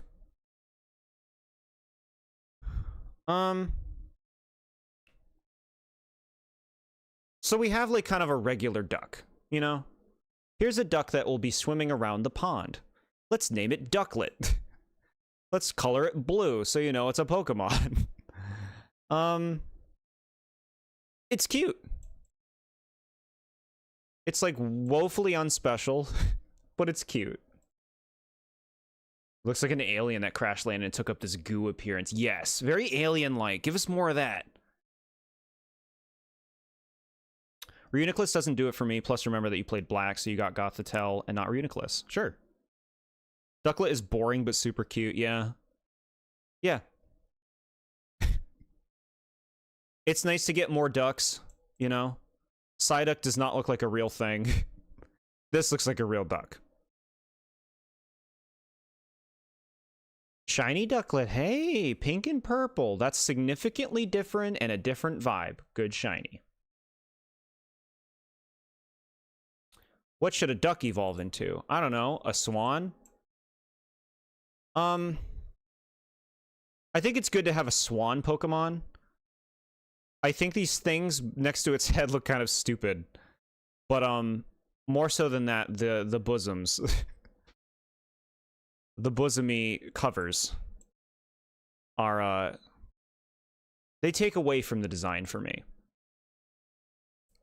Otherwise, you're basically looking at a swan. It does its job. It has a boring color palette. Kind of like the face. I like the expression in the face. This Pokemon's pretty good in Nuzlocke. Psyduck is real, and you can't ignore it except Claymation Duck. So generic. Cute and elegant. Yeah. Swanna, it exists. You excited? Here it is, shiny. It put on a different cover-up. Purple cover-up. Sure, looks fine. Alright. Now, we've come to another... This is another Trubbish situation. Another Pokemon that's famous, infamous for what it is and what people thought of Pokemon design at this point. The famous ice cream Pokemon, which I think is very reductive and unfair to say that this is stupid because it's ice cream. I think it's adorable, for one. Vanillite is very cute. But I like its design. I like its face. Its simplicity. It's basically an ice creature that lets powdered snow kind of build up on itself, on its face. I think it's cool. Why does Swanna look like it's wearing a bra? Because it is. It's got to cover up. You got to buy stuff for your Pokemon. You got to cover them up.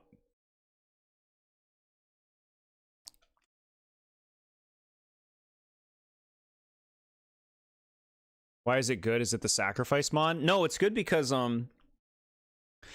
it's pretty fast. I think Flying Water is pretty good coverage for, like, you know, covering spots you might not have in your team. It learns Tailwind and it learns Roost.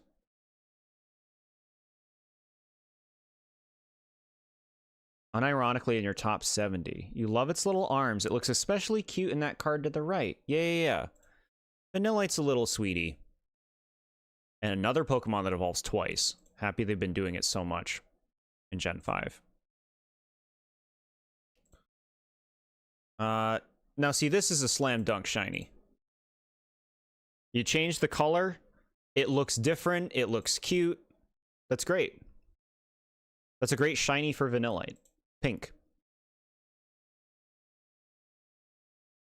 Now here's an image from a manga that shows Vanillite without its snow on, just so you can see what a basic Vanillite looks like without all the cover-up.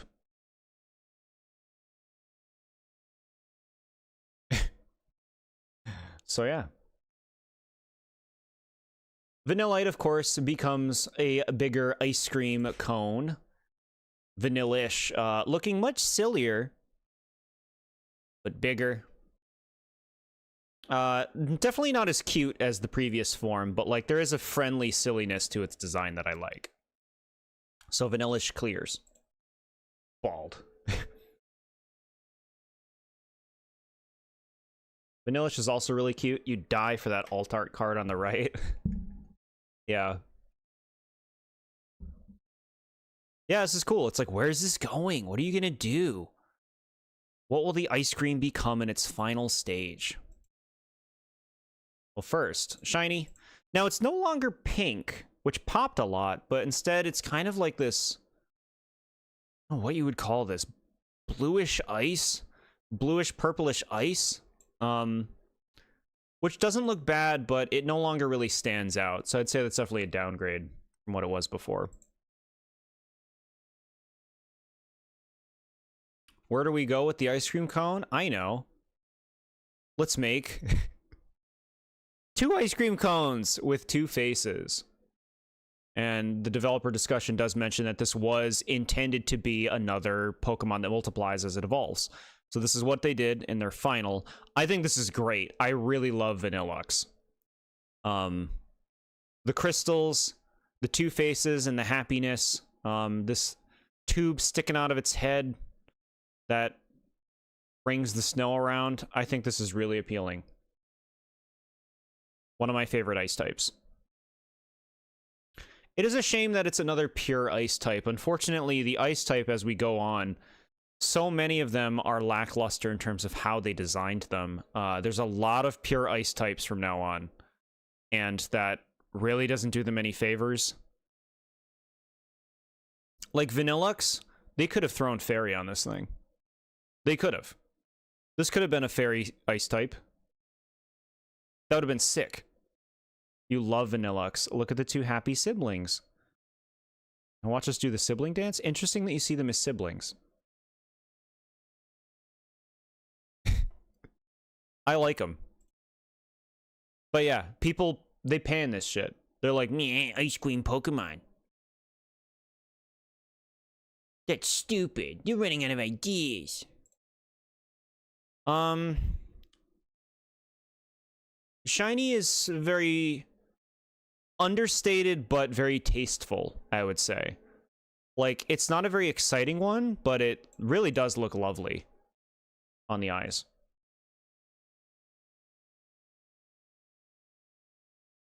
Really does look lovely. Here you are, chat. You can, there you go. You can see Vanillux also has a similar thing where the snow can fall off and it can look like that.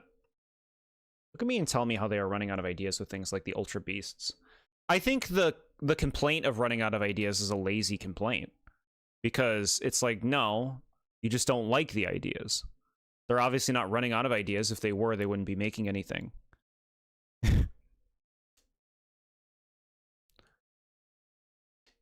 You missed the pink from the first shiny, yeah. I can see. I can see why. Like, saying Woobat is running out of ideas, I'm using Woobat again, because it's another bat. It's like, to me, you're not even looking at the design. You're not even looking at the fact that Woobat doesn't look anything like that other Pokemon. You're reducing it, and I think that's stupid. I think it's stupid to say, well, ice cream, they're running out of ideas. What do you, why? Is a Pokemon being based on something running out of ideas inherently? Because there isn't an ice cream Pokemon. So how is that running out of ideas? In fact, it's the exact opposite. It's going with a new idea. What are you talking about? I think it's a lazy complaint. All right, deer. Tiny deer. So these games are going to have a seasonal mechanic. They decided to have a Pokemon that works with this mechanic. Originally, you know, they thought like maybe it can be something we do for multiple Pokemon, but it was too difficult. It sounded too grand. Like, you know, you're trying, that's too much. Tone down the scope. So they made the deer Pokemon. As they're integrated with grass, they can kind of show the seasonal influence very authentically. I guess Nintendo was running out of ideas because they made 4 characters with overalls and a hat. Yeah, it's like, no, that's the idea they want to do. So, Deerling, normal grass, we're continuing the trend of slowly pairing normal type with more things. Up until now, it's mostly been normal flying, normal psychic, Eberl was normal water. which was a step, right? Bibarel was a step. Like, okay, let's start pairing normal with other things. Gen 5 gives us this, normal grass. And we'll see even more next generation. Which is nice to see. Deerling, I think, is a very pleasant design. A cute small deer, nice eyes, nice, like, look at this graceful elegance to, like, the pattern and stuff, and even the little flower on its head. Like, it's very cute. It's very cute. It looks very pristine. Small Jordan, no cards. Thank you, chat. There you go, chat. Appreciate you telling me that immediately. It's like saying Earthbound developers are running out of ideas because they make the same enemies with different color palettes and better stats. This might be a flimsy comparison, but come on, man.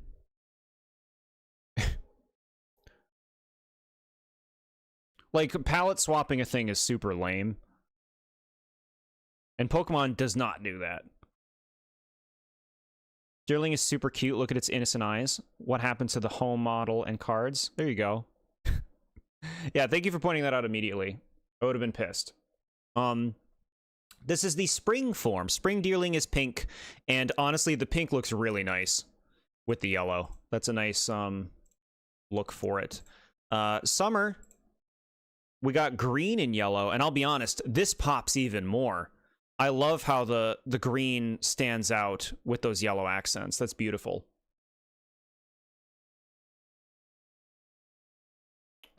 Autumn Deerling also looks good. The orange and the yellow, perfect for the harvest season, right? You just thought they made no cards for Deerling. I'm gonna show Deerling what I really think of it. And then winter, maybe the most bland, but like this still looks good. Just the simple brown with the yellow. They all look good. Deerling is a nice looking deer Pokemon. And honestly, it's good that they made another deer. You can't just have Stantler pulling all the fucking work before now. Outside of, you know, like weird things like Arceus.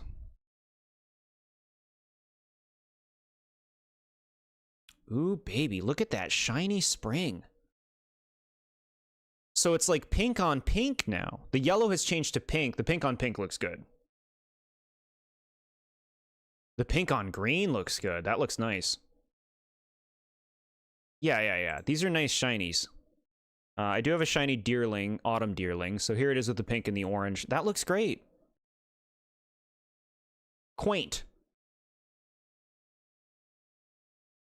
And then the shiny winter form also looks really good. It makes me think of like winter chocolate or something. Very cute. Deers is your second favorite animal? You got some nice picks for favorite animals. Sakura Cherry Blossom-esque. Yeah, you like the winter form. Yeah, I totally see what you're saying.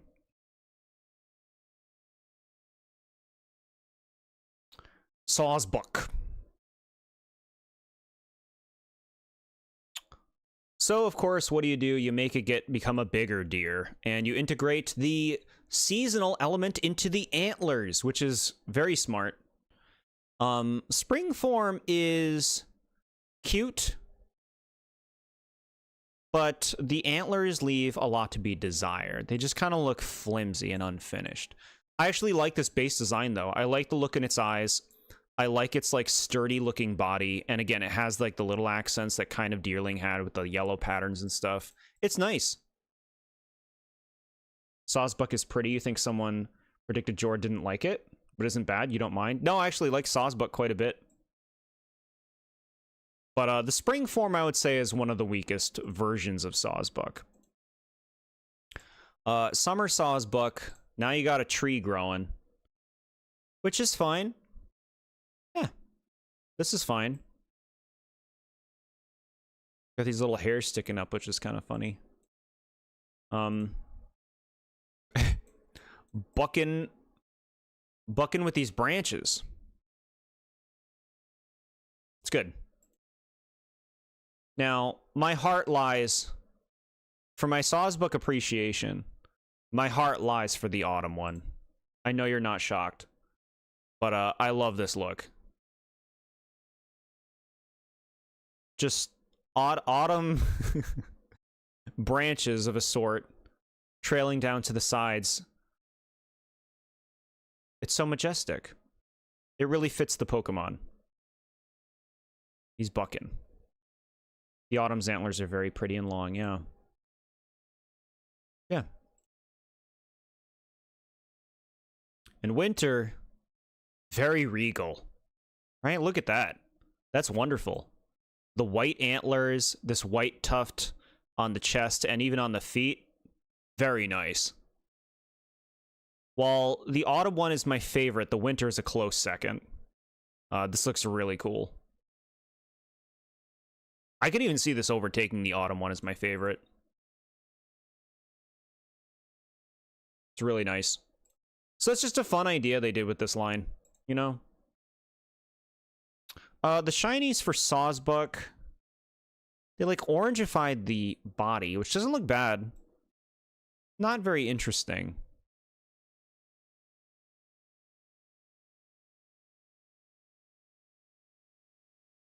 But it don't look too bad. Yeah, Summer, same thing. Autumn, it really works with the Autumn as it kind of like, you know, leans into that theme even more. Looks really nice on the Winter too with the white. Yeah.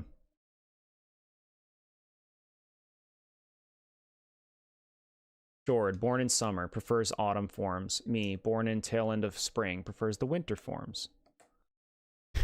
Winter's my favorite holiday.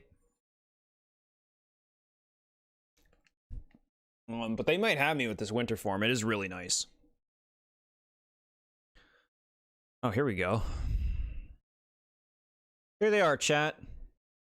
Just so you get a nice image of all of these. Winter is my favorite holiday. Is that what I said? Hell yeah. Hell yeah. I said what I said. The autumn one, though. It's hard to pick. It's hard to pick between these two. They're both really nice. But honestly, I think that these are really nice Pokemon designs, and I really like how they integrate the seasonal theme. They nailed it. Winter form looks nicer in this home artwork because it's more brown than usual. Deerling specifically. Oh, okay. Yeah. Remember to switch back. There you go. Okay. We got our Pikachu variant. Not variant. Our new Chew. Pikachu clone. Emolga. And what's fun is they finally did something interesting with the Pikachu clone. Up until now, they've always just been pure electric types that look very similar to Pikachu. Pachirisu was mixing it up with the color palette.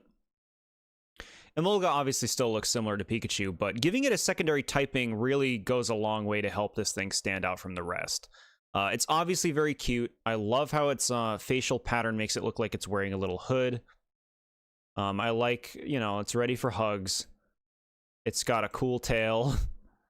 And it's a flying squirrel. It's adorable. And it's a really good idea for a Pikachu variant. Pikachu clone. You have a plush of this thing for a long, long time. This was one of your favorite mons and your favorite Pika clone. Very cool. Volt Switch and Emolga scare me. They love spamming Volt Switch and Double Team. They're super annoying. Still one of your favorites, but you prefer Pachirisu ever so slightly. Ah, okay. Yeah, Emolga, you're great. You're a good Pikachu variant. Pikachu clone. Oh my god. I kind of like the cinnamon version. Look at the cinnamon Emolga. This looks sweet. Yeah, it's nice. It's just pleasant, you know? This is mentioned in your Pikachu clone video, Ramen. I'm touched. I'm so touched. So touched that you know that. All right, it's time for more bugs. And we have one that looks like a trash bag. Carablast. Now, this is a bug that I look at it and I'm like, I don't really know what they're doing with this.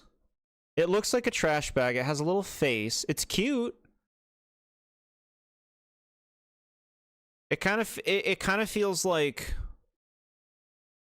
unfocused, or maybe it doesn't know what it wants to be. I mean, I guess this is what it wants to be.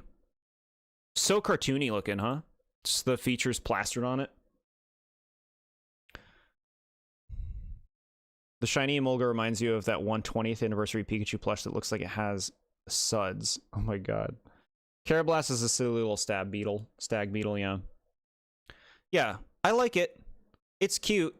It's just like, its design seems like very simple. Almost to a level where it feels unfinished. Welcome back, Burning Baron with dinner. I hope you got some good food. The theming is so weird because I have no idea how this evolves into a night-themed Pokemon. Oh, don't you worry. I'm going to explain all of it.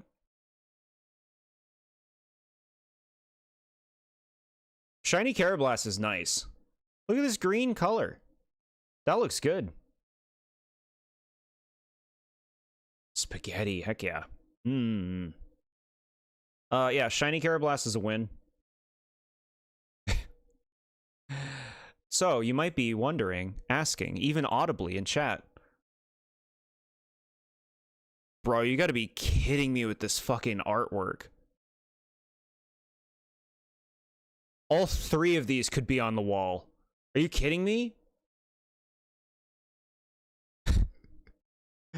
You might be asking, why does Carablast become something that looks totally different?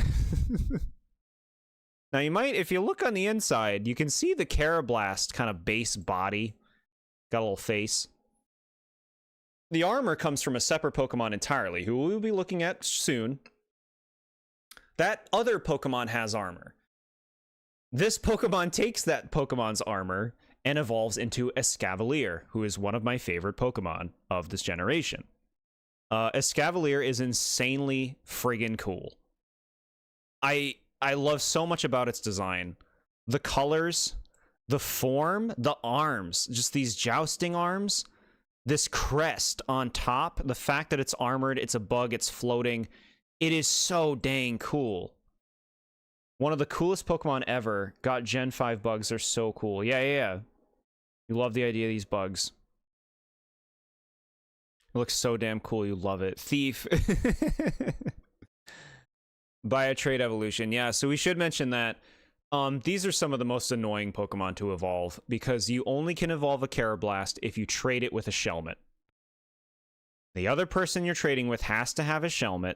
You have to trade your Carablast with the Shelmet, and they will both evolve at the same time. And then, of course, you trade back. It's a huge pain. My lord, is this a cool bug. I can't get over it. The idea of Pokemon borrowing design from another is really cool. Yeah. They talk about this one in the developer interview as well. And they said that they already had Shelmet as a design. And they ended up... Like, the original idea wasn't of doing this. They were making another bug, and then they were like, well, let's actually make it take the armor from Shelmet. My details aren't as clear, but yeah. Rhyhorn Jousting. As someone who hates the idea of trading, why do all my favorite Pokemon evolve like this? Yeah, it sucks. First Alakazam, then Politoed, then Slowking, and now this. Yeah, no, it's stupid. They need to stop. They really need to stop. But yeah, just... Wow. Wow, baby. The Cavalry Pokemon. Stab me. Do the stabs. Yeah, those stabs are so satisfying, bro. No. Yes. Yeah, insanely cool. I like the shiny. They changed the red to a pink and they make the base body like that green color. It looks good. It could be better, but it looks good. Bro, whoever's doing the artwork for these cards, they have a passion for this. These are 3 different people who did the artwork, and like, good lord, they know how to make this Pokemon look cool. Okay, here we go. We're winding down now. Time to talk about something that's not super impressive. Here's Fungus. It's a mushroom. It's taking on Voltorb's role as being the fake Pokeball of the generation, which is clever to do that with like a mushroom cap. The face, it's kind of cute, but it's kind of not. And that's the Pokemon. You excited? Sure can't get enough of these cards. Look at it chilling in Artisan. Yeah, Fungus is fine. It's just a mushroom. It's kind of cute. I like how small it is. That's what I got. You have a shiny of this thing in Pokemon Go and you named it Fugu Fish, just cuz. Interesting. Now, I do think that they did a very good job with the shiny and being clever and making it a Master Ball color. It's not quite exactly the color of a Master Ball, I don't think, but it obviously kind of gives you that impression of a Master Ball, which I think is really smart. I think that's a really fun thing to do with a shiny. So, win. Who knows if you'll be surprised or not. I'm actually not a fan of Amoonguss. I think it's one of the weakest designs of Gen 5. I don't like its face or expression. Its general form is kind of whatever. It no longer really works as a fake Pokeball because it's bigger and it has hand Pokeballs. Like, it's like, what?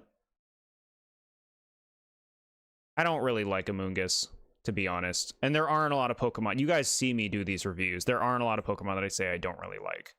But I don't really like Amoonguss. I think its name is stupid.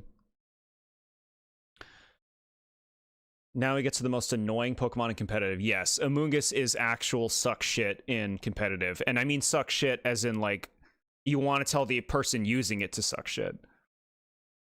You kind of like it, it looks stupid. I've seen people who like it for the derp factor. I get it. I get how somebody might like it for that. Definitely not for me.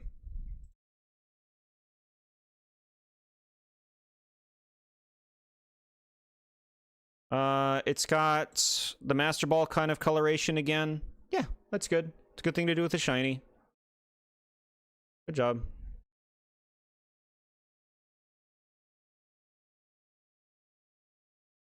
Delish. This is cool. We got a jellyfish. They're out of ideas. There's already Tentacool. Why they make the look at that? That looks just like Tentacool. 100% Spore Sleep Attack. So fun. I know, right? Frillish I really like. A ghost jellyfish is a fun idea. And this is a nice design. Simple, but it's got good character.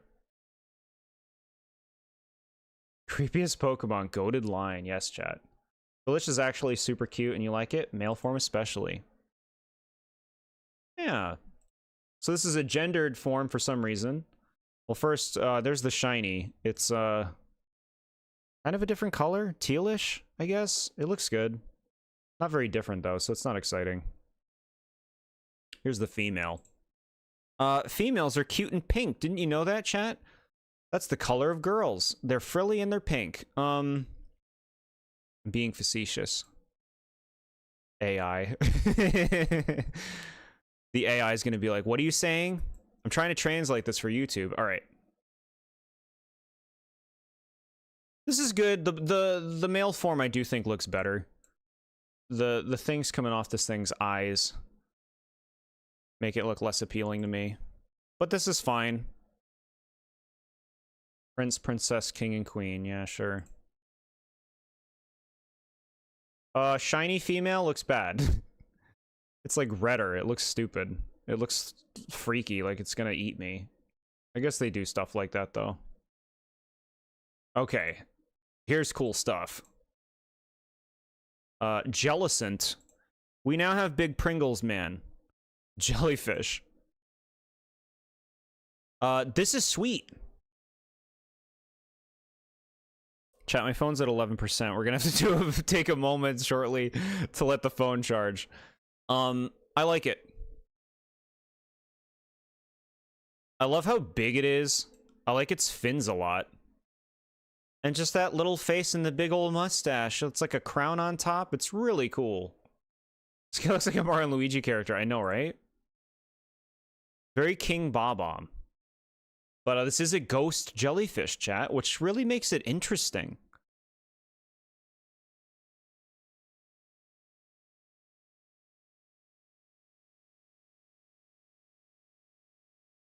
Shiny makes its head look even more like a tomato.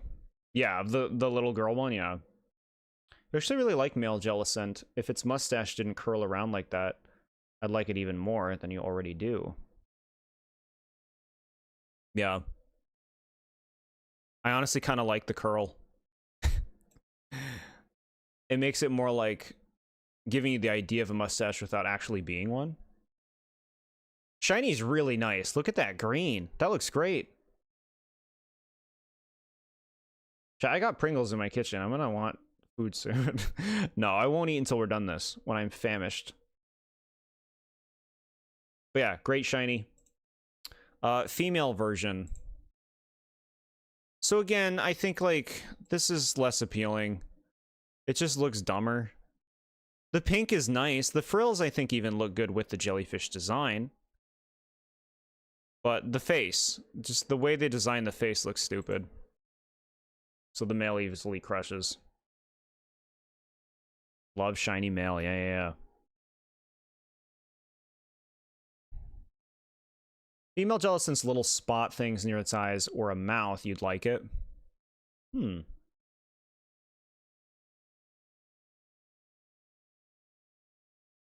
shiny.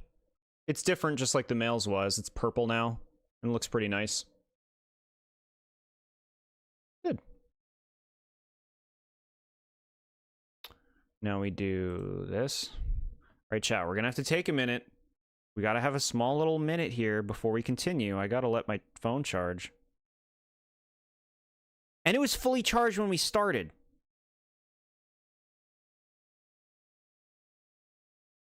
All right. Charge it up. It won't take long. Charges quick. How y'all doing? Now's your chance, chat. You want to get food, you want to use the bathroom, or whatnot. Looks like Mother Wisp from Sonic Colors. Okay, not familiar with Mother Wisp. Using the invisible poison spikes on its veil-like arms and legs, it paralyzes its enemies and causes them to drown. Everything's got to eat. That's just the way ghost Pokemon are, you know? Poison spikes? I'm not seeing any poison spikes. You like the color change of the shinies? Yeah. Yeah. Stretch. Stretch. We like cruel Pokemon that can absolutely body people.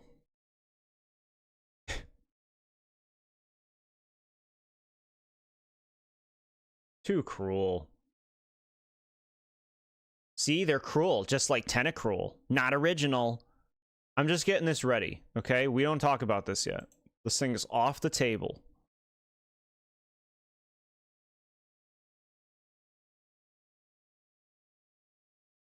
Maybe the spikes are small and prehensile. Maybe you can hardly see them as a result, yeah. Ew. My chat hates fish.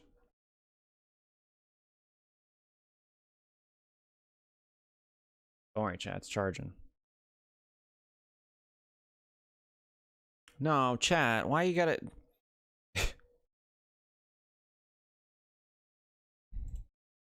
Yeah, let's see what I have for entertainment.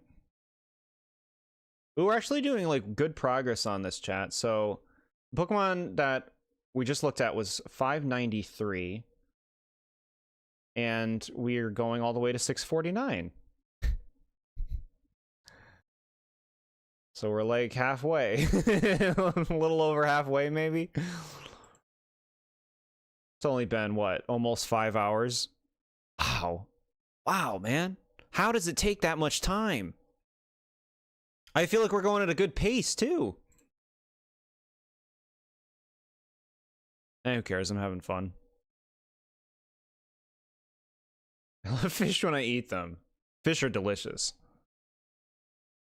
You like fish? Luminion is one of your favorite mons. Okay, yeah. At least you guys like some fish. Can't wait because one of my favorite mons is kind of close. There's a lot of good stuff still.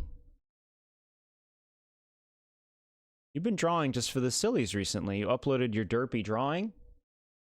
Let's see what you're all doing on Discord.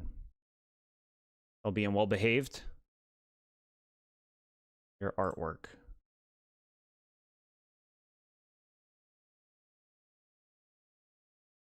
Silly art I made while I'm working. Aw.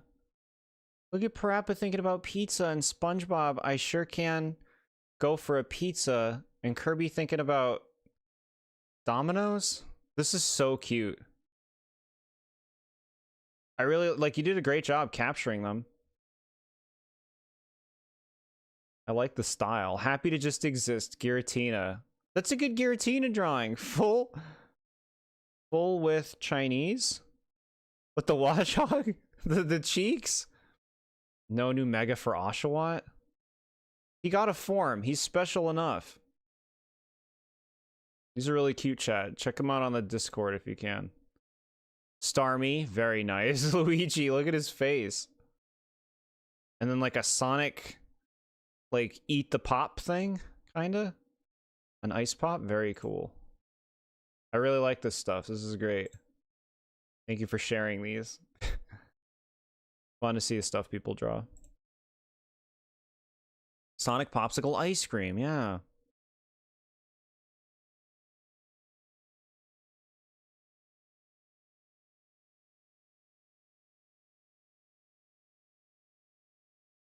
Sonic Popsicle ice cream, yeah, chat. I'm gonna have to make a big feast after this.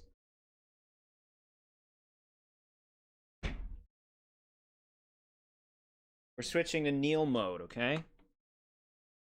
Here I am. Neil mode. Don't worry. Phone's charging. See what you were talking about earlier this morning? Yeah. I don't remember what it was, though. How was everyone's Thanksgiving? Ramen asks. Mine was very good. Thank you for asking. It was cozy. I had a lot of food. Drive went by quick. But I'm happy I had all the leftover stuff. I appreciate everything that my parents did for me. Now we got busy week of December. The Canadian. Yours was a month ago. Interesting. Your dad made a 10 out of 10 apple pie for the family. Ooh. Very exciting. Very exciting. Should reiterate, chat, for those who weren't here at the beginning of the stream.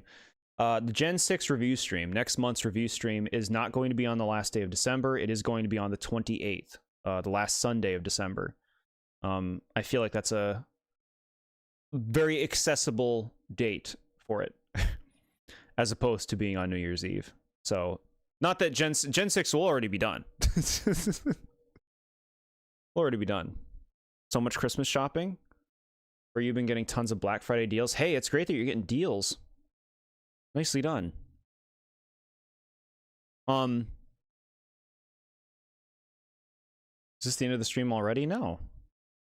We're just taking a moment while my phone charges. It's getting there. In 3 weeks, you're going to be taking a major trip. Is that the Japan trip? That'll be sweet. What's happening this week? This Wednesday, we'll probably be streaming more Look Outside. Or something else. I'm not sure yet. It'll probably be more Look Outside. It could be something else. The Game Awards are on what? Thursday? I might want to watch that on Discord. If anybody's interested in watching it with me. Metroid Prime 4 comes out this week. I don't think I'm going to be getting that right away, though. I just got too much to do right now. But then Pokemon DLC is next week. And we'll definitely be playing that right away. When will you stream Beastie Ball, Jord? Yes. I was asking if it was important to you to decide a date together. Otherwise, I'll just stream it and you can just notice and show up. That's a possibility, too. I already have the game. We could play that on Wednesday, too, if I choose to play that instead of Look Outside. I'll feel it out. I'll see how I'm feeling. Said you were going to reiterate that information at the end of the stream. I see. No, it's never a bad thing to reiterate enough, right? Everybody's on the same page. Otherwise, Alice in Wonderland review comes out tomorrow. If y'all want to hear my thoughts on the Disney movie Alice in Wonderland, the original, that'll be happening.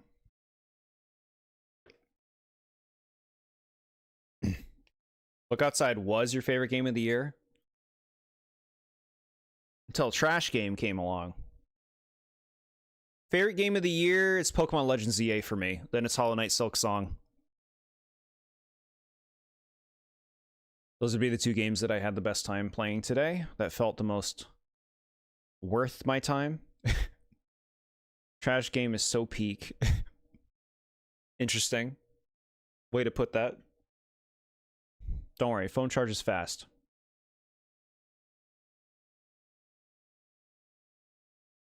Look Outside sequel, Touch Grass. You might go out on a limb and say it's your favorite game of the past 2 years. The Trash Game? Wow. Game of the year is Sonic Racing Cross Worlds. Such a love letter to RPGs. Okay. This is why I have 2 phones in case of charging emergencies. Sure, that sounds great. I guess the other phone would have to have the app and everything. I think it's nice to see the 3D models, right? You guys like that part? Or you just want to look at still images?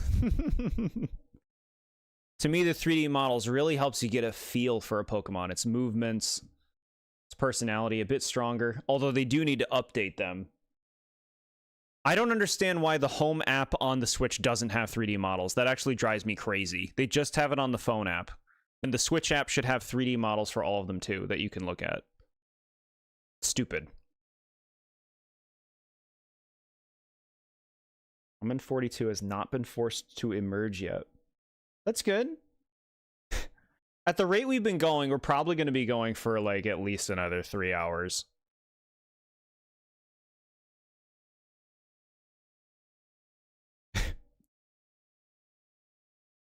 At least another 3.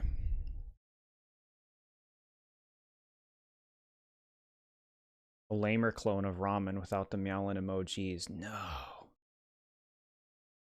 Well, your parentheses method works. Gen 6 review will be like an hour or 2. No, it'll be one thing they did do with Gen 6 is a lot of the Pokemon have a lot of forms. Like in that generation, you think of the Flabébés. I mean, I know they're just colors. The Vivians, the Furfrus. At least there's some forms, I suppose. But yeah, Gen 6 will be breezy, I think. Well, it will be breezy. 3 hours? I was kidding with that 7-hour mark. No complaining. Hey, I'm glad you're not complaining, chat. My worry, you know, like, I want you guys to be here. Like, I want to be able to stream at a time you can be here if you want to be here, but I know that it's not that easy. Everybody's got different schedules for all sorts of things. Lots of forms, like 70 Pokemon on the decks. Yeah. Salty form. That just makes me picture myself, like, covered in salt all over my mouth. It's disgusting.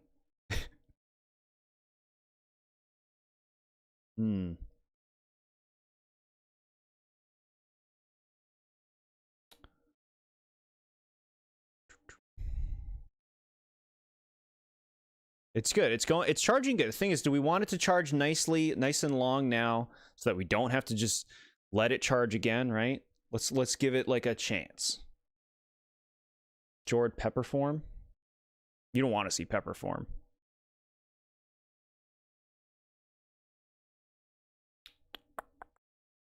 Let's see. I've been collecting a lot of music from my MP3 player. I added hundreds of songs recently, which has been great. Going through everything and adding a lot more stuff, which is, you know, I love doing that because I listen to this music when I'm at work. So it makes work all the more exciting because I get to listen to all these new songs. Doing game by game, going through the whole OST. Some games have been disrespected, having absolutely no submissions. But it's rare. It's rare that a game gets no songs on it. Jord the Form. I'm always in that one. How much storage is on Jord's MP3? I don't know. I don't even have 1,000 songs on it yet. That's the thing. I'm very particular with music. Is Mother 3 on there? No. I haven't gone through the Mother series, but currently there is no Mother 3 music on my MP3 player. I used to have one battle song, and then I took it off. It might make it back. Oh wait, no. I have that song you added. The song that you introduced me to on Discord. So I do have one Mother 3 song. The one that I told you I liked, the cybernetic one. Yeah, Natural Killer Cyborg, that's it. That one's on there. So I do have one. You recommended Sonic Heroes. Yes, I have gone through Sonic Heroes. I did not add any of the new tracks, but I did check out the ones that you suggested. And I see why you suggested them, but no, they did not make it onto the MP3 player. Only 3 songs from Sonic Heroes are good enough to be on the MP3 player. Rookie numbers, I know. Listening to Collecting Paper Toads from Paper Jam at work. I added that one. I was like, is this too annoying? But I'm going to give it a run. I'm going to see if it annoys me or not. Your iTunes has over 2,000 songs. Granted, it's not an MP3 player, so I guess you can't talk too much.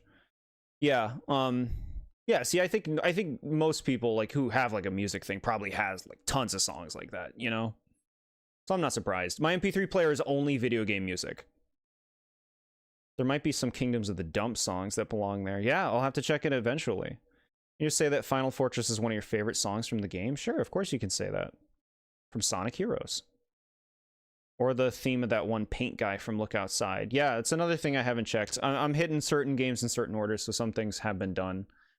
But surprising, some of the games that I've added a lot of music from, I've been surprised by. Yeah.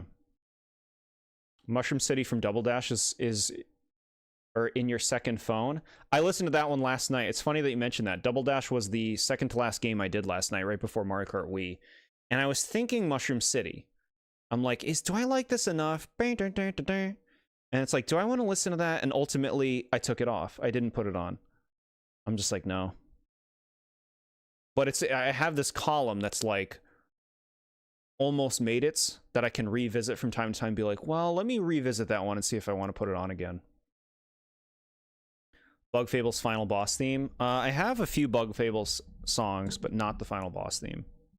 I don't like very grandiose or hardcore music, so if it's anything like that, it's not going to be on. I like very melodic stuff, and I like stuff that's very focused on beats in particular. Like, I like stuff that has a beat to it.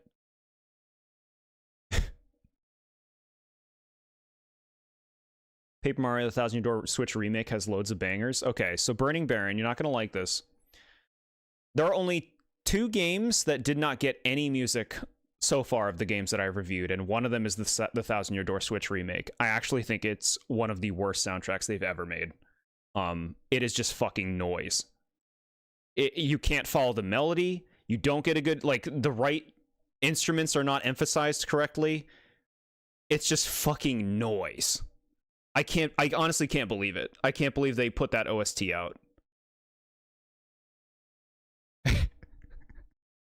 I tried to like the battle theme from the train chapter, and I'm like, the beginning's good, but then it just becomes fucking noise again.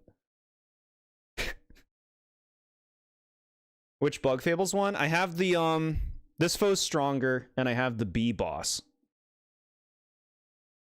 I have those 2 ones from Bug Fables. Why do I keep mentioning things that's somehow relevant to you? I swear I'm not stalking you. It means we're on the same frequency. What about Origami King? Origami King is one of the games with the most tracks that I have. I think 20 tracks from Origami King. I actually listed them out on Discord. I'll respect your opinion, but we are on opposite ends here. Sure, yeah. No, and I respect your opinion too. I'm glad that soundtrack can work for you. I really tried. I really wanted to, but like, I'm just hearing... I like clear beats and clear melodies, and like, to me, it's just like so noisy. I'm just like, why did you put so many instruments? You lost the whole like focus of the tune. I'm generally a less is more person though in a lot of cases. Not to say I can't like a loud song or a song that has a lot going on. It happens once in a while. It's just not, I guess, very often. You can't listen to Sniff City anymore? Tell me about it. It would have made it on the thing if it didn't have the bonk. It would have made it on the player if it didn't have the bonk, but I can't listen to that bonk. The only one you really like from the remake is the one that plays during the canon setup. Okay. The Thousand Year Door is your favorite game of all time, but you doubt that would change your opinion overall. Yeah, like the regular Thousand Year Door, I have like 8 songs from the regular Thousand Year Door on my MP3 player. X-Not Fortress is the best theme from that game for me. You missed some of the 8-bit techno beat the OG Thousand Year Door OST had in the remake. I'm not even particularly attached to that. To me, it's just like I like a clear beat, so I hear you on that. I'm just like, I just want to hear the song that I'm listening to.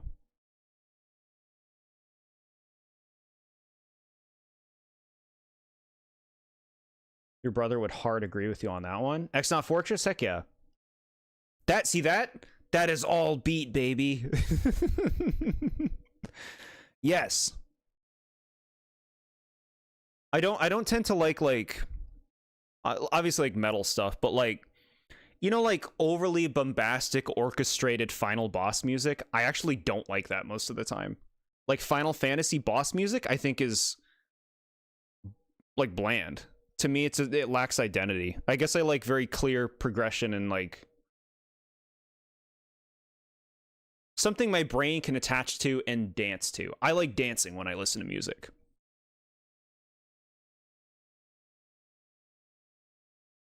YouTube Game Towel. He makes metal remixes. Yeah, see, I don't know how much I'd be in on those metal remixes. Splatoon tunes on that MP3. Love some of the Splatoon. I did Splatoon yesterday. It took a long time because they have so much music. Hold on, I'm bringing it up. I'm bringing it up because I added a lot from Splatoon. Let me see. Mario Party 1 and 2 OSTs to death. Yeah, I haven't gone through Mario Party yet.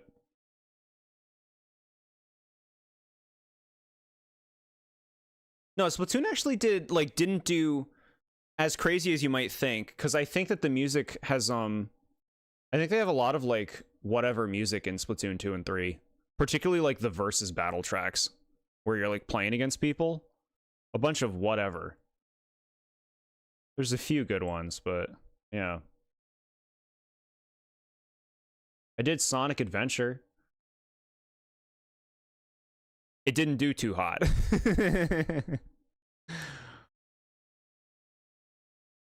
Yeah, I'm just kind of like gazing right now. Don't worry, we'll get back to Pokemon chat. That thing's charging. It's almost in really good shape. Mario Party OST is to die for too. It was the soundtrack that made you love video game soundtracks. Huh. Yeah, there's a lot of good stuff in there.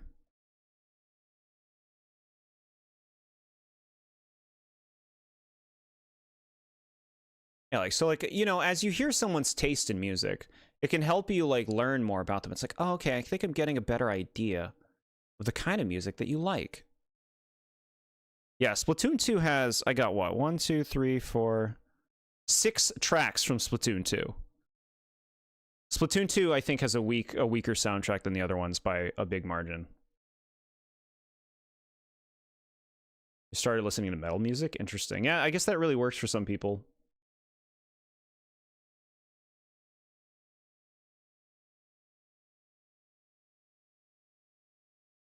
Me listening to the cake minigame music from Mario Party 2 for 30 minutes. Dun, dun, dun, dun, dun, dun, dun, dun, dun. No, you're saying cake minigame. I was thinking of the cake from the first one. Cake minigame is... Is that the one? Hat in Time is another favorite of me. We have to play that. We're trying to find a time. Someone in the community needs to tell me when it's time.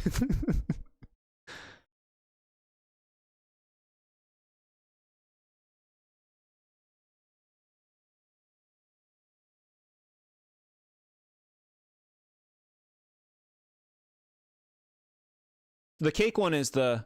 That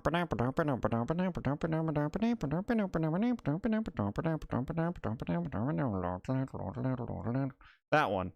That's what it sounds like. Music taste is inconsistent. Interesting.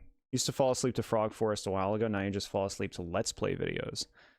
I don't know how good it is to train your brain to fall asleep to someone talking at you. That's gonna condition your brain to need something very specific to sleep, no? It just seems specific. to respond to someone talking at you with sleep. I don't know if that's a good thing to train. Right?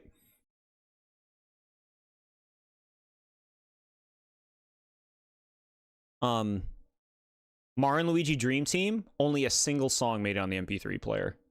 I honestly think that game is a pretty bad soundtrack. The only song that made it on is Sacred Somnom Woods. That's it. In the Revisit Try Again Laters, I have Dreamy Somnom Labyrinth, so the dreamy theme of the same location. That's it. Nothing else even made it on the Check It Again. You find it comforting. Skittles used to fall asleep listening to someone I watched on Twitch. No, I get you. I'm just talking like in terms of like how a brain works. When somebody talks to you over a stream, you're gonna find yourself more sleepy because your brain will be used to sleeping in response. Make sense? I think it makes sense. But you do you. Hey, if it works for you, go for it. Here are the games. Of all the games that I've looked at, there are only 3 games that did not get any music that I checked. The first is the original Legend of Zelda. No one's surprised. Paper Mario: The Thousand Year Door Remake. And then the third one, absolutely no music, Super Mario 3D Land, which I haven't played, but I listened to the soundtrack. And I'm like, this shit sucks. No, I wrote down Snowball Park in the revisit option, but not good enough. Somnom Woods mentioned so cozy and mysterious. Yeah. Thing is, like, there's a lot of music that you can listen to that's just kind of like atmospheric, and I like music that's more purposeful. Like, there's a lot of atmospheric stuff in games, but I'm not here just for atmosphere. I'm here for, like, focused listening. You bought a copy of Dream Team off a friend. You really gonna play it more often sometime? You really don't. You're good. Go play something else. No, if you're having fun. All right. Maybe we're good. We might have to do some more charging afterwards, but this should be enough.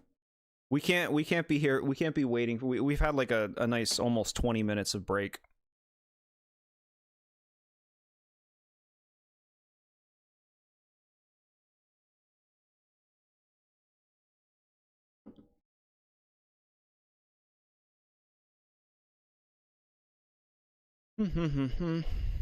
Everyone's got different tastes in music.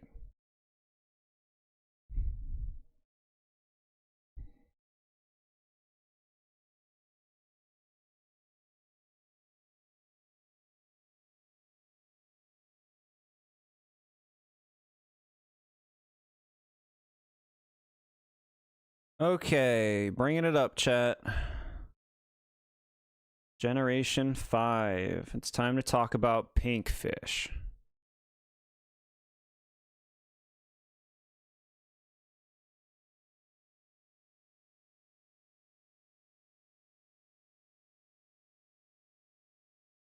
We'll see what plays out. Yeah, we'll do our best. All right, chat. Alomomola. If you don't know, this is another Pokemon with the same name, backwards as it is forwards, just like Girafarig, Farigiraf, Eevee, and Ho-Oh. It's a nurturing fish. When this thing was first shown off, people thought this was an evolution of Love Disc, and you almost wonder why it's not. You almost wonder why it's not. It easily looks like it could be. It would give Love Disc a better purpose, because it would have somewhere to go. But no, it's just its own thing. This is a fine design, I guess, for like just a pink fish. I like its eyes. It's got big mittens. It's not exciting. It's annoyingly bulky. You're kind of bullied in your school for your music taste in grade school, so A, I'm respectful of others' taste, and B, I'm kind of shy to share such things. Well, Burning Baron, yeah, no, I think it's great that you're respectful, and we will be respectful to you and your tastes. Yeah, you should feel welcome to share what you would like here, as long as it's appropriate. We will respect differing takes. That's actually a big focus of these Pokemon streams, honestly. Because some people might hate this pink fish, They needed more fish Pokemon? Come on, Love Disc exists. You don't need another one. I think Alomomola is more involved in Love Disc, if anything, but I can understand not digging this thing. I guess like some fish, people just find them really boring.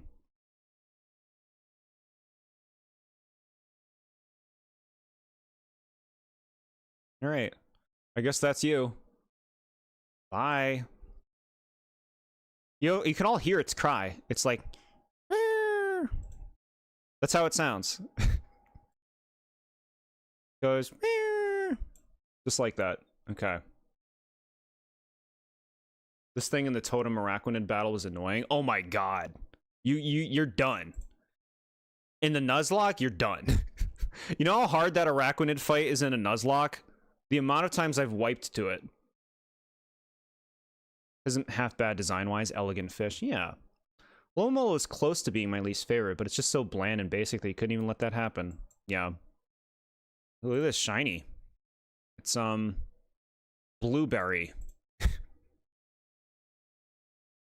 Honestly, I think this is really ugly because it looks like it was put under a filter.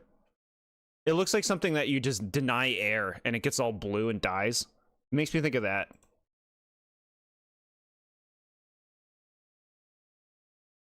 Yeah, if someone has a problem with what I wear, that's their problem, not mine. 100% SMA.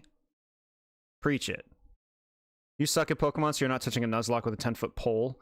Plus, you get too attached to your Pokemon way too fast. Oh, so Nuzlocks would be very entertaining to watch you play, is what I'm hearing. Yeah, that shiny stinks. Oh, okay, here we go. Palette cleanser. Y'all want cuties? Boy, oh boy, do I got cuties for you. So this is one of the smallest Pokemon. Joltik. An electric bug, which, cool. Electric bug, yes. We think that's really cool. A small fuzzy spider who is super dang cute. Look at him pounce. Oh, it's too precious. Like, people who don't like spiders, look at this thing. It's adorable. Rather die than give up Fluffy. Joltik is a cutie, such a little cutie. So small and scary if it was brought to our world. They'd be great. We would love them. We would love little Joltiks. Yeah, like, wonderful. This thing is so cute and so, like, nice. Color palette, so simple. You're gonna make a tiny spider. You got it. Honestly, like this shiny. They, like, purplified its eyes. And the color's a little bit different. It looks pretty. Jumping spiders aren't generally scary, so you're taking your chances. Yeah. The truth is, most spiders aren't trying to harm you, chat. Spiders are just trying to live. So you just let them be. This little thing is a little way to show you guys a bit of the size of Joltik. Granted, this is next to Galvantula, which you might not know the size of, so I guess there isn't a really good point of size comparison in this shot. Even so, there is a little Joltik for you. It would lunge at you at incredible speeds and thunderbolt you. Don't give him a reason to, you know? It's 8 inches tall, though. I guess it probably would body most people. Yeah. Okay, Joltik's evolution, Galvantula. This is gorgeous design. This is gorgeous creature design. Wow. The form, the color palette, the shapes, and the face, it's just what an appealing spider. Wow. I love the fluffiness, I love the look in its face. It's so distinctly different from Ariados. And it's an electric type bug, which is really cool. Just absolutely phenomenal. You want to talk about cuties? Look at Galvantula. Honestly, cuter than Joltik. Genuinely beautiful. Wow. Yeah, I love it. I love it. Galvantula just missed out. It actually was on the list, but you cut him for the Pokemon you'd put last. Wow. Okay. I get it. Cuts gotta be made. So many legendary type combinations in this gen. Yeah, Gen 5 spoiled. Gen 5 spoiled. Shiny Galvantula I dig. They just like made this like dark blue color that they integrated throughout its design. I just think that looks really sharp. Barely missed your top 6. Same exactly. This was the last consideration for my top 6 too. Bad shiny? All right.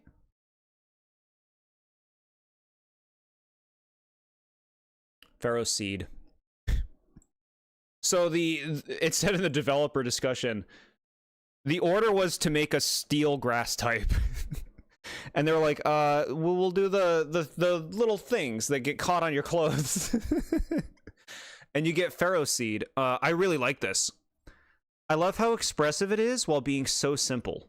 I love how unique it is for a grass type, because most grass types, you know, they're very like plant-like and pretty. I like that this is so different. I find it very endearing. I love the sharp spikes and just the color palette. It's really nice.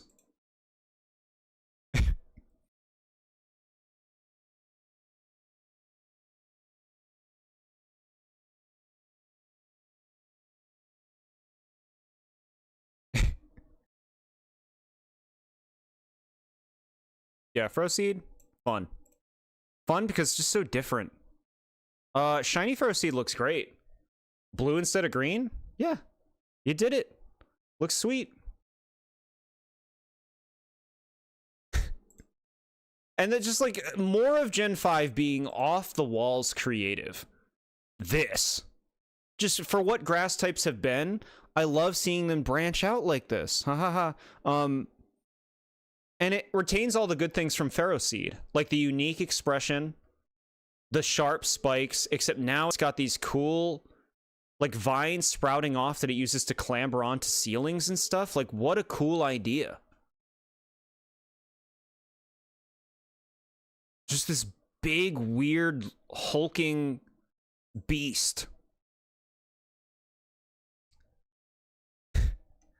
Yes, I love Ferrothorn. I love Ferrothorn. I love Ferrothorn.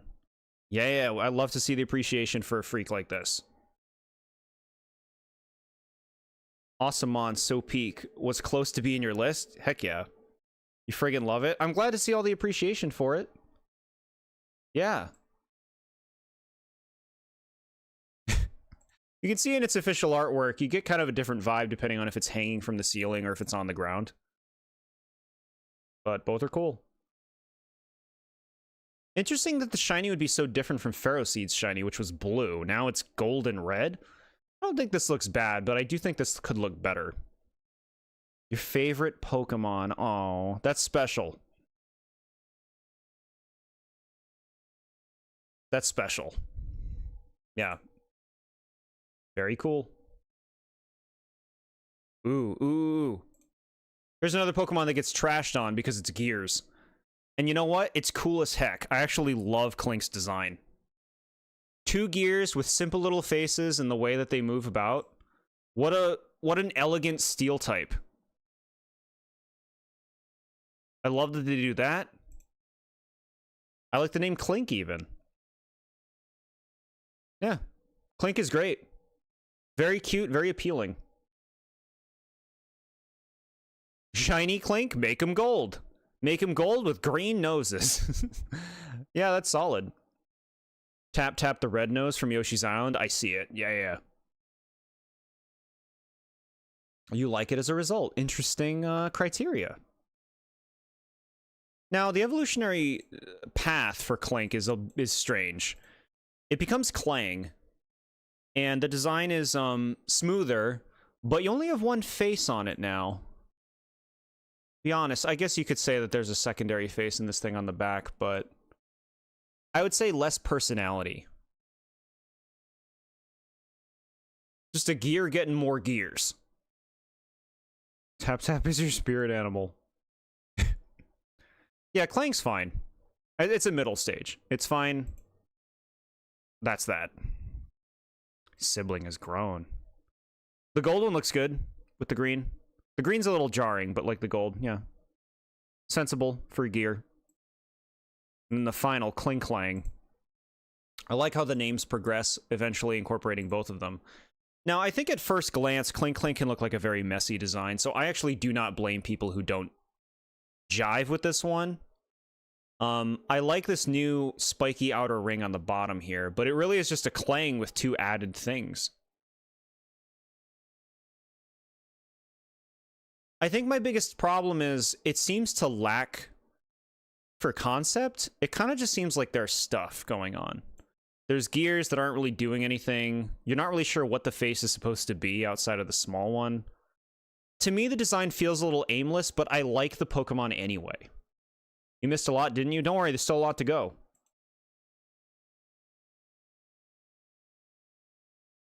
Looks like it has 2 faces on the big cog, depending on where you turn it. Yeah. You love this line. It's a shame it doesn't have a moveset that fits its stats. I've tried using one. I remember it wasn't great. You're imagining this thing emoting and you're happy? That's cute.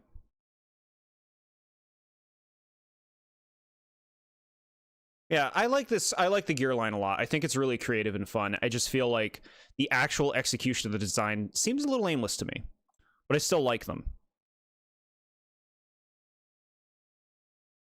Then the shiny, of course, golden with green noses. Sure. Not bad. Tynamo. What is essentially like a baby eel? The Elefish Pokemon.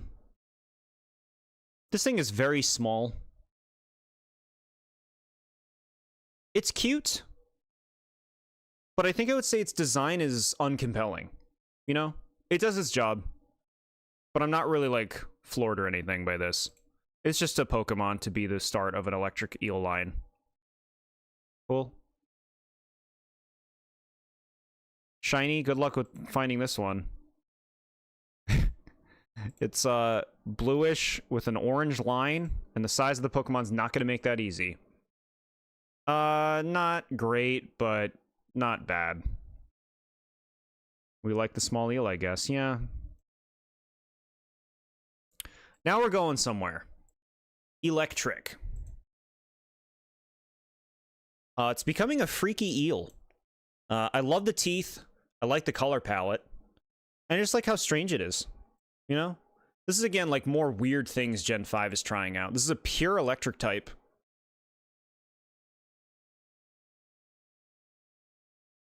Yeah. I don't know. It's cool. It makes you excited to see where this is going.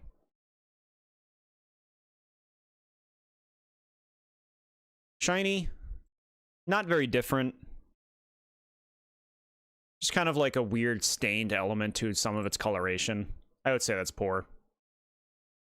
Poor. And the final, Electros. I always thought Electros was really cool. First of all, its animation does it a lot of favors, but those giant teeth, it still has that empty expression of electric, but the flowing body, the weird arms and the fins and stuff, it's just really cool. Because it looks freaky.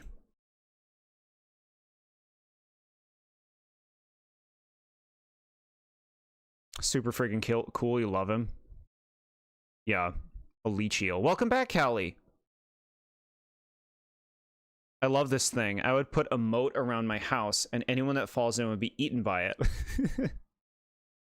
Sure. I wonder how good they do in the water. I'm sure they're fine.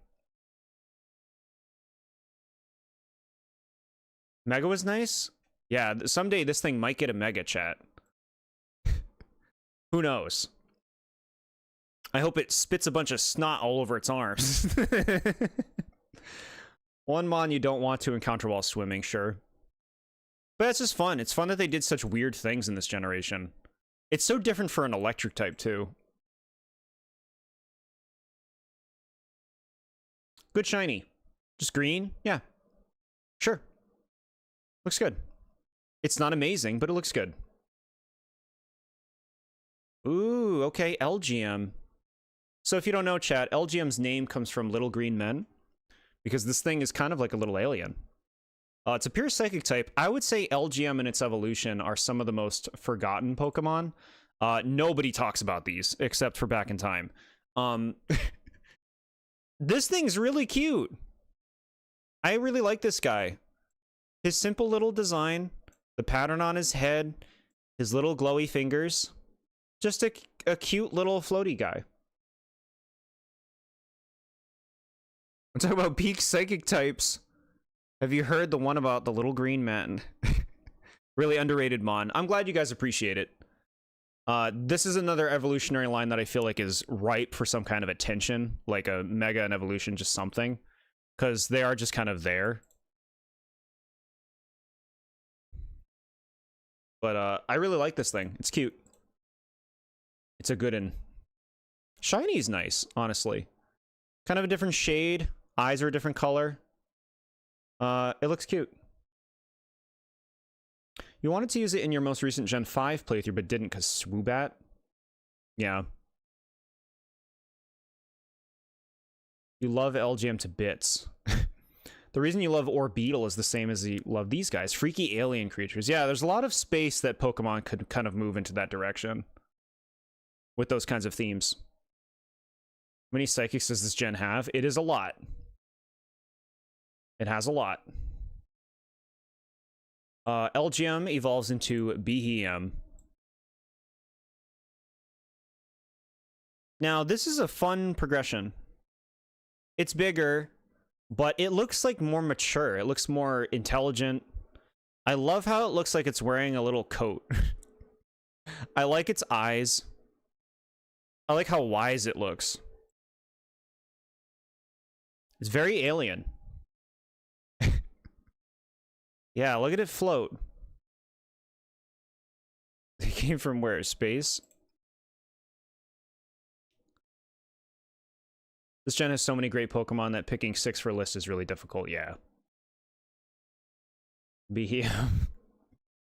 Yeah, Behem's really cool. Pure Psychic type, stats that aren't going to wow anybody, so this Pokemon was kind of sent to be nothing notable, I would say. But I like how weird it is. Like I said, I see this thing getting some kind of attention in the future. But I like the color palette, I like the simple design. It's just a pleasant vibe, you know? 5th best Pokemon with ease. Never felt so head over heels for a Pokemon I used to dislike. Wow. Earthbound looking Pokemon, interesting. The personification of do not worry, I am perfectly normal. How do you do, fellow Pokemon? Shiny is very similar. It just mostly changes the green for blue with a slighter light coloration to the body. Yeah, that looks nice, but it's pretty lackluster, I would say, for a shiny progression on this. Never heard of Orbeetle. Good. You won't until March? Or something? Lame shiny, You never talked about LGM shiny? I did! I said it was good. You just glossed over it and looked onwards? No! Okay, here's another thing, like, Gen 5 is just delivering on all fronts.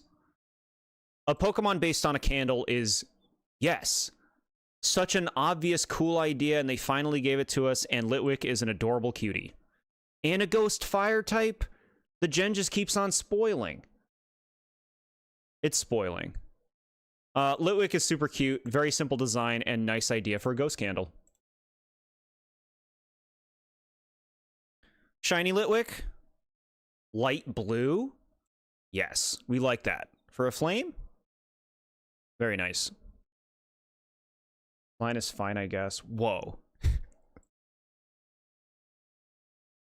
Behem is the best mon of the gen. Oh my god, yes. I'm happy for you. Litwick is very cute indeed. A friend is a friend, like you and me. Yeah. Litwick is nice, but I do not get the hype around Chandelure. Oh, there's going to be a lot of hype. Before that, we have Lampent. Let's get a little lamp first. This is definitely like a bridge, you know? There's a simplicity here. I don't think this looks bad. It's got a nice basic lamp shape and features to where it's elegant and a solid execution of the idea. Chandelure is a great mon, and it just missed out. Ghost types proving why they're the goats. Yeah. Caught a shiny randomly in ZA and went towards my team. Yeah, I remember. Lampent is such a cool mon. I love how its flame looks like a mouth sometimes. That's part of why I love it so much. Cute. You might prefer this to Chandelure. Okay. That seems in character. Shiny Lampent. Honestly, pretty nice. I like the purple flame and the blue eyes. It looks good.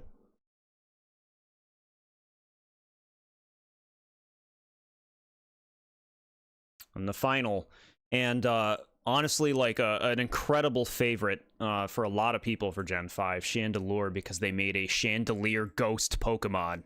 And it looks sick. I think this is so elegant. Just balance, you know? The hands, just how many spokes it has. The big flame in the middle. And even just the kind of awkward face it has. Chandelure is great. It's a huge icon of Gen 5.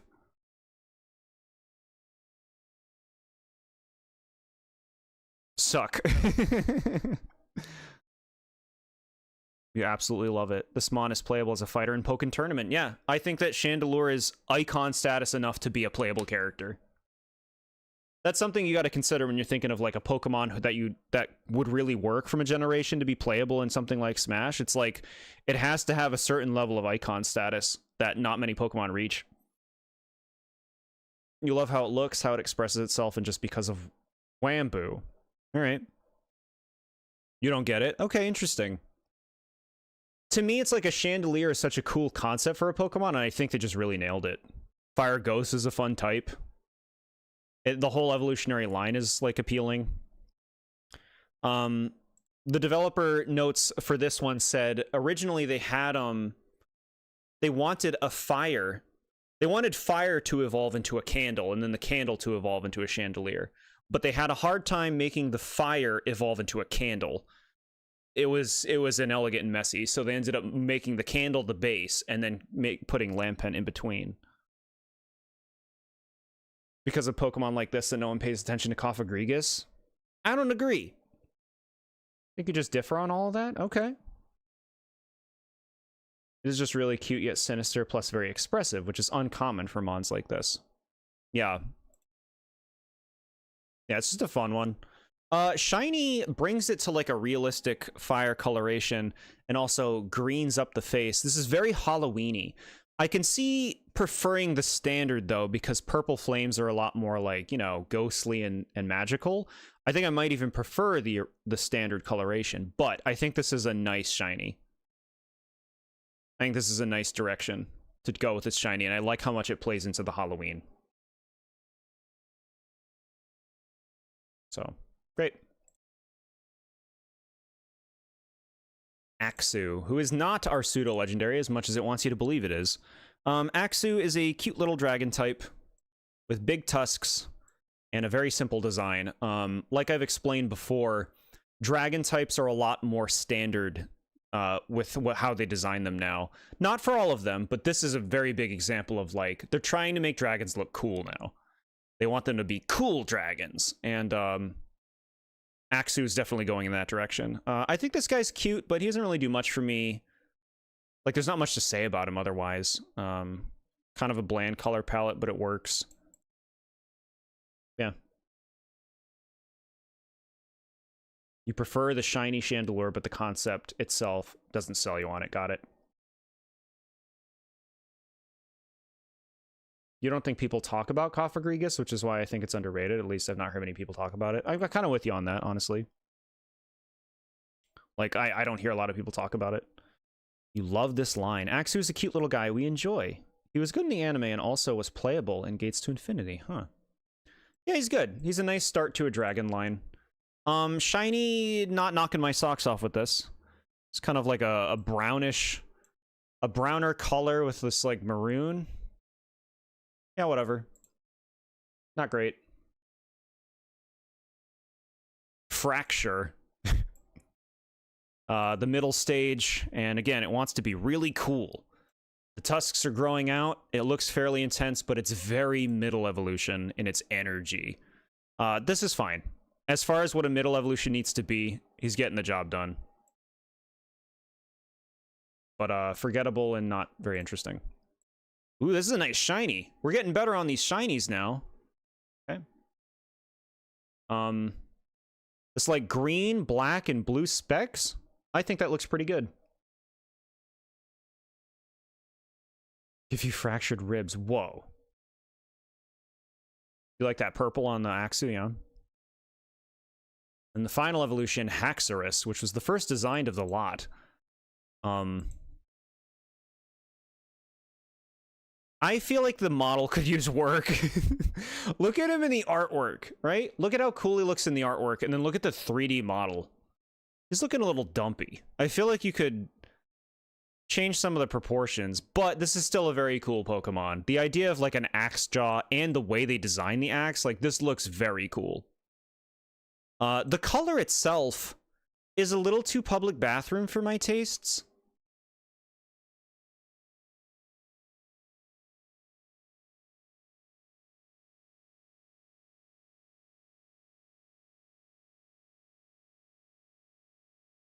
Haxorus used to be one of my favorite Pokemon. I still like it, but it isn't as cool to me anymore. Still very nice, though. Yeah, it's a fun idea. Pure dragon type. It's nice to see them, like, embracing just making dragons a normal thing more in the games. This is where we really kind of start seeing that more. This guy rules. He is the king. Wow.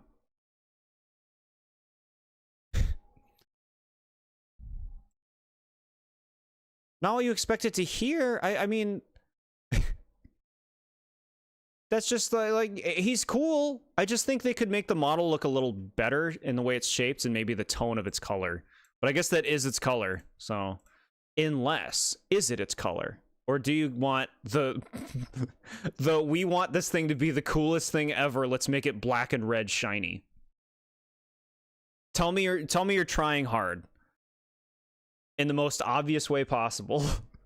It's cool as hell. I get it. It's really, really great. It's just funny that like it feels like favoritism or something when like some Pokemon get such bad shinies and they're just like, let's make this one so cool. Your first Gen 5 shiny was an Axu. What a first shiny for Gen 5. Very cool. You got the shiny Haxorus in white too from the Pokedex completion. Huh.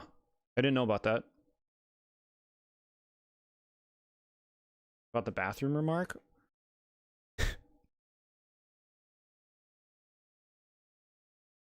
Peak shiny, yeah. One of the only actually properly rated black shinies. Love it, love it, love it, love it. Yeah, it looks really great. It looks really great, and they know. They know what they did. You like ice types that have no secondary type? Boy, oh boy, does Gen 5 have you covered. I think this thing is really cute, okay? Cubchoo's great.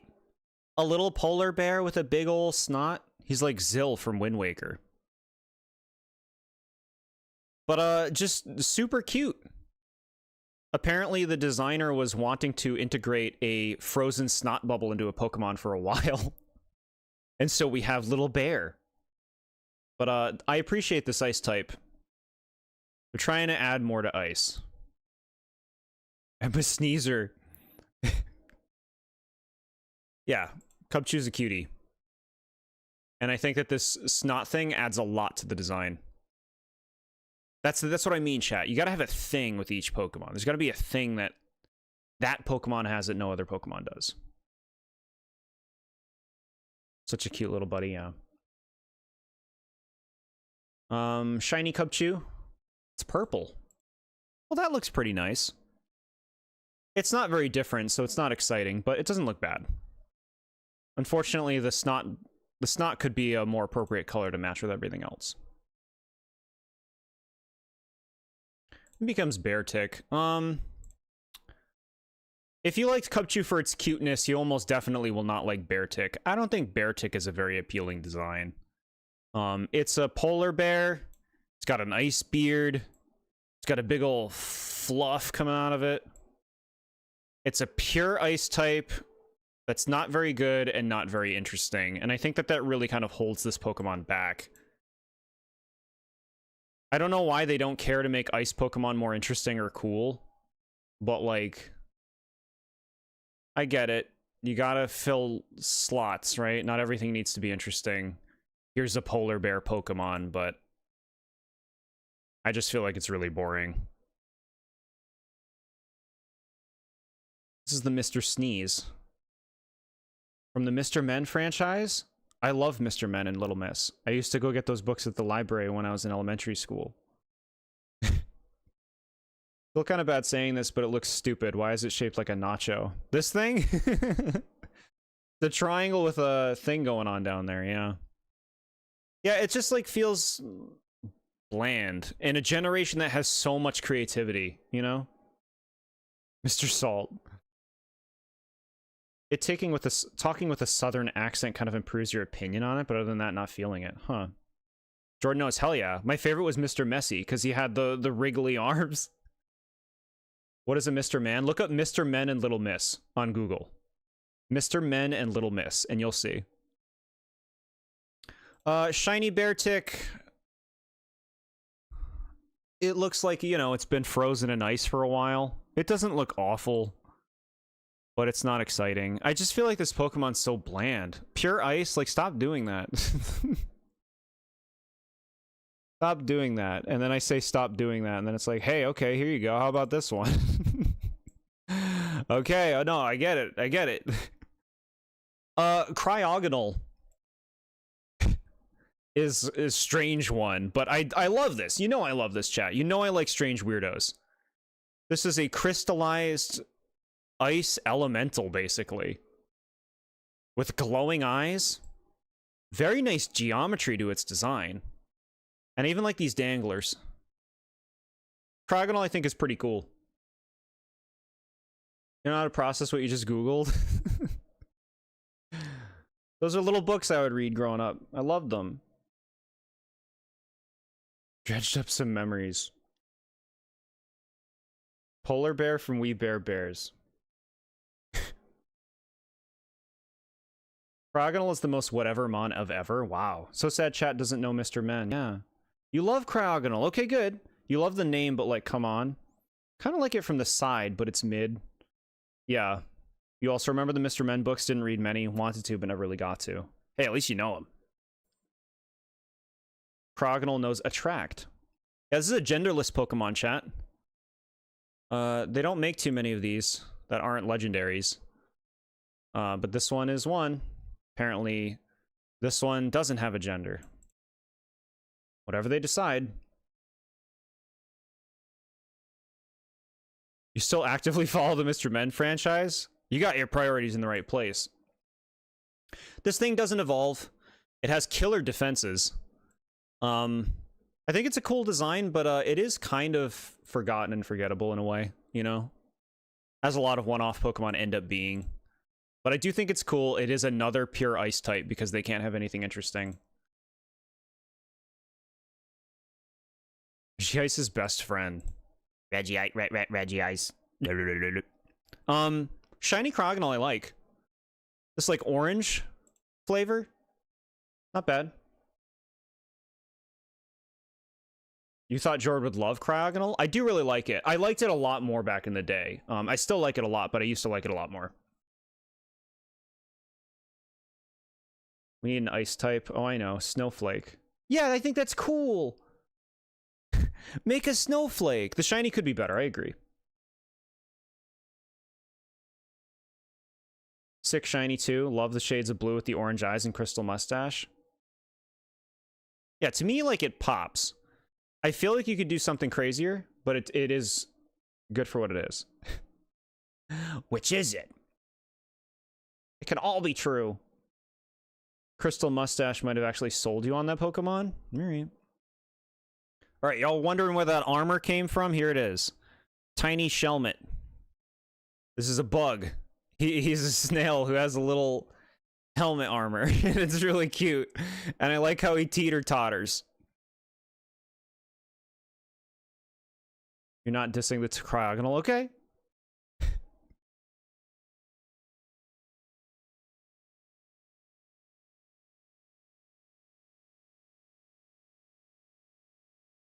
So what I like here is I like these shapes. I like the tail. I like this helmet part.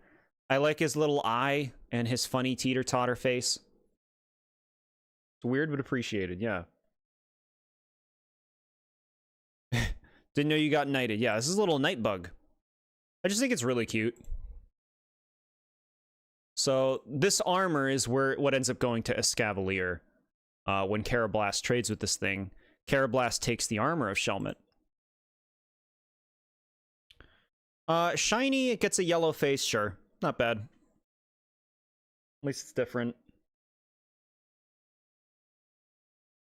Now, of course, in taking its armor, it wraps itself up and becomes Excelgor. A pure bug type, which in a generation with so many interesting dual bug types, I do think Excelgor kind of winds up in this, like, less than interesting than the others situation. The fact that it's trying to be like a ninja is pretty cool. But I would say I'm not really a fan of the face too much. Like, I kind of like this expression. I don't really like this lip here. It makes it look like it has weird lips. And the color palette is also not the most appealing. It's kind of like a strawberry watermelon flavored torch.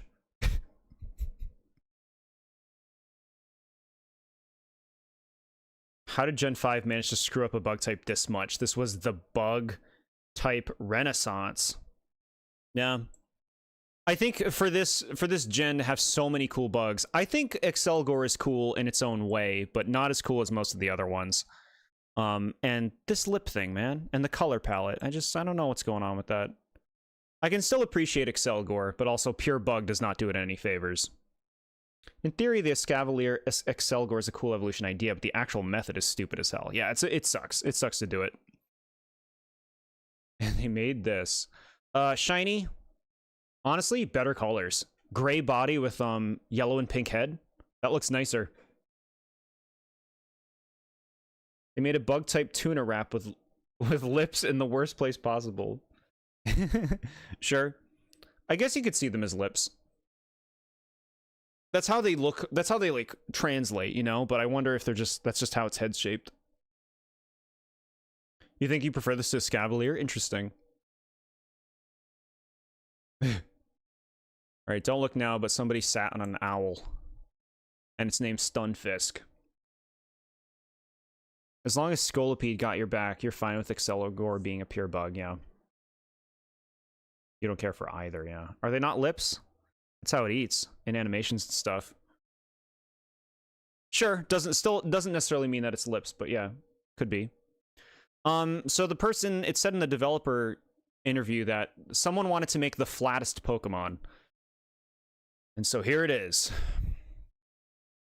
Stunfisk is very silly and stupid. It is like a flounder of sorts. I think that the way it works is kind of clever. I like that it has this exclamation mark on its back.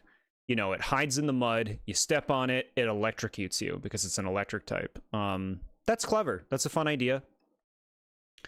Kind of a likable face, but also really doofy. You have to be into doofy Pokemon to like Stunfisk, I think. Stunfisk is cute and stupid. You like it a lot now that you're looking at it. What a silly, stupid fella. Yeah. Yeah. I feel like I used to dislike Stunfisk. I don't dislike it anymore, but it's not for me. It's just like a silly, weird doof. You do like him, he's silly, yeah. That's a nice shiny. This, like, blue? With, like, the lighter coloration? That looks good. Now, Stunfisk is special. Special enough to receive a Galarian form, where they decide to go all in on a new concept of a trap, but a bear trap this time. Great thing to do with Stunfisk. They've changed its mouth into like a Pokeball-ish like thing to lure things over. And then it snaps. It gets you. Look at that. That looks like it hurts.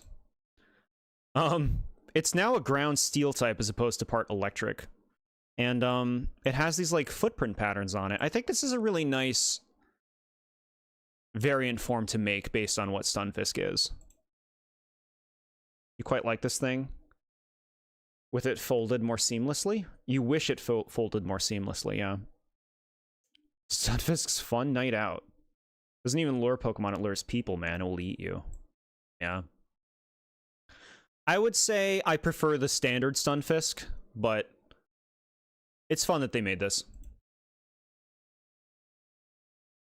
Shiny Galarian looks pretty good. I like that they changed the green out for this other color. Looks like it might camouflage better in a different environment.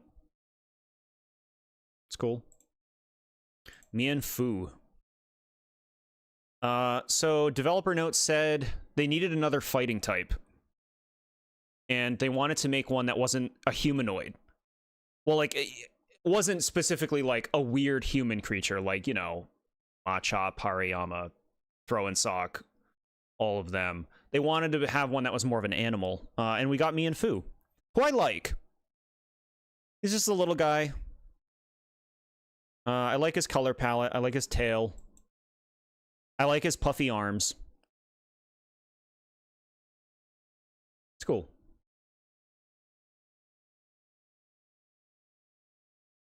You prefer Galarian Stunfisk? It's so silly looking. Like he's trying so hard to be cool, but he can't be silly. He's Stunfisk.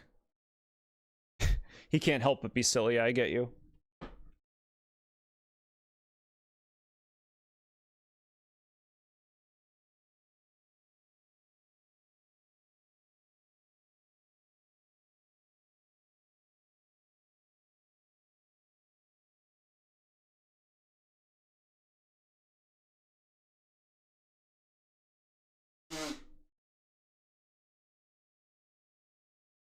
On second chat.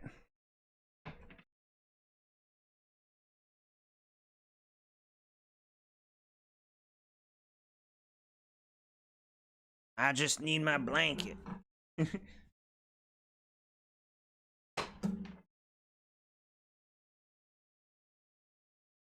This is the gen that makes its later caught mons require a higher level to evolve. Yeah,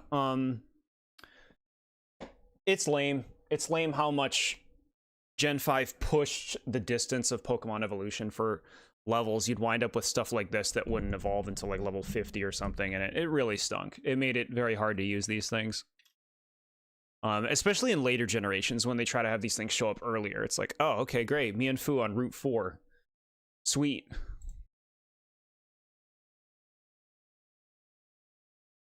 Mienfoo line kind of overrated, but they're okay. Interesting. I never see anybody rate them highly. Super cute, though. You wish people talk about them more. Yeah, that's what I'm saying. Shiny Mienfoo, I think, is really good. Changing out the red for this, like, bluish color looks wonderful. And even, like, the base body color to have this, like, eraser-ish, like, color pairs really well with it. I think that looks great. You've seen him talked about a lot. Interesting. Mienfoo evolves into Mienshao, who I really, really dig. Yeah, this thing is so cool. I love its expression. I love its color palette. I love its just general design, how it's... These are actually its hands. But it has this, like, fur that goes over the hands that it uses to fight. I think that's really clever.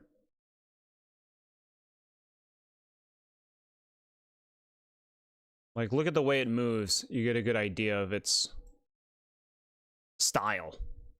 And it's a style for me.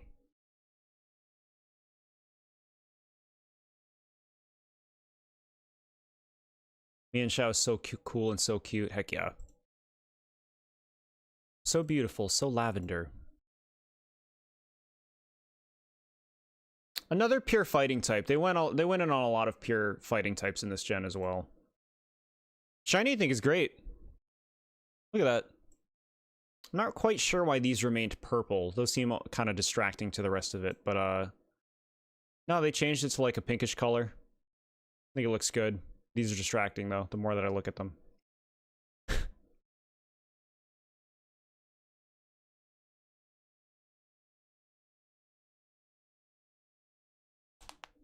Oof.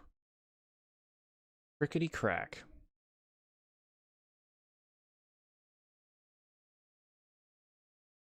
So here's more of them kind of integrating dragons more naturally into the games, like just having more of them that aren't always legendaries and such. Druddigon. And I really love how different Druddigon is compared to all the other Pokemon. This looks like a child's drawing of a dragon. except like made into 3D. I love the palette. I love how craggly it is. Craggly and sharp. Like, this thing looks dangerous. It's cool to just have like a weird one-off dragon. Another fire one. Love Drud again. Nice to see some appreciation. It's fun. You like it. Very forgettable dragon. Yeah. Yeah. It's cool.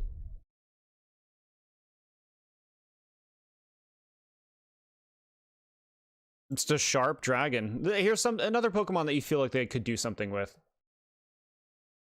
That's a nice shiny. It's totally different.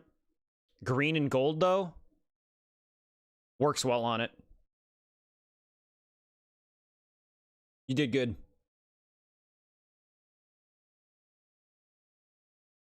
Golett. Ew, you do not like the shiny, I take it. Golett is cute. We have another ghost here, a ghost ground type, automaton. I love his, you know, non-symmetrical eyes. But he's just a little guy. All balled up.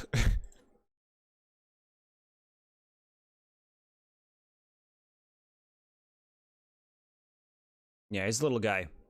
He's cute.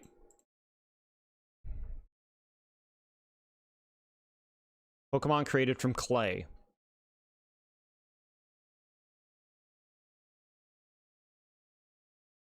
So why are there so many Goletts? How many did they make? We like Little Pebble. Shiny Goletts. I like this kind of subtle color change. Like, it's not major, but it makes it feel a little bit more ghostly, which I like. It's all fused with Mountain Dew. So I can get in on that. I don't think it's bad. Honestly, I don't feel like there's a lot to say about Golett. Like, it's a nice little design. There's not a lot of personality to it. Outside of, like, cute little guy, you know? It seems very straightforward. Its evolution, Golurk, becomes a big boy. This is cool. This giant ghostly big boy. I love this detail here, how it's like the power's trying to break out and it has like a seal. It still has the different eyes, which is nice. And it's just a big hulking thing.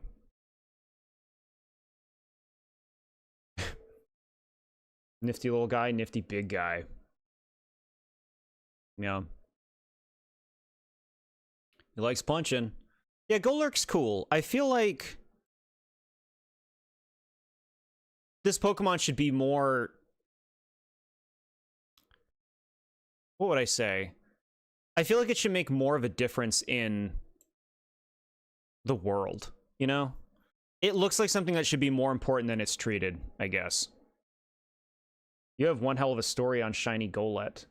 In Sword, you bred over 1,800 eggs for one, didn't get one, went to the wild area, found one, and it was shiny with a perfect nature and ability. That's crazy. Hey, I'm glad you got what you wanted. He slipped on an ice cube and got covered in boo-boos.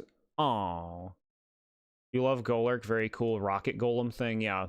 We gotta talk about that element of Golurk, which is not readily apparent. The shiny, to start, it still has that, like, ghostly element. I think this looks nice. Yeah. This, like, dark color here, that looks really good with the green.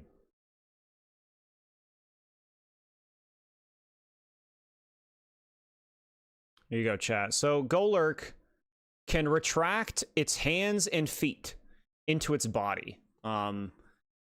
This allows it to fly. This Pokemon can learn fly, right?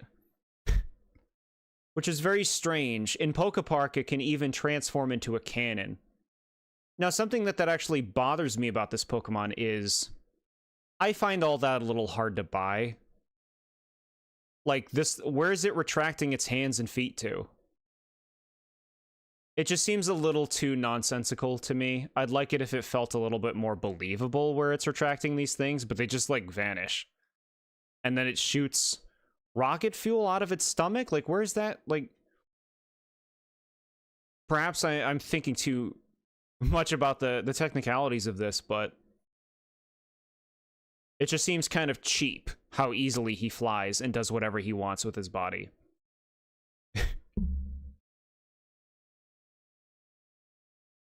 Okay. Ponyard. That art on the left.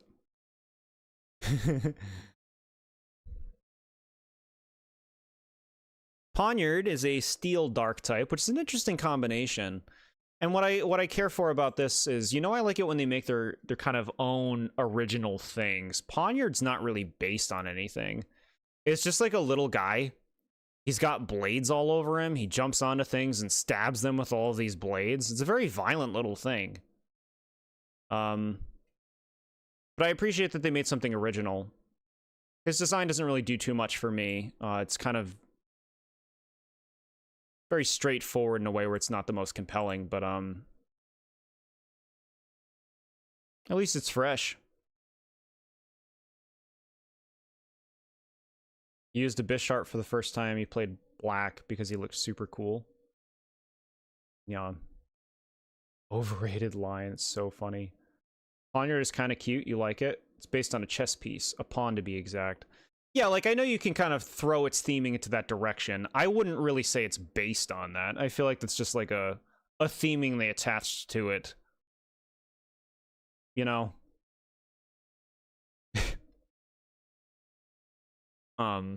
There's like a loose chess thing going on with these guys. But I like that it's just its own thing. I like the shiny. I like that they changed out the red for the blue. That's nice. That looks good. They did good. Now it evolves into Bisharp, a bigger Pokemon. A bigger version of itself, basically. It looks more like some kind of ranger or something. It still has these big cutters on its body. It's got chicken wing legs. A bigger helmet. I honestly always found Bisharp just to be kind of fine, and I feel like I'm still kind of there. It's fine. It doesn't really do much for me, I guess. I guess the concept feels kind of unfocused. Like, I'm not really sure how much they knew what they wanted to make here. It's just like this sharp thing that has like how much do these really serve you, bro? To me, there's something just kind of awkward about the design. I like the personality, though. I think it looks cool in this art.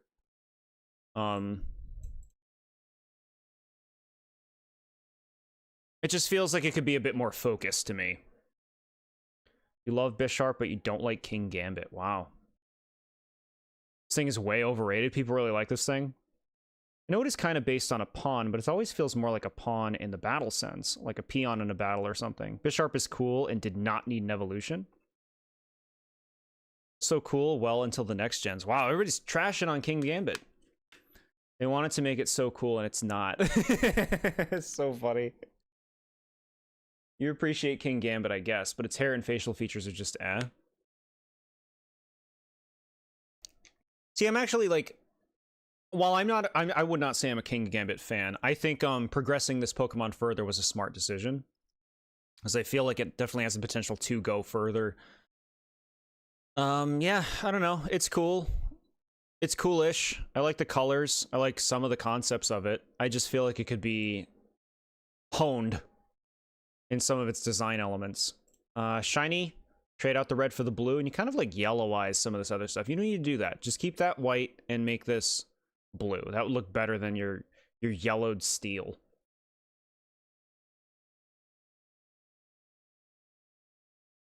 Competitively, Supreme Overlord is so stupid. I agree.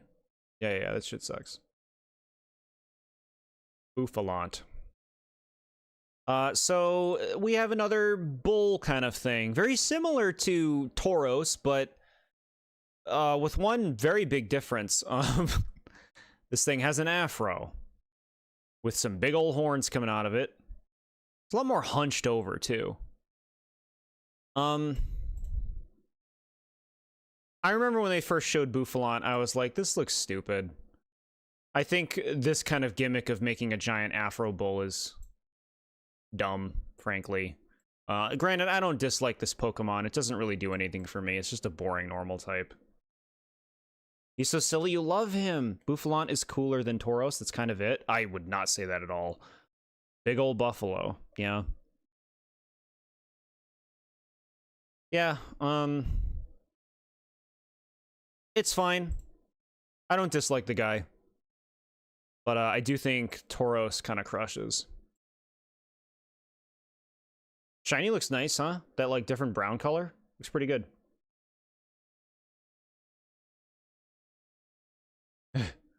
Rufflet. A tiny eagle, because this region was to be set in an America-inspired region. One of the birds that they created was an eagle. The baby is showing off the feathers of an eagle, like they're down. I think this has a nice, unique kind of shape for a bird, but I don't think the face is doing it much favors. Like, it doesn't give you much personality. I would say it's not a very charming bird, I guess. Like, it's doing its job of being a baby eagle, but it's not a charmer. Rufflet is kind of cute. Other than that, not much else. Yeah, like, there's just not much going on with this thing. Baby Rufflet? No, shiny Rufflet. Boring. Just brown. Boring. That's fair, Callie. So then it becomes Big America Bird. Braviary. So one thing there's some things I'm gonna compliment here. I like the color palette. I like its big beefy legs, how it looks like it's about to fight you with its legs, and I like its wingspan. With that said, I don't really dig the head. There's something charmless about this thing. Am I alone in that? I'm not charmed. Rufflet was your first shiny and sword when you got cornered by it and initiated a battle, and it turned out to be a shiny and just let out a chuckle. Yeah, it's one of those shinies that sneaks up on you because it's so, like, unnoticeable. Freedom. You like it, actually? Okay. Yeah, I'm surprised I don't like it more. I guess I just, like I said, the face. The face is big in a Pokemon for me, and, well, I guess when I say the face, I mean, like, the personality, you know? And I don't really dig the personality of this thing. This is a good shiny. Change out the red for blue. Yeah, go for it. Sure. The weakest bird in Gen 5, wow. And yeah, in the developer discussion, it talks about how they chose red, white, and blue for colors because America. Like, they were trying to Americanize this thing. That's right. Here's the other one. Is this better, chat? Do we like this more? To me, like, this thing looks really stupid in the face. Look at its hair. Like, it's cool to make it a psychic type. It's cool to make a psychic type eagle. But it's not a looker, man. This thing looks like it fell in a pile of Muppet bodies. I like the wings. The wings have a nice design. I think I would say I prefer regular Braviary to this. This Braviary is mid in comparison. Its face looks soulless. Kind of like the same to you, yeah. Soulless. Yeah, I'm not charmed. Now, I am going to give credit to a cool shiny, okay? It looks better in the art than it does in this app. Black and blue is cool. What's that? Eyelashes? Yeah, some kind of psychic eyelashes. Do you like it now?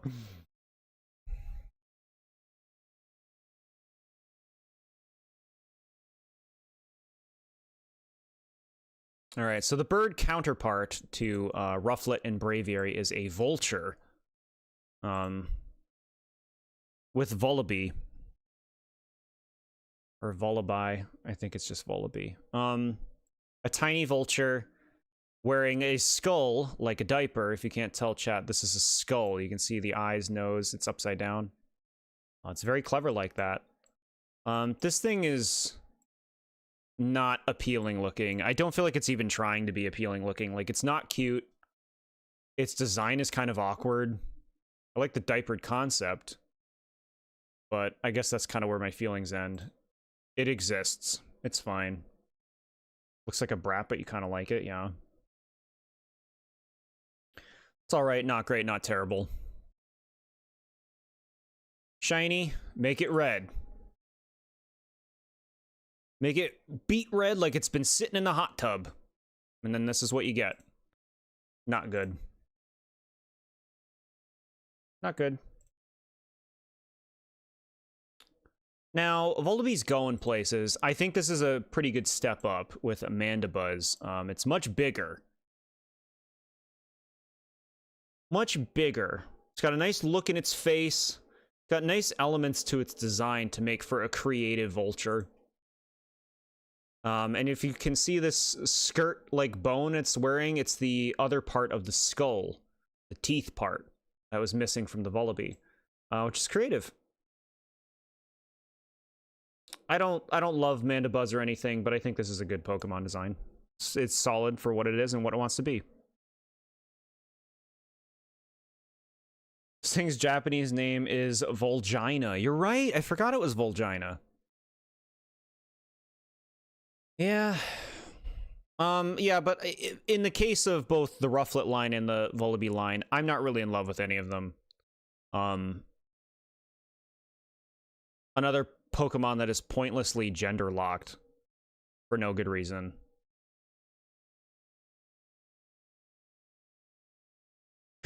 It's all right. Chat is not impressed. Shiny looks better here than it did on the baby. It's got more of like a purpleness going on, and the pink color is a little bit more comfortable, I would say, with the rest of the design. That doesn't look too bad, but it's not very different. I think you prefer Mandibuzz to Braviary, but you prefer Braviary's color palette. Like, I would say I think I'm with you on that. Braviary's color palette, I think I would prefer. I think I respect Mandibuzz's design more than Braviary's. But Braviary might be more readily appealing in some ways. Like, I respect Mandibuzz, but Mandibuzz isn't really for me, if that makes sense. You're snoozing with these birds? I'm sorry, chat. Tranquil keep winning. Alright, chat.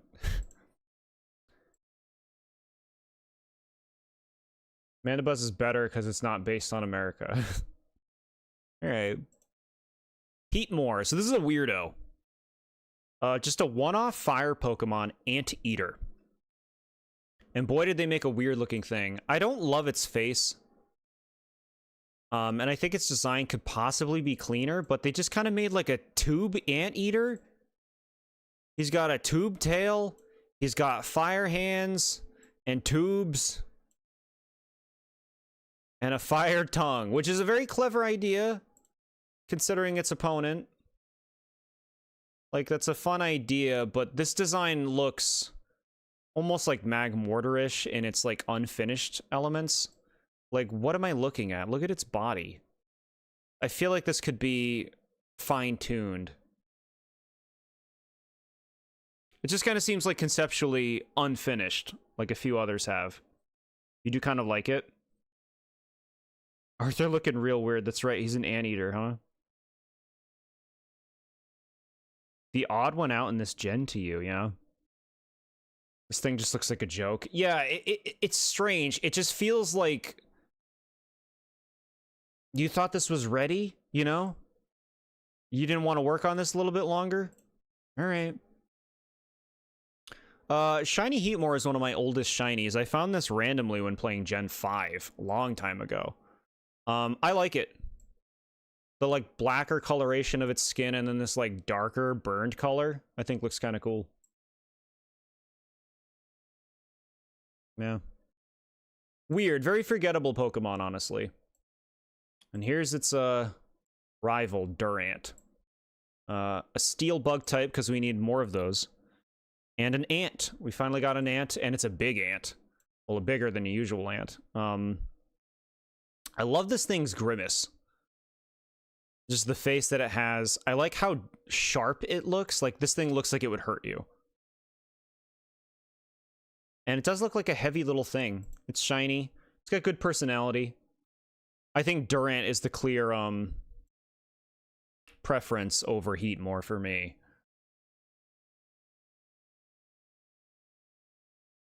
Yet another amazing bug type from this generation. You don't love this one either. It doesn't do a ton for you, yeah. Durant, the first thing I think of with Durant is I did many Pokemon X and Y Nuzlockes, and the only one that I won, I had a single Pokemon left, and it was a Durant. And I remember I finished the final fight against Diantha with just the Durant, and I'm like, okay, good. And then before the credits roll, they make you fight AZ, who has 3 Pokemon, and all I had left was Durant. I'm like, shit. And one of his Pokemon is Torkoal. And I'm like, I'm screwed at the Torkoal. The Torkoal's gonna wreck my thing. All I did was spam Iron Head, and I flinch locked it to death. And I won the whole thing just with Durant, and I was very happy about it. So I think about that when I see Durant. Yeah, but I think this is a cool design. It's a cool ant to make. Even so, I think Durant and Heatmore could use something to kind of reinvigorate life in them. Shiny Durant, bit of a different color, green eyes. Yeah, it's okay. It could be a lot better. Durant is Jord's MVP. The Durant was named Tinnaman. Tinnaman. I think I still have her on my Pokemon Home.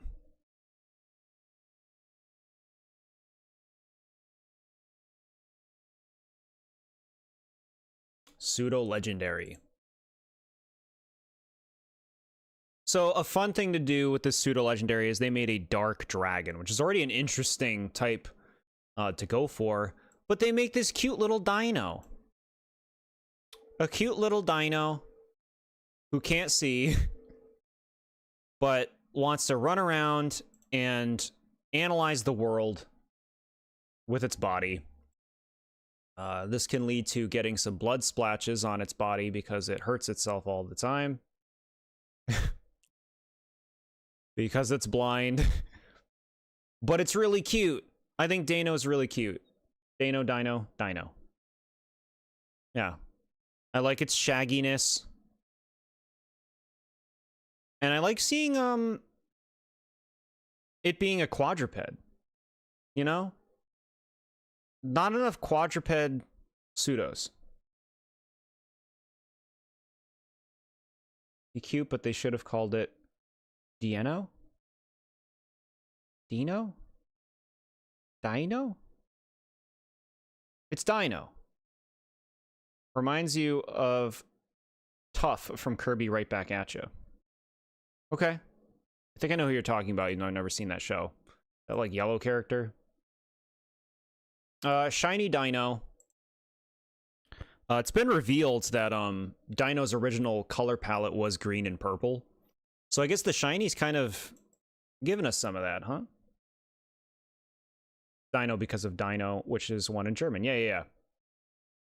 That's how you can remember it. Like, oh, they gotta be German. Dino. But yeah, I like this thing. It's great. It's a compelling little baby. Now, you all know I like Pokemon when they get more heads. So this is going in a compelling direction with Zweilous. It's two-headed, it's bigger, it's got some treads. This thing looks violent.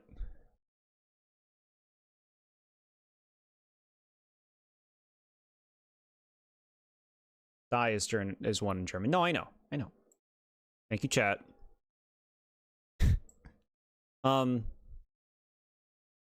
Yeah. Zweilous is a nice progression. I think it, like, you know, it's lost the cute appeal of Dino.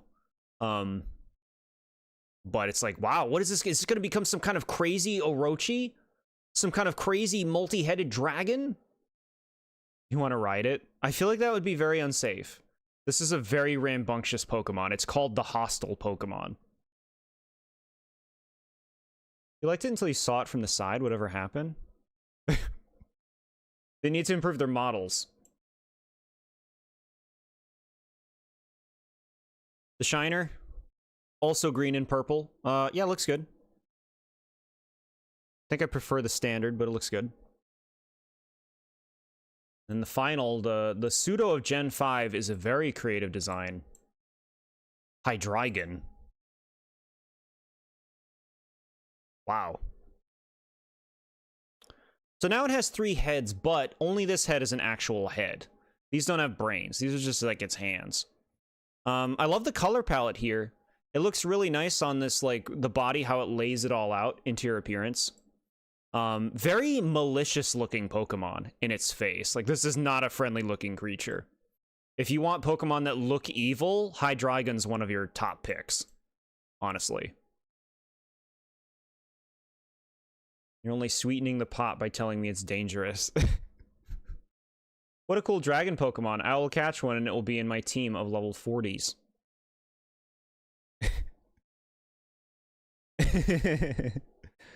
Yeah. Having mouth hands sounds cool in concept, but you're going to get sick so much by all the stuff you need to grab with your mouth. Sure. You're thinking about things. You think it's a bit overrated? I can understand that. I do feel like it's not as highly rated as a lot of other pseudos, from what I've seen. If you don't know, chat, this Pokemon originally had like a tank-like design, which is the reason for these tread marks on its body. This is leftovers from the tank. I like it. I like its maliciousness. I like its color palette. I like how unique it is for a pseudo. Like, this is another really just, we're being really creative with the new Pokemon of this gen. I don't like it like Hydreigon people like it, but I definitely appreciate it. Probably your least favorite pseudo. It is all right, but just eh. He has Muppets, yeah.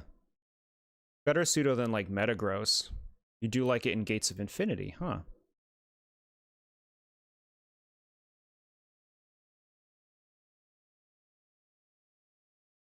Shiny Hydreigon.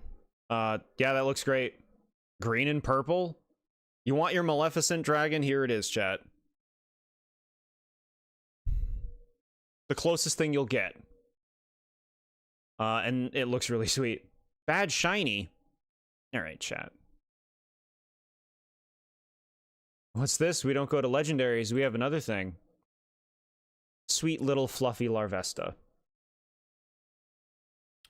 Larvesta is a fire bug type, which at the time was so cool. A fire bug type at the time was so cool. Now, I really like this. It kind of looks like a torch. And I love these, like, sun spokes coming out. It gives it a powerful image. Just little face. It's just waiting to evolve. Little bug fire type. That feels very special, you know, because of how rare this thing is and how hard it is to get in the game. Yeah, great. This thing's Evo is broken and competitive, even though it has a 4x Stealth Rock weakness. It's true. Here's another great example of bugs like getting respect in this generation. They make a really powerful bug with this thing. Shiny Larvesta, changing out the red for yellow. Looks good. Yeah, different take. It's fine. Now, this is a pretty legendary, it's not actually a legendary, but this is a pretty legendary Pokemon from Gen 5. They made an incredibly strong bug type, and it looks awesome AF. A huge fluffy moth named Volcarona, fire bug. Yes. This cool bug I hatched from this egg, I can't wait to evolve him at like level 30. Yeah. You gotta evolve this thing late. Quiverdance go burr, it's true. Quiverdance is busted. But I would say Volcarona is like one of the most popular standard Pokemon of Gen 5. You know, like this thing really stands out. Not only for its competitive uses, but just because its design is so interesting. You know, this gen really did bugs respect. And I really, really love the design myself. Yeah. These things around its head, the expressiveness, it's so mysterious. And of course, the wings. The pizza wings look beautiful. Catch a free one at a high level somewhere. Yeah.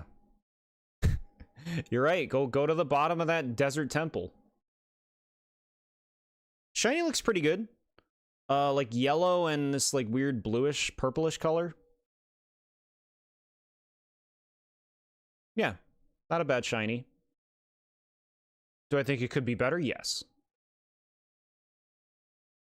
And that does it for standard Pokemon chat. We've been doing good. It's time for legendaries. Love how Gen 5 has both a new moth and a lamp Pokemon. They're spoiling us. Poo colored. Alright, chat. Okay. The Musketeers. The stupid Musketeer dogs. So they made a trio that kind of has like a visual resemblance to the Three Musketeers. And you can see that in their horns. They look like the hats of Three Musketeers. And they look very, like, proper. The first is Cobalion. A steel fighting type. I like the serious look. I like the colors, but there's an artificialness to this thing's form that I think does it a disservice. Like, I think that makes this Pokemon less appealing. There's something like, I don't know, put this thing here, do this, give it a collar or something. Like, to me, the design just feels weak, I guess. People are not fans of this trio from what I've seen. And I kind of get it. I kind of get it.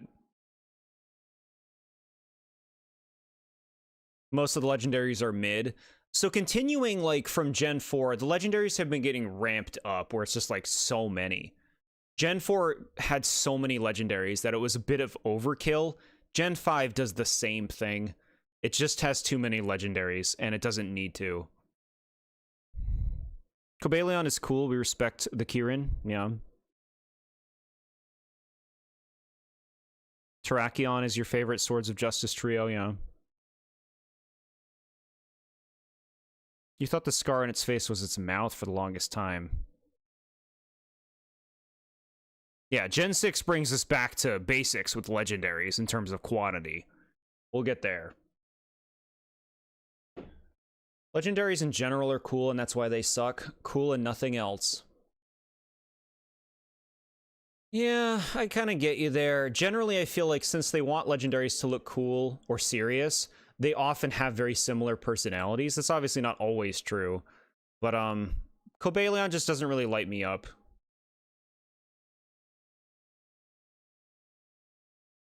Shiny, dark blue with some yellow. Yeah, all right, whatever. I guess it's okay. This is your favorite of the three, you like the boots they all have, so silly. Okay. Yeah, you're cute. You actually used Terrakion on your first playthrough because he was strong and lanky. This thing? I wouldn't say this thing is lanky. This is the stubby one. Now, this thing's face looks rough in this model. They gotta fix this thing's model. But here's the bulky one, the bruiser of the group, right? Rock fighting, which was unique at the time. It's different horn setup. I don't dislike this thing. I have kind of similar feelings to Cobalion. I would say I like this thing more than Cobalion, personally. Because I like the horn design. I like that it looks like it could demolish something. They need to fix this model.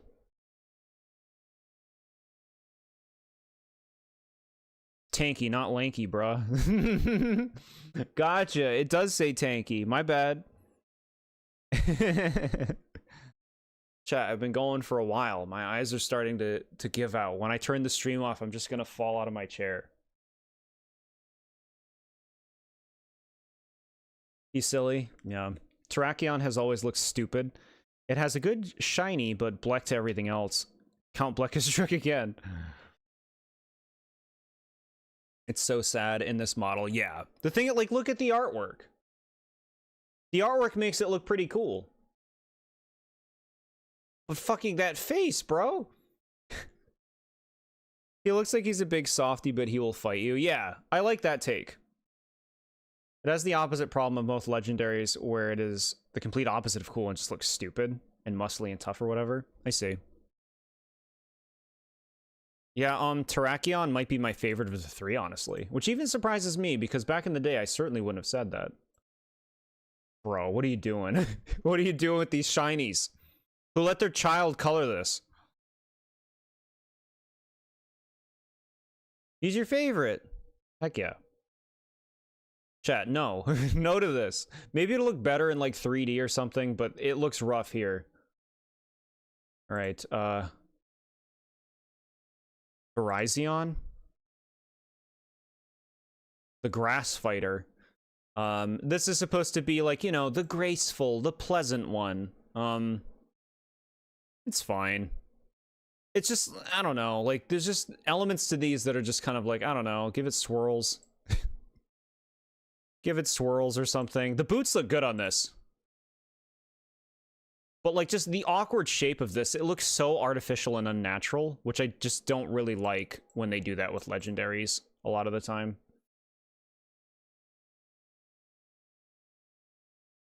The best legendary of the gen? Wow. Okay. It's ready to go. Yeah, that's that one. You get a look at it? Good. Nice shiny, huh? Changing out the green for the pink? That looks great. Virizion is easily your favorite of these three. Very nice. Yeah, I could understand that. It's nice that we all have differing opinions when it comes to that. I think that's cool.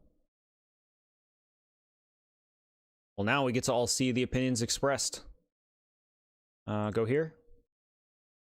All right, the starter poll, Oshawott won, and Snivy and Tepig tied. You know what? I'm super cool with that. I'm cool with that.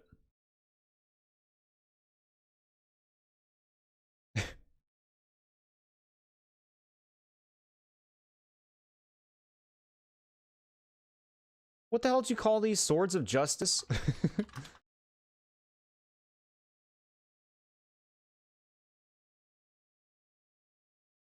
And no, I'm not putting the fourth one in.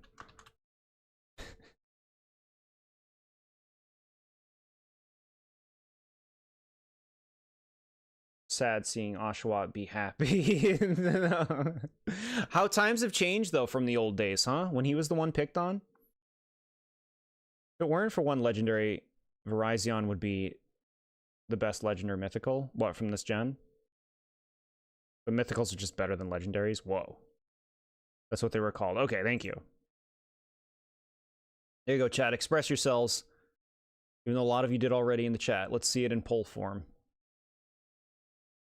Best favorite Sword of Justice.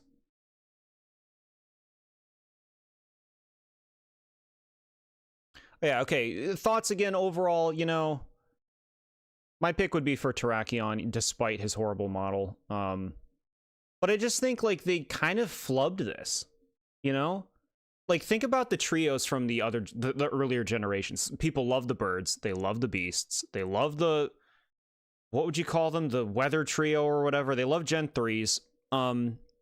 Gen 4, they have, like, the space, the time, the dimension. They love that.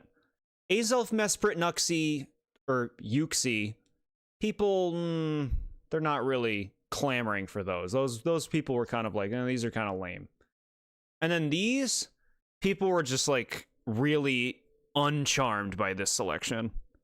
It's like, I guess there's more. I don't know. These things. They're just, like, not very... They don't feel very magical. They don't feel very cool. Cobalion has no votes. The Reggies? Yeah, the Reggies are... They're weird. They're weird. I feel like even the Reggies are looked back on more fondly these days than these things. But I would say easily.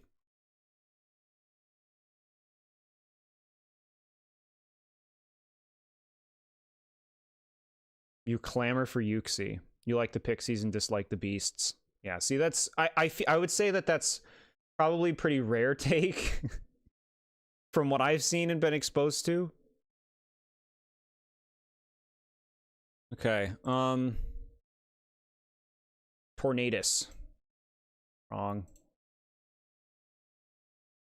Okay, and like, here's the thing. After we just said that about those musketeer things, right?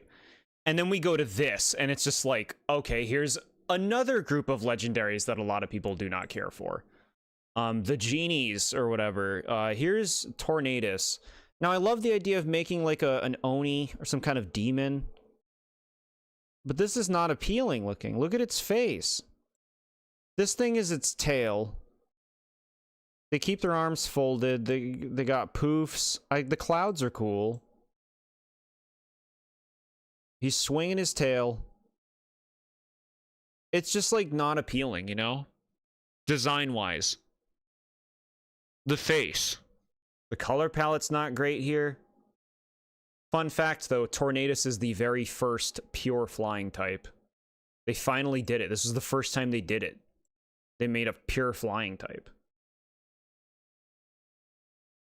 You're happy this gen had almost no megas discussed because you don't care for alternate forms, excluding regional forms, yeah. You don't like ranking temporary forms as their own thing or character, sure. Understand.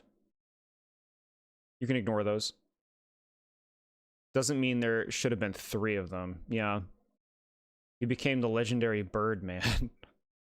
See this one? This one's just a straight up man. No, he has a tail. One of only 3. Pure flyers? Yeah. Yeah, Tornadus. Like, I like that they're trying something different, but I just don't think that this looks appealing. Oh boy, look at that shiny. It's a different green and purple. It stinks. Ew. Ew, ew, ew.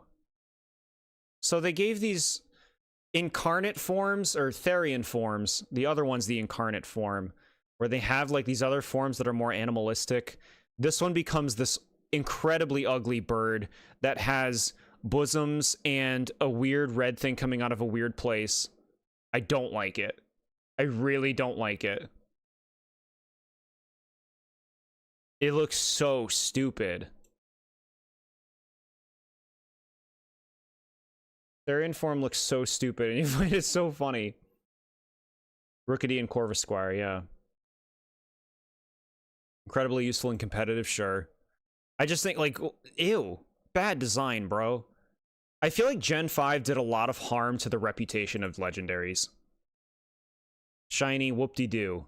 Yeah, you're green now. You're lighter green. Not great. I guess it looks kind of okay, but, like, make it different. This is a different Pokemon, chat. So if you didn't like the Tornadus design, you might not like this one because it looks almost the same. With that said, I do think this is an improvement over Tornadus by quite a bit, for a few reasons. I think the tail looks a lot cooler. This, like, spiky tail. And I think the color palette looks better. I like the one horn, I like the blue. Now, that's not enough to say that I like this Pokemon, but I think this is much better than Tornadus. One lone Cubone. You love bird? Aw. Thundy, so sweet. Yeah, this is my first time seeing it. What is this design? The bird? Do you guys not check all the designs I show you? I make a tier list for everybody to check them. I expect you guys to be thorough. And be sure you consider all your possibilities. No, you're good, you're good.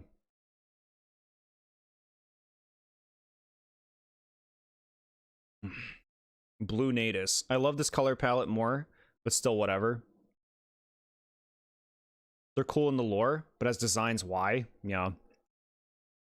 Yeah, from what I've seen and like people I've talked to, these are not popular Pokemon at all. You owned every form of every Pokemon, don't worry. Heck yeah, chat. But yeah, I do think Thundurus is like a good step up over Tornadus. You have time to look at different form of Pokemon I don't care about. If we are not thorough, Jord's put us in the acid chamber. Whoa. Exfoliating chamber. Shiny colorations on this look pretty good. I actually like this like purple kind of coloration they went for. I think that looks nice. Alright, so he gets his beast form. Now this is much, much better than Tornadus's Therian form. But it's not wonderful. It's still very awkward. He still's got the bosoms. Which is like, you can have bosoms. It's just like, why is this line here? What's going on? Are you stretching your body? He's got a blue belly button. I like his big claws. I like the tail, how like it goes out like that. That's kind of cool. Then it has like this weird feet just dangling. I don't know. It's definitely much better than the Tornadus bird, but it's still kind of ridiculous as a design.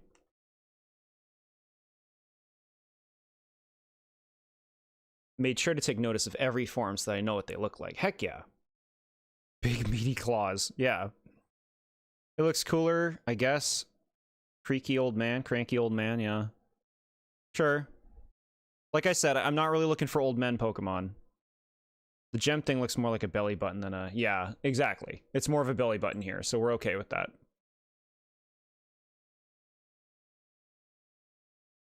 Shiny... Okay. This is like those berries that you pop that you find in the wild that make your hands filled with juice. Do you know what I'm talking about, Chad? That's what this thing did. It covered itself in berries. It's okay. Okay. We got big boys now. Reshiram.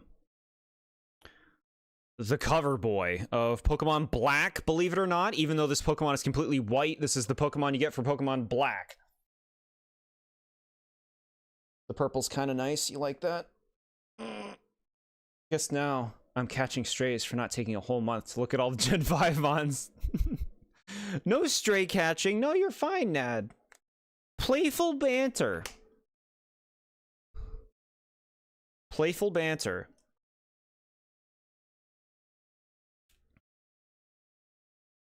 Peak. It's fine. Those comments back to back is great. I think this is another example of just awkward legendary design in Gen 5. I don't dislike Reshiram, but this thing looks like it has a hard time existing. Like, it always has its hands up. It looks really big and unwieldy. Like, can you move? I guess I kind of like the tail. It just seems like a bit much. I love that the tail does that. How it like gets a color going when it's getting its fire burning. That's cool. And like, I think this thing looks like a sweetie. Like, it's a pleasant looking Pokemon. I just wish it looked like a bit more natural in its ability to exist. The way that it's shaped, this looks like a toy figure. This doesn't look like an animal. Do you know what I mean, chat? It doesn't look natural to me. You had to convince your dad to get white if you wanted the black dragon because you wanted this one. Okay, cool. I know Playful Banner just shocked that that one Mon is the only one I have never seen before. That's really crazy. Worse than the Gen 3 box Legends, but maybe better than Gen 4's. Yeah. I could see that. Deleted the Reshiram emote off of your Discord server today. How fitting. It was called, Who Put Yu-Gi-Oh in My Pokemon? I kind of hear you on the Yu-Gi-Oh take. With all that said, I like Reshiram fine. Like, for what it is, I can appreciate this thing. But it doesn't really do anything for me personally, and I do think it's kind of awkward. We about to do the rankings? Yeah, Mr. Wolf King, when we're done these Pokemon, we only have 6 more to go, we're going to look at the rankings. Reshiram is kind of pretty. You really like it, actually? Interesting. Yeah, there are fans. Shiny Reshiram. Not much of a change here. You got some yellow bands. Kind of lame. I'm sorry, SMA. Kind of, just, you know, they didn't really do much with that. They still want to keep it the vast white Pokemon, you know? You own this shiny, wow. Very cool.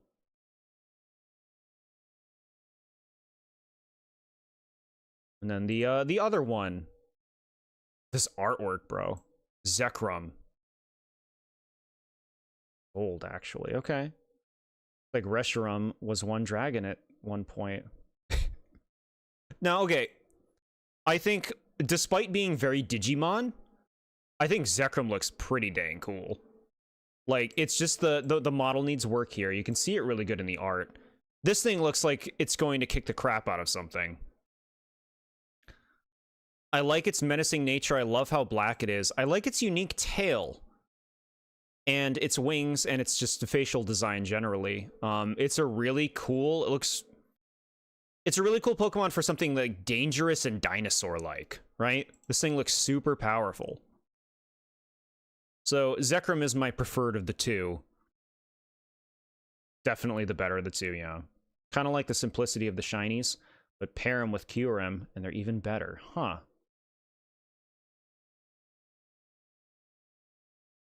Zekrom is alright. Its proportions look kind of stupid. You largely prefer Reshiram. This guy technically still made the list. Very cute. Yeah, it is. I think that's good that, you know, different people have different preferences. To me, that shows that they did a good thing with Reshiram and Zekrom's designs. That, you know, you guys, even this small sample size, there are different people with different things that they like about them. So you go Dragon, though. You're not convincing me this wasn't intentional with both of them. I don't know. Shiny? Kind of like a darkish blue color? I like it. That looks nice. Is it super different? No, but at least it has more going on than Reshiram did. You love both of these dragons, but Reshiram is a cutie. I like your appreciation of that Pokemon for that reason. And then, okay, you thought we were done? No, we're going back to these. Landorus. The third of the genies, or whatever you want. They look like genies, okay? I don't like his big turd tail. I don't like his thing that he's got going on in the back of his head. 3 horns are cool. Orange body color is nice. Better than Tornadus, worse than Thundurus in terms of design. This one's all about the land. The abundance of the land.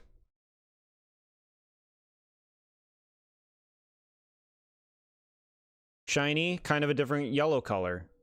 It doesn't look bad, but it's also not very different, which makes it unexciting. Jord hates old people designs, noted. Make them look cool. You can make them cool.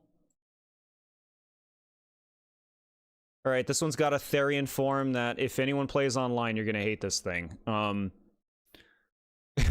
This is stupid. This is stupid. They just made it like a tiger thing. Look at its stupid thing behind its head. Like, I actually like the design, except, like, chop the head off, and then I like the design. I mean, okay, the poop tail's not great. But, like, fix the face, bro. Get rid of the bosoms.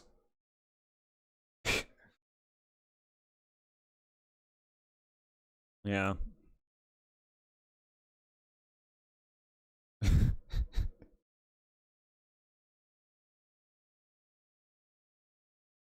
Shiny. Yeah. Honestly, I think this coloration looks pretty nice. Even though it's not that very different from the regular. There's like a cheesiness to it that I dig. It's like cheesy Landorus. Old man that's now been turned into the neighbor's dog. Mon is evil and competitive, yeah. Alright. How'd that Musketeer poll do? Virizion won, Terrakion got last. Yeah, I'm not surprised. I'm not surprised. You chat.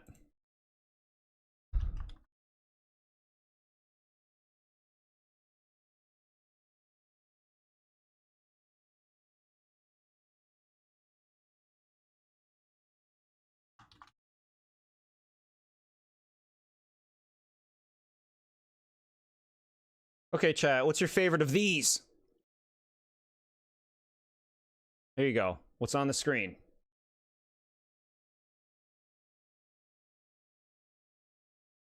Beating AT&T and T-Mobile.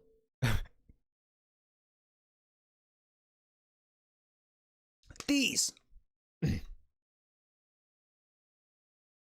Tornadus, Thundurus, and Landorus.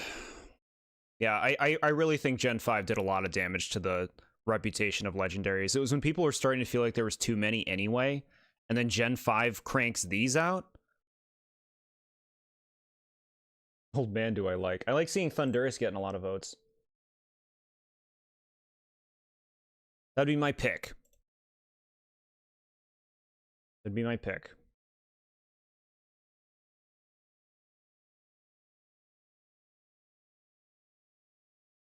Four votes. Everybody vote? Everybody vote, because I'm gonna end this poll.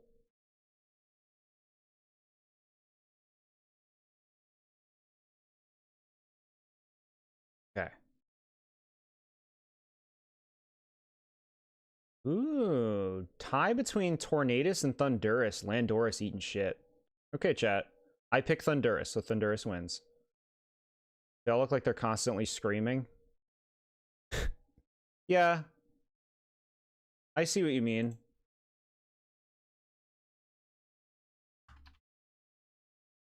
Okay, chat. Now you get another job now.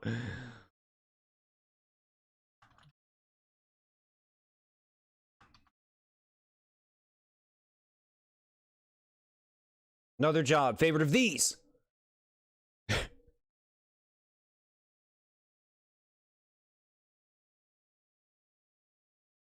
The only Landorus voter. Really? Oh, now everybody likes this bird? Chat, did you not see the bird? Okay, Landorus is getting votes. All right, all right. Okay. Thank you, chat, for the expression. Go back here. Ugh. Kyurem. All right, chat. I'm about to start singing.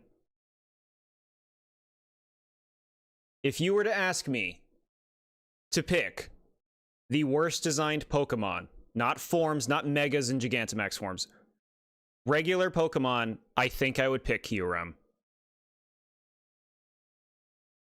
Out of every Pokemon. I think this is an atrocious design.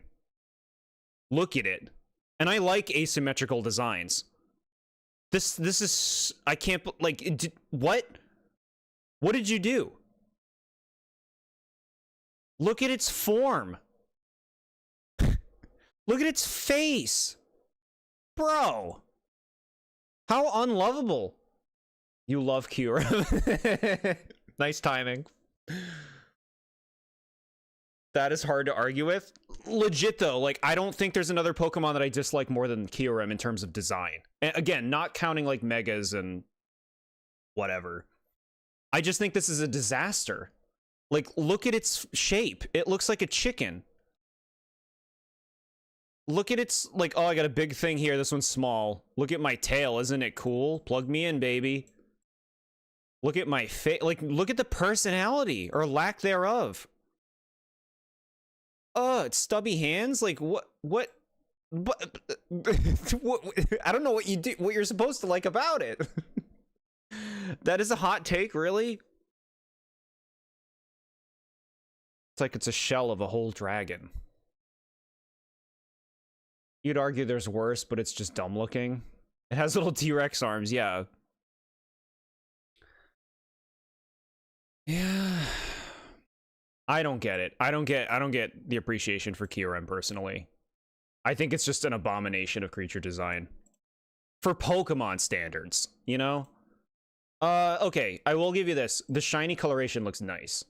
Like this like dark color with the lighter and the pink. That looks cool. The coloration looks cool. Kyurem is whatever. This looks kind of bland, yeah. I don't know. I don't know why they did it. Oh my god. Oh god. Oh no. Chat, I think it's gonna get worse. I think it's gonna get worse. You yourself like Kyurem. You like the odd looks to it. Interesting. Because I normally love odd Pokemon. You'd think I'd be all over that. Don't do this. Don't do this. Don't fuse Pokemon. I don't want fusion in Pokemon. Let's not go down this direction. I don't know what this gremlin that you made is supposed to be. Look at its face. Look, okay, the wires are cool. I kind of like the colors going on here. I can't with that face. What a mess. Don't do this. Don't do this. More jobs work. Over-designed city over... Yeah, no, you want to talk about over-design? Don't. Keep the fusions coming. Don't fuse Pokemon. This isn't Digimon. This isn't Digimon or Yu-Gi-Oh! We don't do this.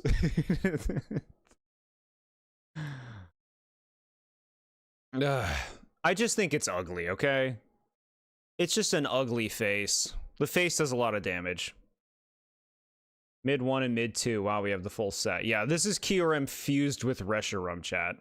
2 Pokemon fused. I'm glad you can appreciate them, SMA. Waiter, more fusions, please. Those pan sages, they're going to serve you up some fusions. Its ass is a jet engine. I think you like the black one more. Well, let's see this black one. All right, shiny, you know, like whatever. It's like a fine coloration. They took 2 already not good Pokemon and made them look worse. Whoa. Black Kyurem. All right, let's get a look at this. I like the white one more. Looking at this right now, I gotta go with the white one. This thing reads like, I'm a big hulking idiot. You know? The wings look kind of cool. I still like that it got stuff going into it, but I liked the red color combination more than this blue one. But the face, bro, look at it. I'm a thug. I'm a big stupid thug. This guy is really cool looking peak. God damn it.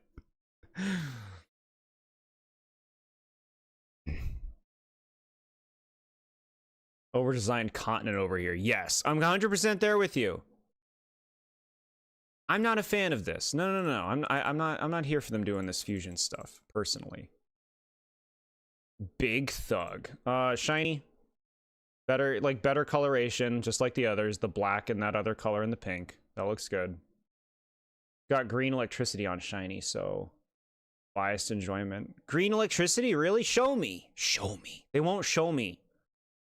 10%. We can get through this. Got a new haircut and you're making fun of him. He shouldn't have fused his haircut with someone else. Okay, Thundurus won the Therian poll, which I'm happy to see, and I'm also happy to see Tornadus lose it. Good.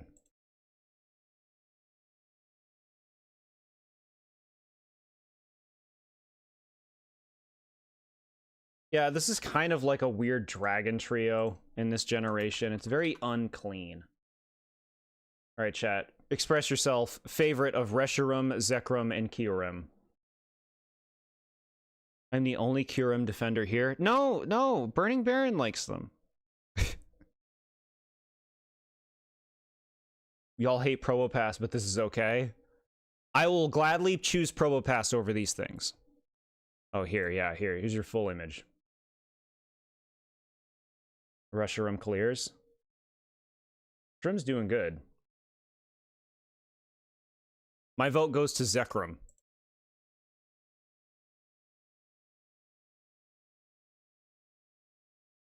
All right, we got 3 mythicals. Starting with Keldeo. Keldeo. Zekrom is the best bud, but all 3 are kind of bad. Called me out specifically. No! I'll defend both. Donkey, okay.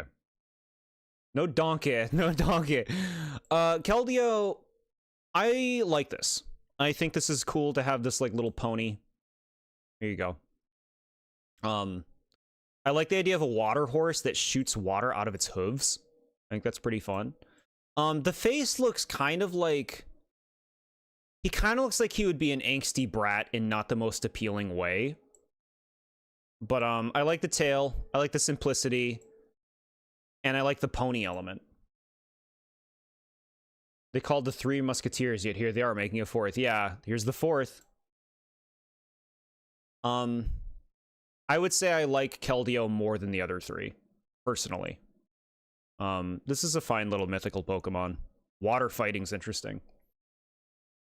You honestly like it? He's a cute little friend. Heck yeah.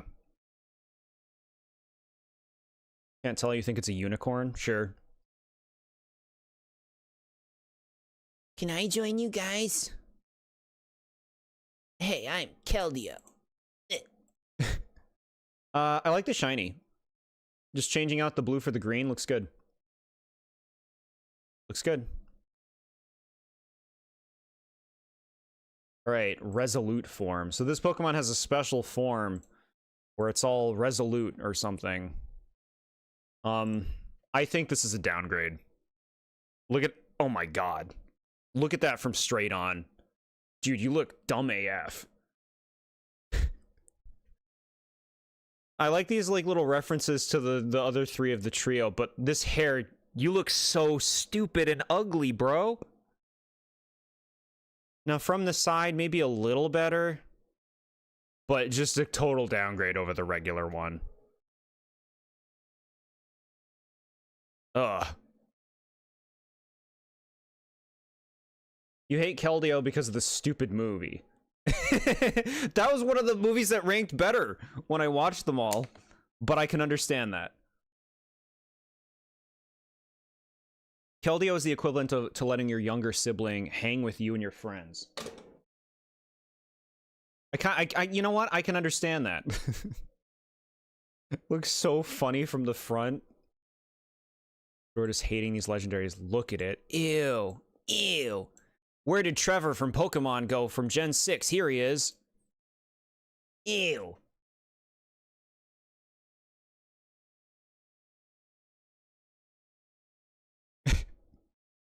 All right. Shiny this.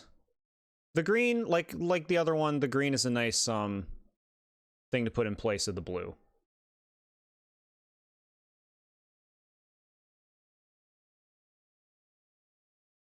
It does look like Trevor, no. He stole Trevor's wig, yeah. Executed.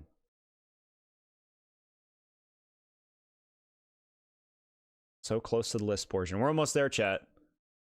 First of all, look at him shoot water out of his hooves. See? Isn't that cool? You want to see another one? There you go. Look, he's wrecking some loser Pokemon. How about another, chat? You want to cool off on a summer day? Call your Keldeo.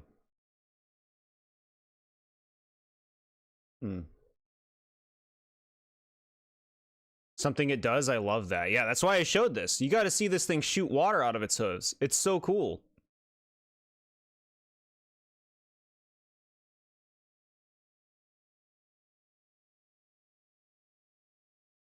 He's not a loser. All right, Meloetta, time for the pretty little singer. This is a nice design. If you're making, you know, your like little Mew, Celebi, Jirachi, little fairy types, Meloetta is beautiful. Fits right in. I love a Pokemon themed around singing. Just nice elements, like this earpiece here that kind of looks like some microphone for her to talk into. The way that her hair looks like the stanzas of a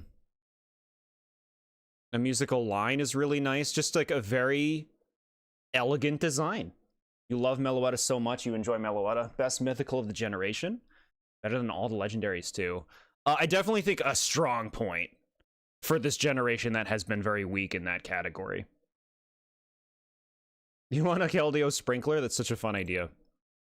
Yeah, beautiful, graceful. Really nice.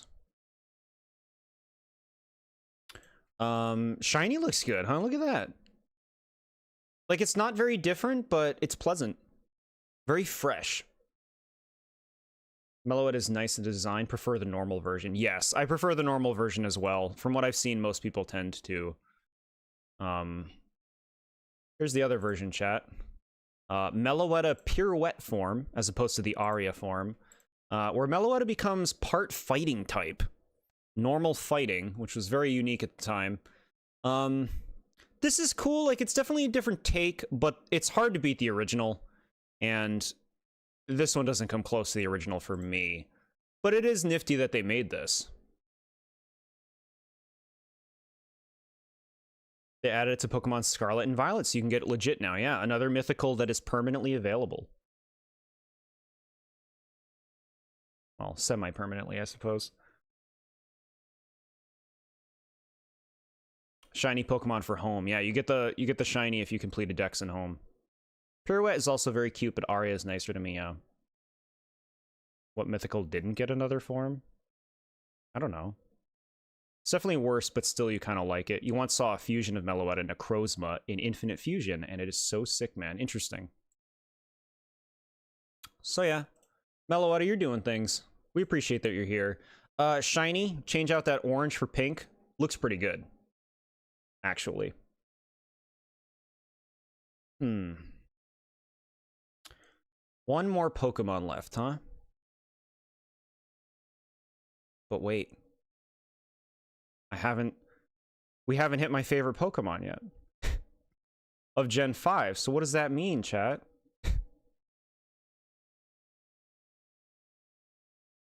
Ooh, baby. Hi, boy. Oh. Yes. Ah, boy.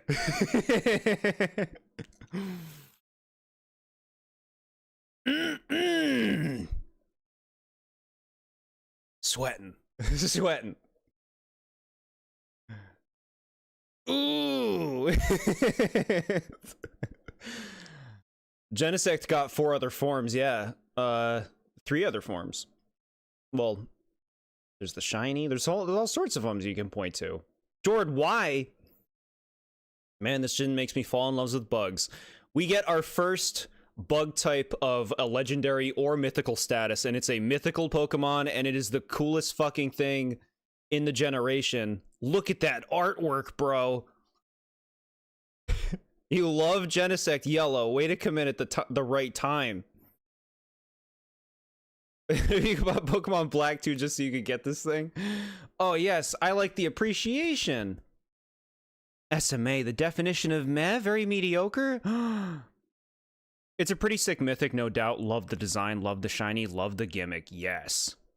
Love how most things Jordan and I vibe with SMA is like mid. Love seeing clashing views. Yeah. It's fun to see the variety in our takes. This is Mewtwo, but actually cool. Whoa. Okay, I love me some Mewtwo, but Genesect is one of my favorite legendaries or mythicals they've ever made. Look at the lovable face on this thing. Chat, it is a robot bug. It has a cannon on its back. Look at its smile and its sweet little face. Bro. Yes. Yes. You don't vibe with too many bug types. Okay. Def not a favorite of mine. In fact, probably my least favorite mythical of the gen, but it's good. Hey, I'll take the it's good. Getsus should have definitely had Genesect on his team. You know it's overused, but Bug Steel is such a cool typing. The thing is, like, as long as they continue to do cool new things with it, go for it. Make as many Bug Steels as you want. That's going to be the whole next gen. Bug Steel. But yeah, super dang cool. I just, like, I love the color, the expression, all of these little details, and just the concept. A robot bug that's, like, got, like, primitive bug DNA in it or something? Very strange and cool. Bug-type fans were feasting this gen. They were absolutely stuffed. Oh, we sold them. We sang their praises. 3 good bugs, Volcarona, Galvantula, and Scolipede. All great. All wonderful. Now, Genesect has drives, where you can change the type of its cannon move by changing the drive. See? Here's the shock drive. You got the burn drive. You got the chill drive. And you got the douse drive. There they are, see? So you can change, if you want to change that color, you can, chat.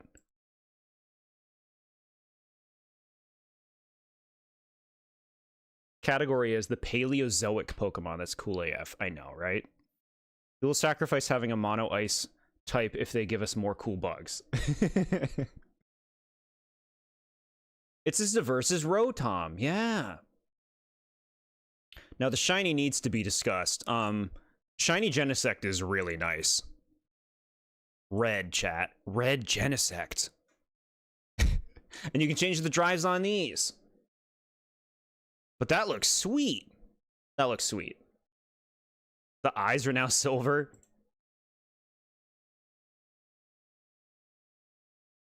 Because Genesect couldn't get cooler. If you're in a car and you're having a calm time, that's a chill drive.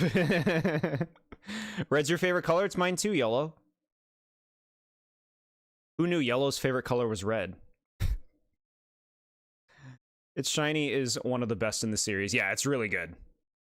Sorry that you can't always be on board with everyone else. No, no, no. Never apologize for your opinions. No, no, no.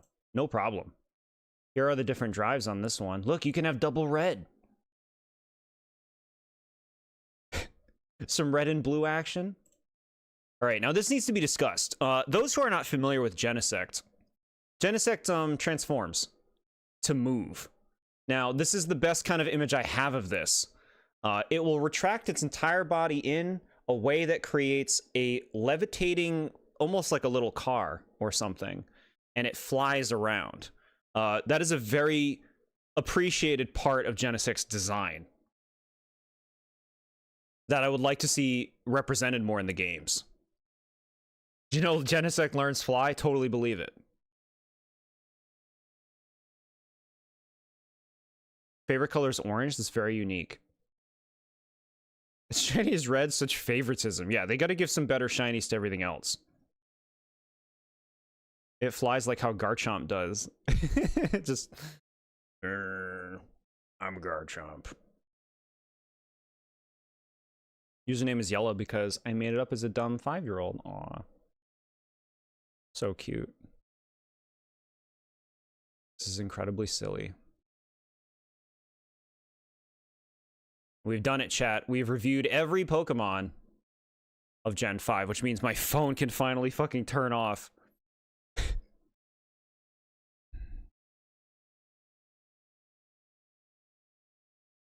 Okay.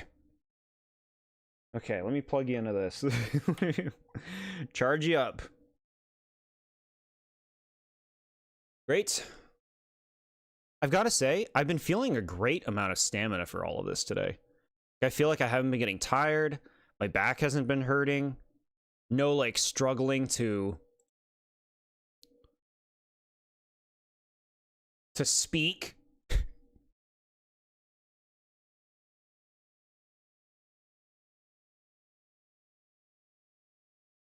you like Zoroark Hisui? That's your favorite Pokemon? Yeah, we sang its praises.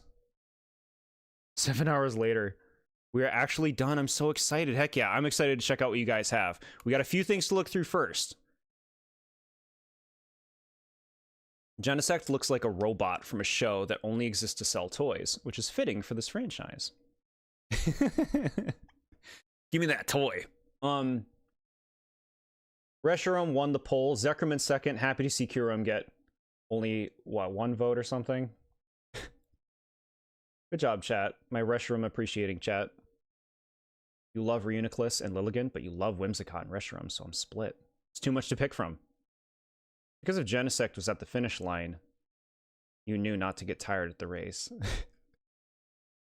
Every stream after this will only have half the length. They've been getting better. They've been getting better about putting a lot more.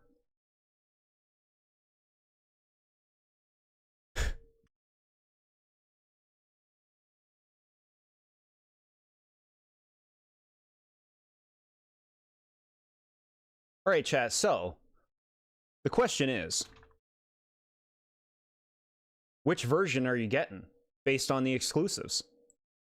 Also, from this point on, the exclusives, I think I might have done this last time, the exclusives that I'm showing are only the new ones. I'm not going to show old Pokemon that are version exclusives, just the new ones. So, black or white? I actually think this is a pretty well-balanced layout. But I gotta give it to white. White has Reuniclus, who I adore. Lilligant's great. Zekrom is great. Thundurus is the best of those genies. Braviary, yeah, sure. I mean, I'd probably rather use Braviary over Mandibuzz. Black is no slouch, though. I mean, Tornadus stinks, but like, Black's got some cool stuff in it. But yeah, for me, it's 100% white. Going with black for Whimsicott. White wins for you, Callie. Reuniclus, Lilligant, Zekrom, yeah! The only big downside is Bravery, yeah. Most of the Pokemon you don't like in either of them. Okay. Gotta give it to white because you love Lilligant. You missed that one, yeah. Black has Mandibuzz, Gothitelle, and Reshiram stacked lineup. Hey, I'm glad you can appreciate it and enjoy it. You glad they toned down the exclusives? Yeah, I mean, also the accessibility, you know, it's so easy to get them now, which is great. That's only a good thing. All right. Wow, white's actually crushing in this poll.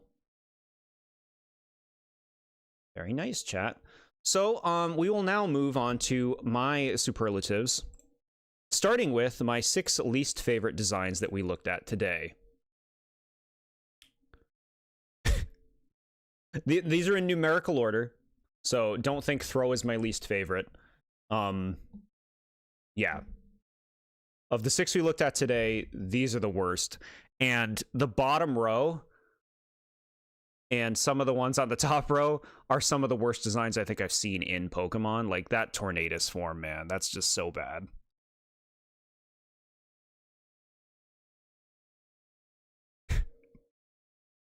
White has Zekrom, cool Electro Dragon. Yeah. Poor Kyurem. Watching all forms of Kyurem be down, this is so funny. Agree with all except the first 2. Yeah. Man, Kyurem getting the shaft, just like Omastar did. Not for me. You won't see me trashing on Omastar. Throw and Caracosta deserve better. Like other thoughts, like, you know, maybe a Moongus would show up here, maybe Conkeldurr, because that clown face.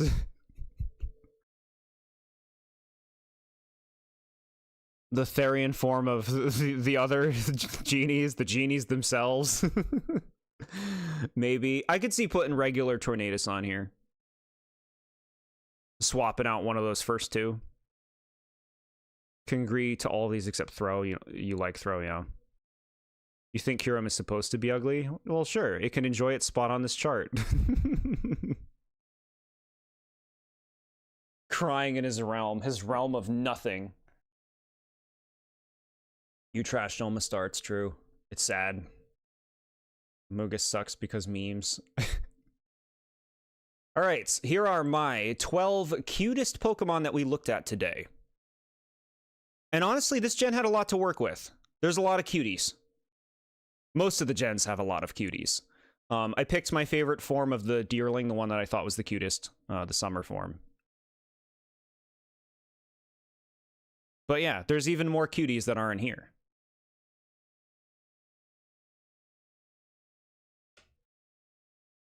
Goat Emolga.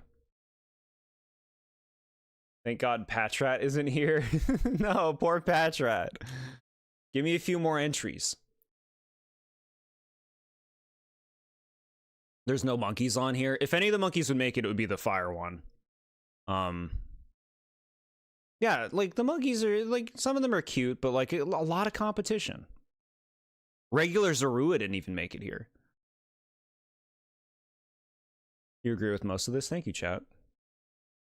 Patrat slander. Poor Patrat. Patrat should be on here out of love and spite. Litwick is cool? Heck yeah. A lot of cuties. So moving on, we have my 12 favorite non-fully evolved Pokemon. You know, to show some appreciation for Pokemon that are not fully evolved, these are the ones that I like the most for their designs and their charm. Yeah. These are cool. Cool and sweet. Some of these are fair, I suppose.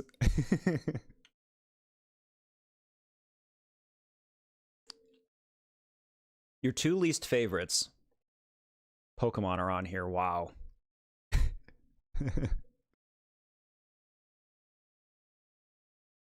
No, 3. Whirlipede is such a good pick here. Heck yeah. Is Scraggy on there just to mock me? No, I like Scraggy a lot. If Pokemon are real, I want a Scraggy.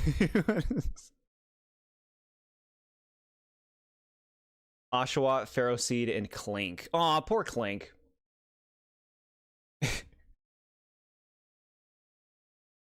And now we're moving on to my 12 favorite fully evolved Pokemon of the generation. Now, this was pretty difficult to do. You know, there were some other close calls, close ones that I wanted to get on here that I considered, like Volcarona, and some others, but I settled on these 12. Sigilyph made it on. It made it. But these are really nice designs. Really nice designs. Scraggy is super cool, but he wears his skin. Same. I do it too. We would relate. Scolipede, Reuniclus, Escavalier, Hisuians their work. See, we love them. Half of this list is goated. Thank you, chat. I'm glad you like it. I'm glad you like what I got. Yeah. Really cool, lovable weirdos in this gen. Hi, Mr. Wolf King. We're about to start looking at community picks. I'm showing off mine right now. There's some cool ones here, but you don't get Gigalith, and you just will never get Chandelure. Sure. Sure. You know who else I was heavily considering? Ferrothorn and Jellicent. A lot of good stuff. I actually know that when the Gen 5 Megas are going to be allowed for these charts, I know who's coming on. Because we got some cool new Gen 5 Megas that I do allow on these charts. My own personal charts, for my own personal reasons. Scolipede and Escavalier, I guess, but the rest are cool. Yeah. Such cool mons in this gen, dang. I know, right? Ferrothorn should have been here over Gigalith or Scrafty. Whoa! Scrafty's one of the last to go. Gigalith, Scolipede, Sigilyph, Cofagrigus, Galvantula, and Chandelure clear. Excellent. Alright, so now, finally, my team as a Gen 5 trainer with my 6 faves. And honestly, I think this is a pretty nicely balanced team. Sure, you got 2 bug steals. But for like my energy, for the Pokemon that I love and resonate with, ooh, I feel good about this selection. They're in no particular order outside of Genesect being in the top spot, because that's my fave. You agree with Escavalier and Reuniclus. And possibly Vanillux. Vanillux is such a sweetie! Sweet ice cream. Your team is going to be classified as deadly. Yeah.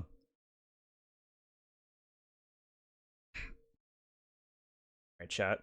It's time to start looking at the community picks.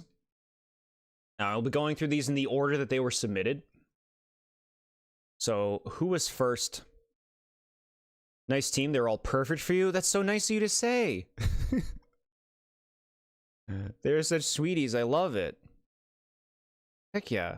Some cool stuff here. Thank you, chat. Vanillux looks delicious, doesn't it? You know a Mega Evolve in that one in the top center. I like it, chat. Okay. Community time. First up, Shadow Master of Armageddon. Now, if you've seen the submissions from this person before, you know they like their stuff to be cool. And There's a lot of really trying to be cool here. I mean, really trying to be and also being cool.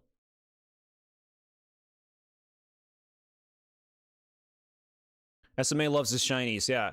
And he's repping them. We got, what? This whole strip are shinies. Shiny Cofagrigus, SMA's favorite Pokemon. We're not surprised. And that's a really cool pick. Surprising to see Shiny Reshiram this high. Number 2 out of everything we looked at? Wow. And then Dumpass over here. Shiny Black Kyurem. All right. No, I get it. You like your edgy stuff. You also kind of got Zekrom on the chart in doing this. Black Haxorus, we get that. We get that one. You like your edgy, cool Pokemon. We understand. We expect it even. Bisharp. Yeah. Also makes sense. Literally edgy. Gothitelle is kind of like a curveball. Like, what? You got all these edgy tryhards and then you have the Mistress? Cute shiny kitty.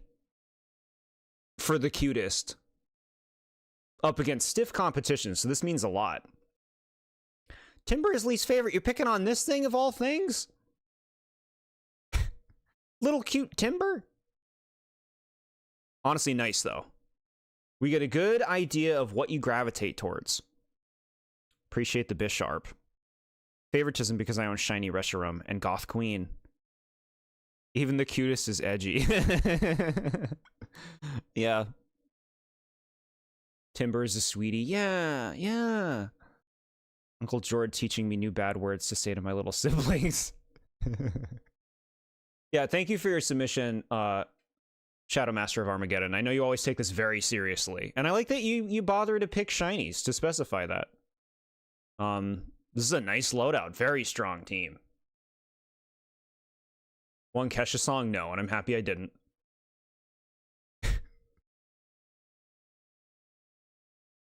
All right, so moving along. The one who spouts non-Cessna. Now, you might see a bit of a pattern here with what this person gravitates towards.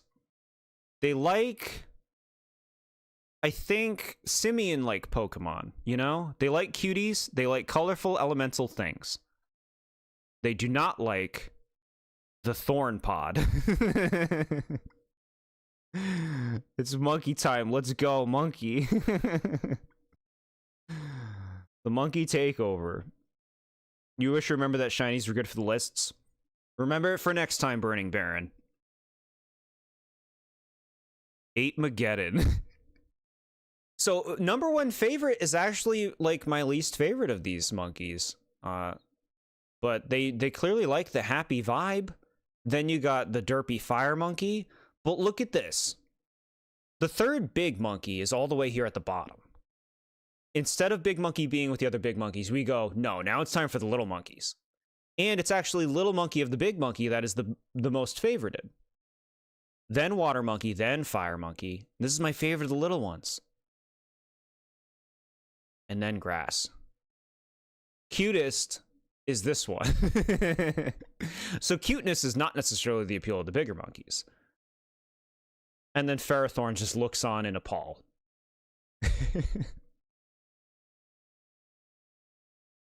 Ferrothorn goes in the bin where it belongs. Simipour especially. Freaking love Simipour. Your list has no starters this time around. First time an actual ghost type showed up. First shiny cutest. And first time a first form made the least favorite in the gen that introduced its evos. Huh. Interesting. Yeah, the starters let you down, SMA. Surfer Monkey. So this gives me a very clear, you know, like I said, these reflect character, chat. And this tells me all about the kind of appreciation this person has for Pokemon. I like seeing a unique chart like this. Thank you. The one who spounced on Cessna. You always put a lot of thought into this. Gave me a good laugh, caught so off guard. I love the monkeys too. They ain't Apom. Yeah. All right. Next up. Ramen21. Who might be asleep or who might be Ramen 24, might be under all sorts of guises. Samurai is goated, but just not enough to make it. I see. Stiff competition. Easiest list you've ever done. That's so funny. So now immediately after, we find an appreciator of the very thing slandered. Ferrothorn, number 1, and I believe Ramen 21's favorite Pokemon of them all. He was singing its praises when we talked about it. And yeah, it's cool. I like seeing an appreciator of a weirdo, and looking at this chart overall, this person likes weirdos, and so I think I vibe with Ramen 21. Then you go to another sharp thing that's going to hurt you with its sharp spinies. Now, you know I'm not big on Excadrill. I'm not really a fan. But, I can kind of see, like, you know, a correlation here. We got Steel Appreciation, which you don't see often. Sweet cutie.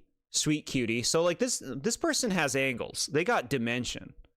They're not just about the cool, edgy Sharpies. They also like their cuties. But then we're back to the cool and edgy. But now this is more so just, like, bizarre and weirdos. I can get on board. Cutie isn't even Joltik. Isn't that weird? So maybe it's not even the cute factor that Joltik is here. So Waddle's a nice pick, though. And then, of course, Watchog. We're not surprised. A lot of people don't care for Watchog. Unique. This is a unique selection. Thank you, Ramen21. The sharpest of the Sharpies. Wow, Mr. McDuck. I didn't know you were a marker. Yeah, what?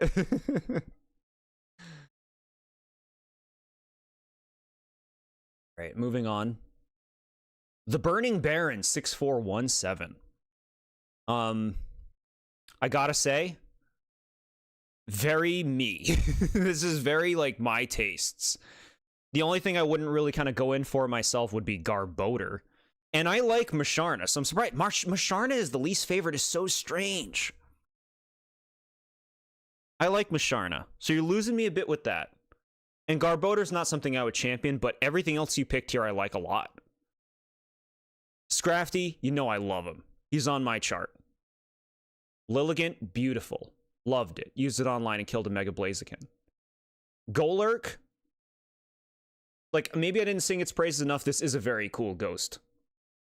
Very cool concept. Chandelure, obviously cool. Garbodor, I know people like it. It's not really for me, but I get it. You got a nice balance to this setup. And then obviously Jellicent. 3 ghosts. Like, maybe not balanced if you're looking at type specifically, but I feel like visual variety. Like, you got weirdos. But, like, you got a lot of color, which I really like.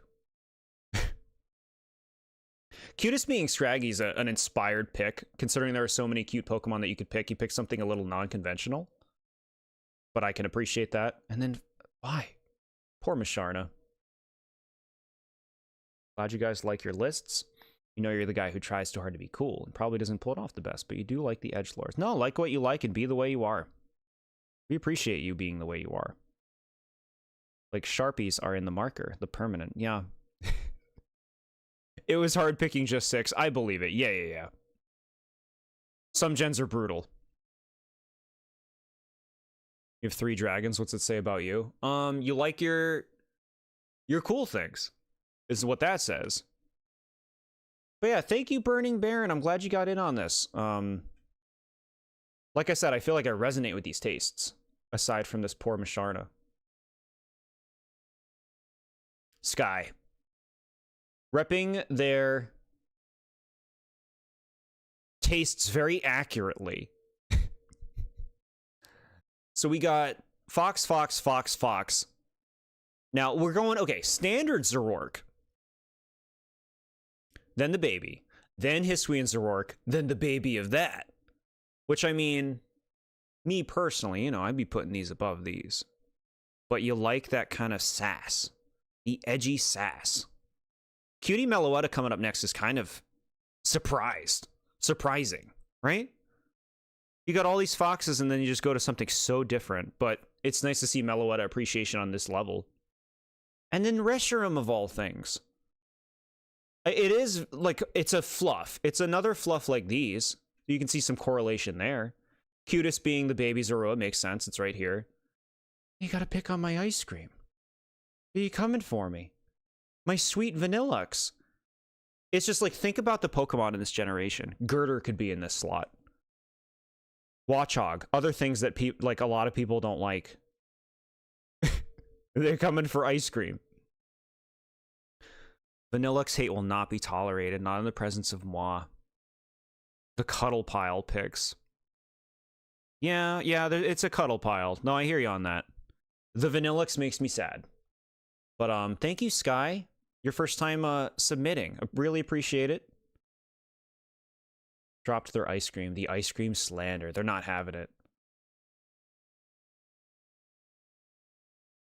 Traveling back in time. Now, I love how quirky what we're seeing here is.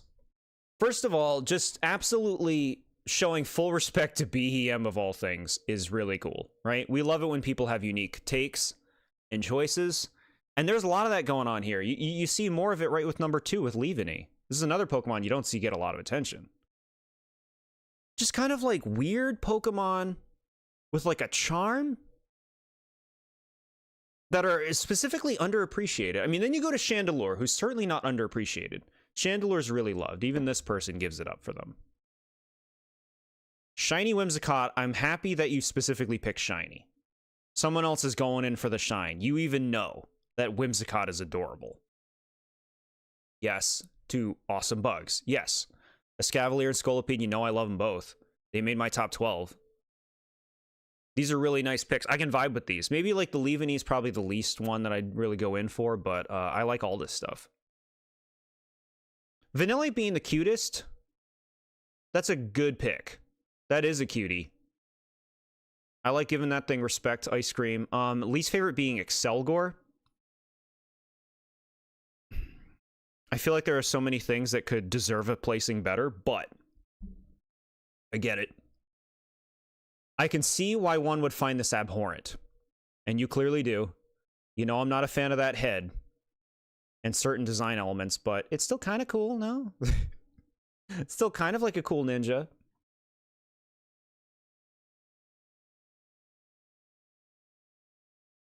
PM. It was so close to making the list. Simipour, so much cool picks. Escavalier is the only bug type you don't love. Whoa. You've got your next list ready to go. Way to go, SMA. Heck yeah. That'll be happening. I'll lay out the details after we're done. There were like 9 different mons that got close to make the list. Yeah. Tinfoil them. Oh my god. Looks like an organ. You'll be surprised who tops Gen 6. Yeah, I'm sure. You vibe with Back in Time. Yeah, I like seeing appreciation for, you know, lesser appreciated Pokemon. I feel like that's for the most part the case with this selection. Yeah. It's a cool team. Thank you, Traveling Back in Time. I know you're very passionate about expression, and so I appreciate you being a part of this. Appreciate you all being a part of this. If BHM doesn't get a Mega for ZA, you're suing. It could happen. Gen 6 is also real good. Real good, but also much smaller. Half the size of this one. Next up, Yellow is cool 200. Yeah. I like what I'm seeing here. You love being here for these? God, these streams are the best on YouTube. Thank you so much, Traveling Back in Time. I'm so happy you could be here for this. And that means so much to me. So, obviously I'm resonating because 3 of these Pokemon, Hisui and Zoroark, number 1, very cool. Genesect, yes, somebody else giving them the respect. Samurott, you know, I vibe with this thing. So, like, this is still all very in theme for my appreciation on some level. What are you saying? Interesting that you like Samurott so much to make it this high up, but it kind of like works with everything else. Just this kind of style. of like cool but quirky and sometimes fluffy. Scolipede, you know I dig it. So you got more of that like weird coolness going on. Crocodile's interesting. Kind of a bruiser, but strong design like we said when we went over it. And then a freak. I vibe with freaks, so I vibe with the freak selection.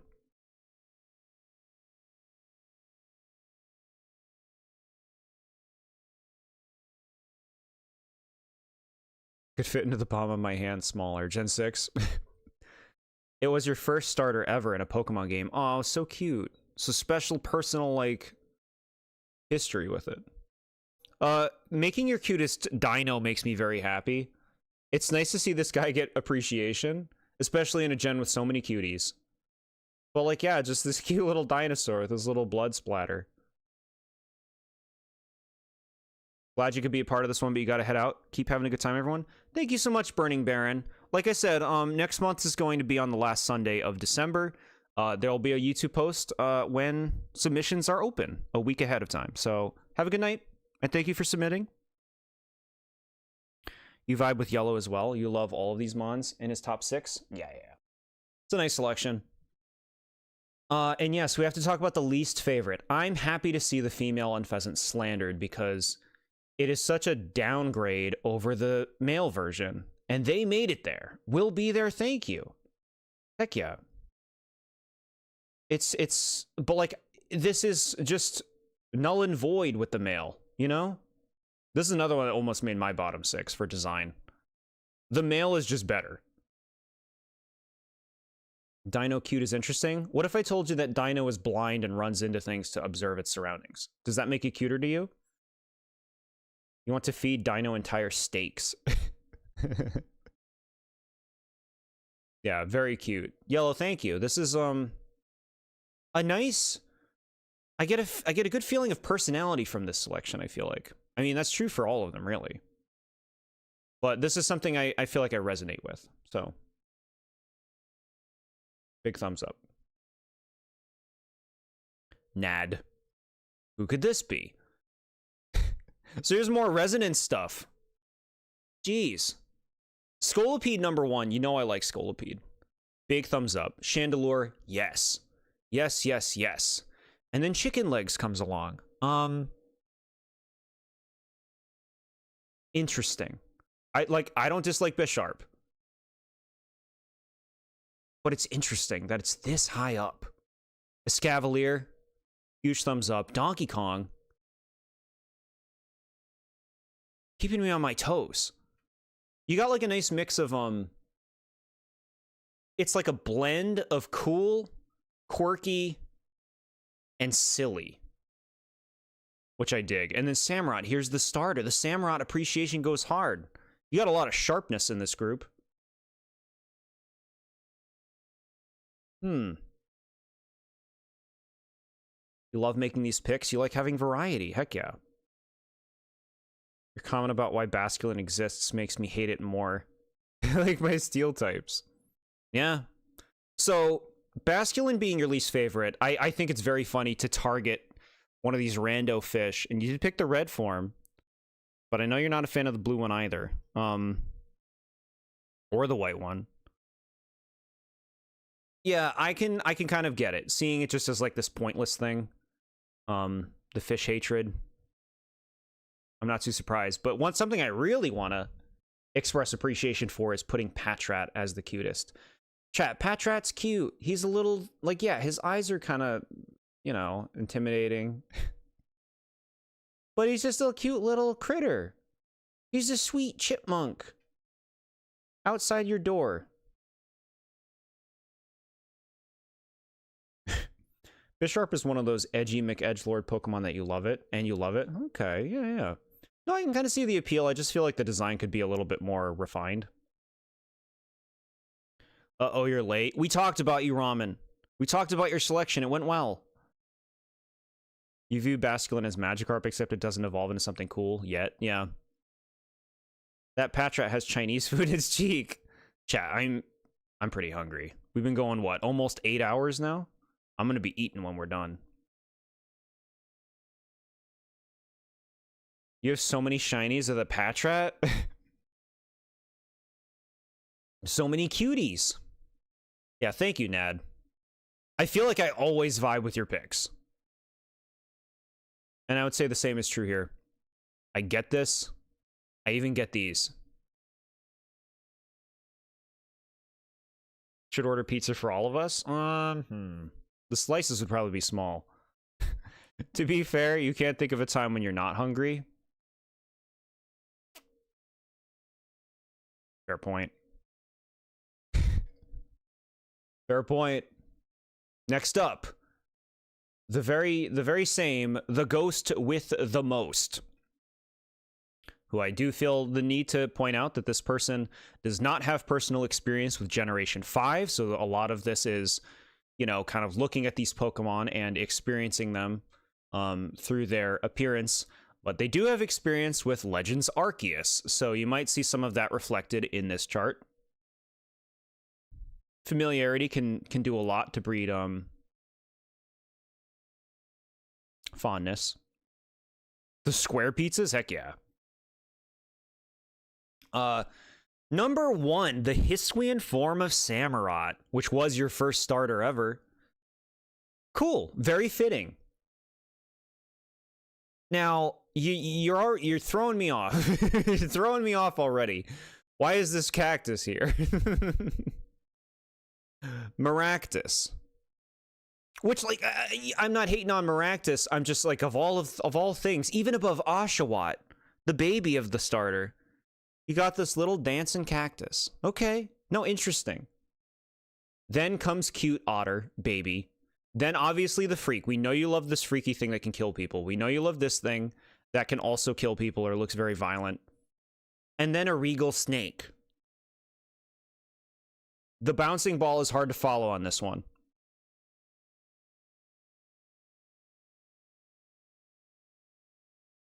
Hisuian Samurott isn't that much different, but it's an upgrade nonetheless. It's an upgrade. You didn't even put it on your chart, but you put Samurott on it. It's a cute cactus. Yeah, it's cute. No, I get you. I appreciate Maractus here. I liked the cactus because I thought he looked silly, but also thought he would make a good horror movie villain. I do like the shiny more, but I didn't see the shiny until after I submitted. Got it. So cutest, also, you know, you're doing right by your Oshawott. Here he is again. Also cute.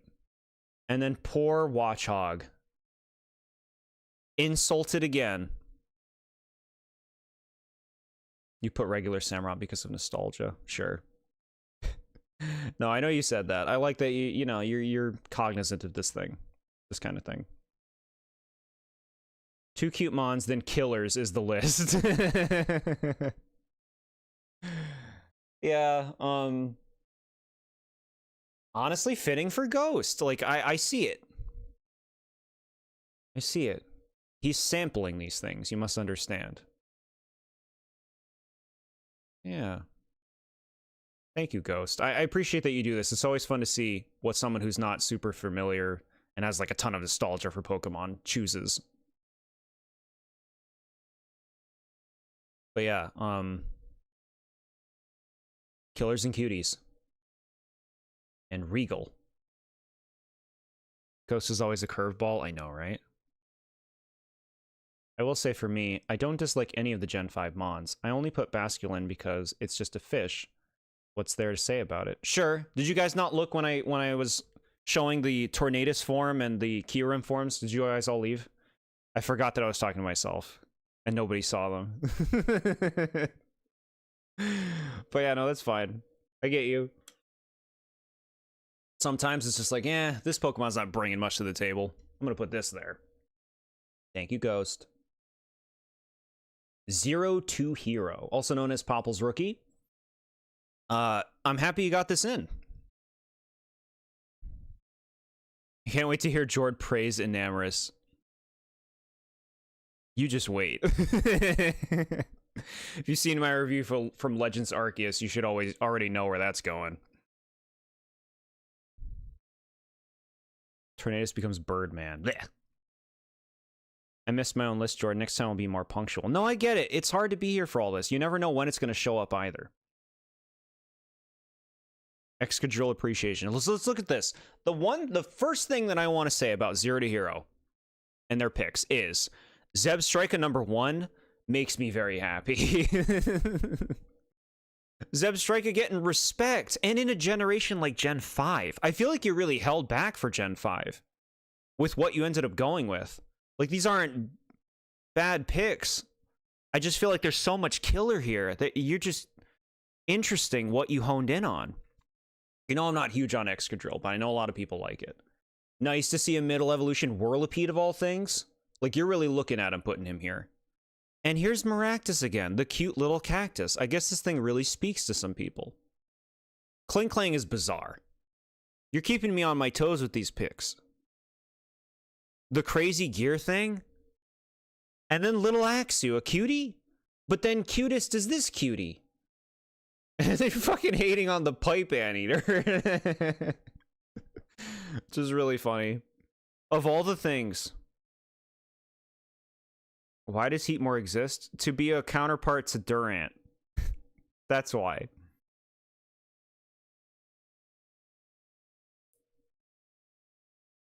So happy to see Axew represented. He doesn't deserve it.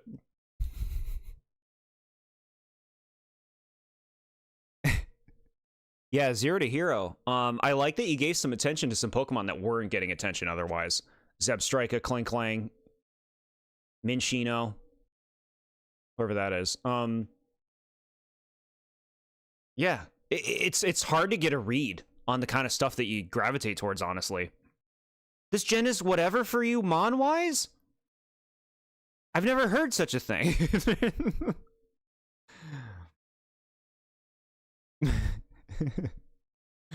Thank you for your submission, Zero to Hero. Very unique, very thought-provoking selection here. Heatmore getting it. Octodame, who got it in. They're not here right now, but we'll go over this. Of course, you know, I want you to hear what I have to say, Dame. Hi, how are you doing? I hope you got good sleep. Eat some good food today. Okay. Chandelure appreciation, it's back. The fans are out in droves. Cutie Blitzel. Unexpected secondary pick, right? You going to Cutie Blitzel all of a sudden? And then another kind of cutie. Well, you clearly think it's a cutie, but Blitzel's not the cutest. This thing is. Blitzel's got a bit of coolness going on. Let's be real. Trubbish #3. I know there's some big Trubbish appreciators. The Regal Superior Appreciation. Yes. The fancy starter itself. Here it is. I'm very happy to see Reuniclus show up in someone else's chart, as much as I love this thing. And then Simipour, of all things, which there are appreciators in chat.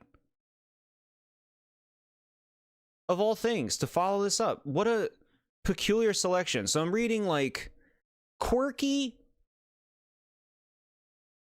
lovable... Quirky and lovable is what I read from this selection. Get, like, Trubbish, your cutest. And then picking on the fish. Just like last time, Octodame picked Finneon, now we have Alomomola. They're making their stances clear on fish Pokemon. I'm happy to see Alomomola slander. Chat is happy to see the hatred. When you were a kid, Heatmore's design just looked like he broke out of jail. What? Interesting.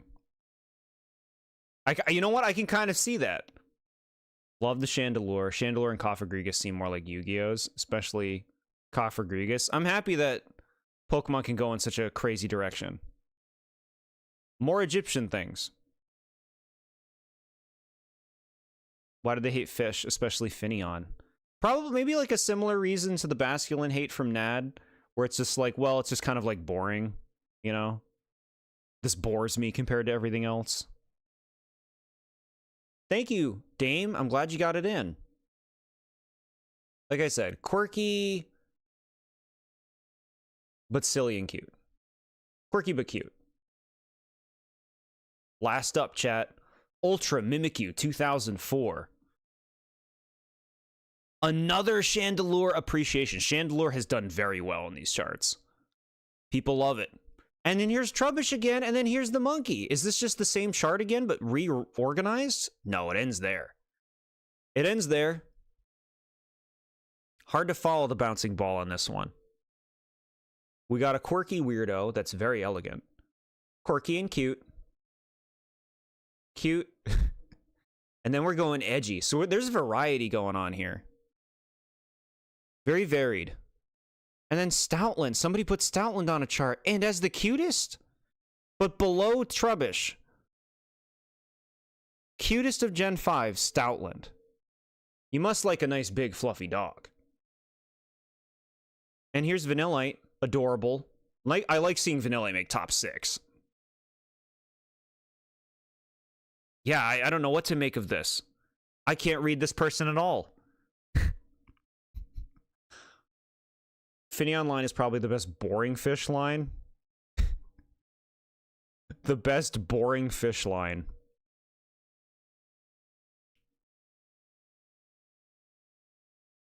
Alomomola should have evolved from Love Disc. I think it would have been very fitting.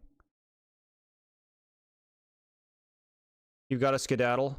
The stream was beautiful. It was very fun. See you on the 28th or on the BC Ball stream on Wednesday. If that's what I play on Wednesday. It's no promise traveling back in time, but thank you so much for being here.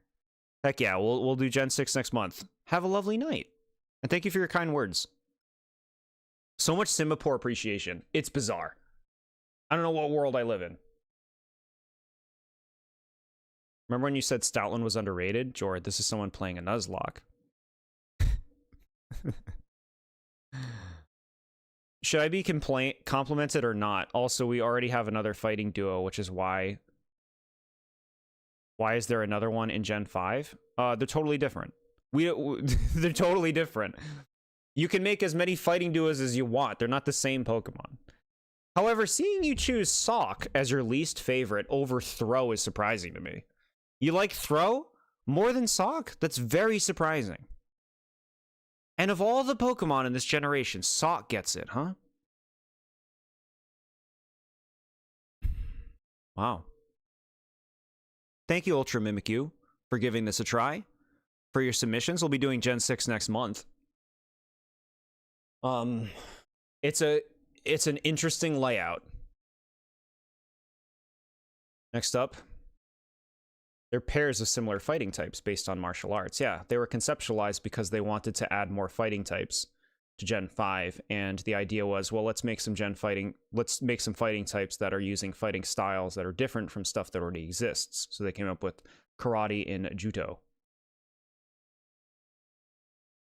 That does it, chat. We've reviewed Gen 5. And this was a big one. It feels really good to be through this, huh? I know the other streams aren't gonna be as long. but like I handled it well today. I did not get exhausted. No me and Xiao love? Not in the charts, but me and Xiao almost made it on my chart too. I really like me and Xiao. SMA, have a nice night. I hope you feel better. Thanks so much for being a part of this. Thanks everybody for being so much a part of this. You know what happens next, chat. There's one more slide. Next up, the month of December, we'll be hosting this on the 28th, the last Sunday of December, as opposed to the last day of the month, because the last day of the month is a holiday. I think this will just be more convenient for everybody. And also on a Sunday being the weekend should be good. Gen 6 will be here. It's not going to be a big generation, but that doesn't mean the stream's going to be short. You already made your Gen 6 list. I love seeing the passion, chat. It makes me so happy. Sorry I missed most of it, but it was a blast. I'm happy you could be here for as much of it as you could, Yellow. Wanted to stay till the end because you wanted to see the reaction to your list. Heck yeah, I understand. Have a good night. You like the big dinosaur guy? Yeah. Yeah. Now these Pokemon are particularly fresh in a lot of people's minds as the most recent Pokemon game, Legends ZA, takes place in the Gen 6 region. All of these Pokemon are in that game. So, fresh perspectives on all these, maybe, right? You see your favorite Gen 6 mon? Heck yeah. Did you dislike Archeops? No. That was very nice to Archeops.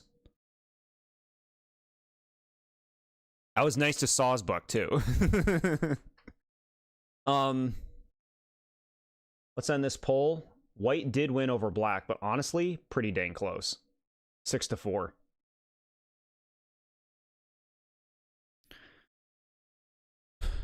Thank you, chat. Thank you all so much. I know these are big streams. I don't expect you guys to be here for the whole thing or anything. As long as you want to be here, I'm happy that you're here. You know, I really appreciate it. You want to eat the cotton candy one? Don't do it. Don't do it.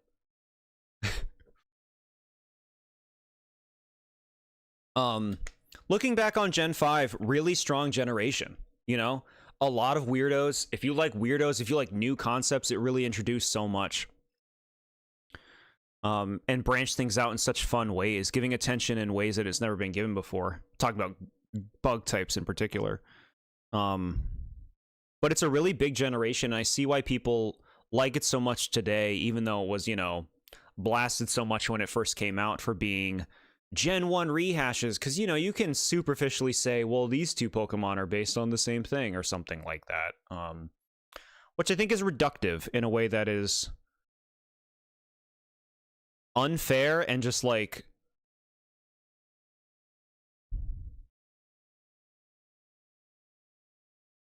it's like you're trying to make a point without actually being honest with yourself about the generation. Gen 5 is really cool, and we should look at Gen 5.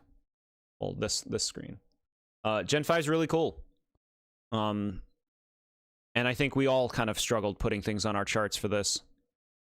Well, most of us. It means a lot for you guys to do the submissions. That's what makes it fun. I like making the charts. So there'll be more next month with Gen 6. Otherwise, next stream will be Wednesday. Not entirely sure what we'll be playing yet, but 8 p.m. Wednesday will be the next stream going. Gen 6 has too many bangers. It is super hard picking. Yeah. You love Sawsbuck, but you wish the type changed depending on the season. Interesting. The newest generation is the worst until 3 generations later, when it's the greatest of all time. Yeah. Even the ugly Pokemon give it more personality. They should make a Pokemon that just looks like a normal dude, and his name is Jeff. He attacked by punching and kicking. There's nothing whimsical about him. He just looks like a guy. But he's a Pokemon for some reason.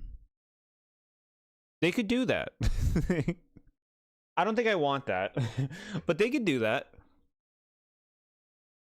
They could do that. Now we'll end on the next time.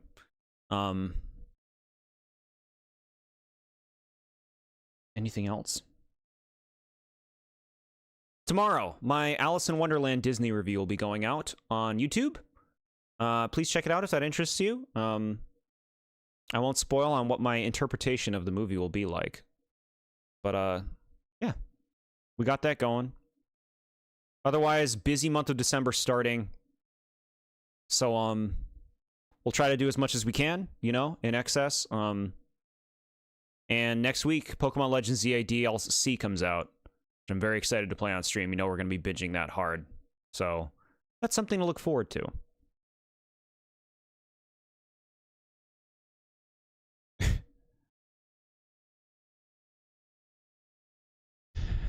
My body, it's like, all right, bro, breathe. We're gonna wrap up, chat. We passed the 8 hours. This has been a lot of fun. Thanks again for being here, for listening to me, for sharing your thoughts, and we'll be back again soon on Wednesday for more streaming.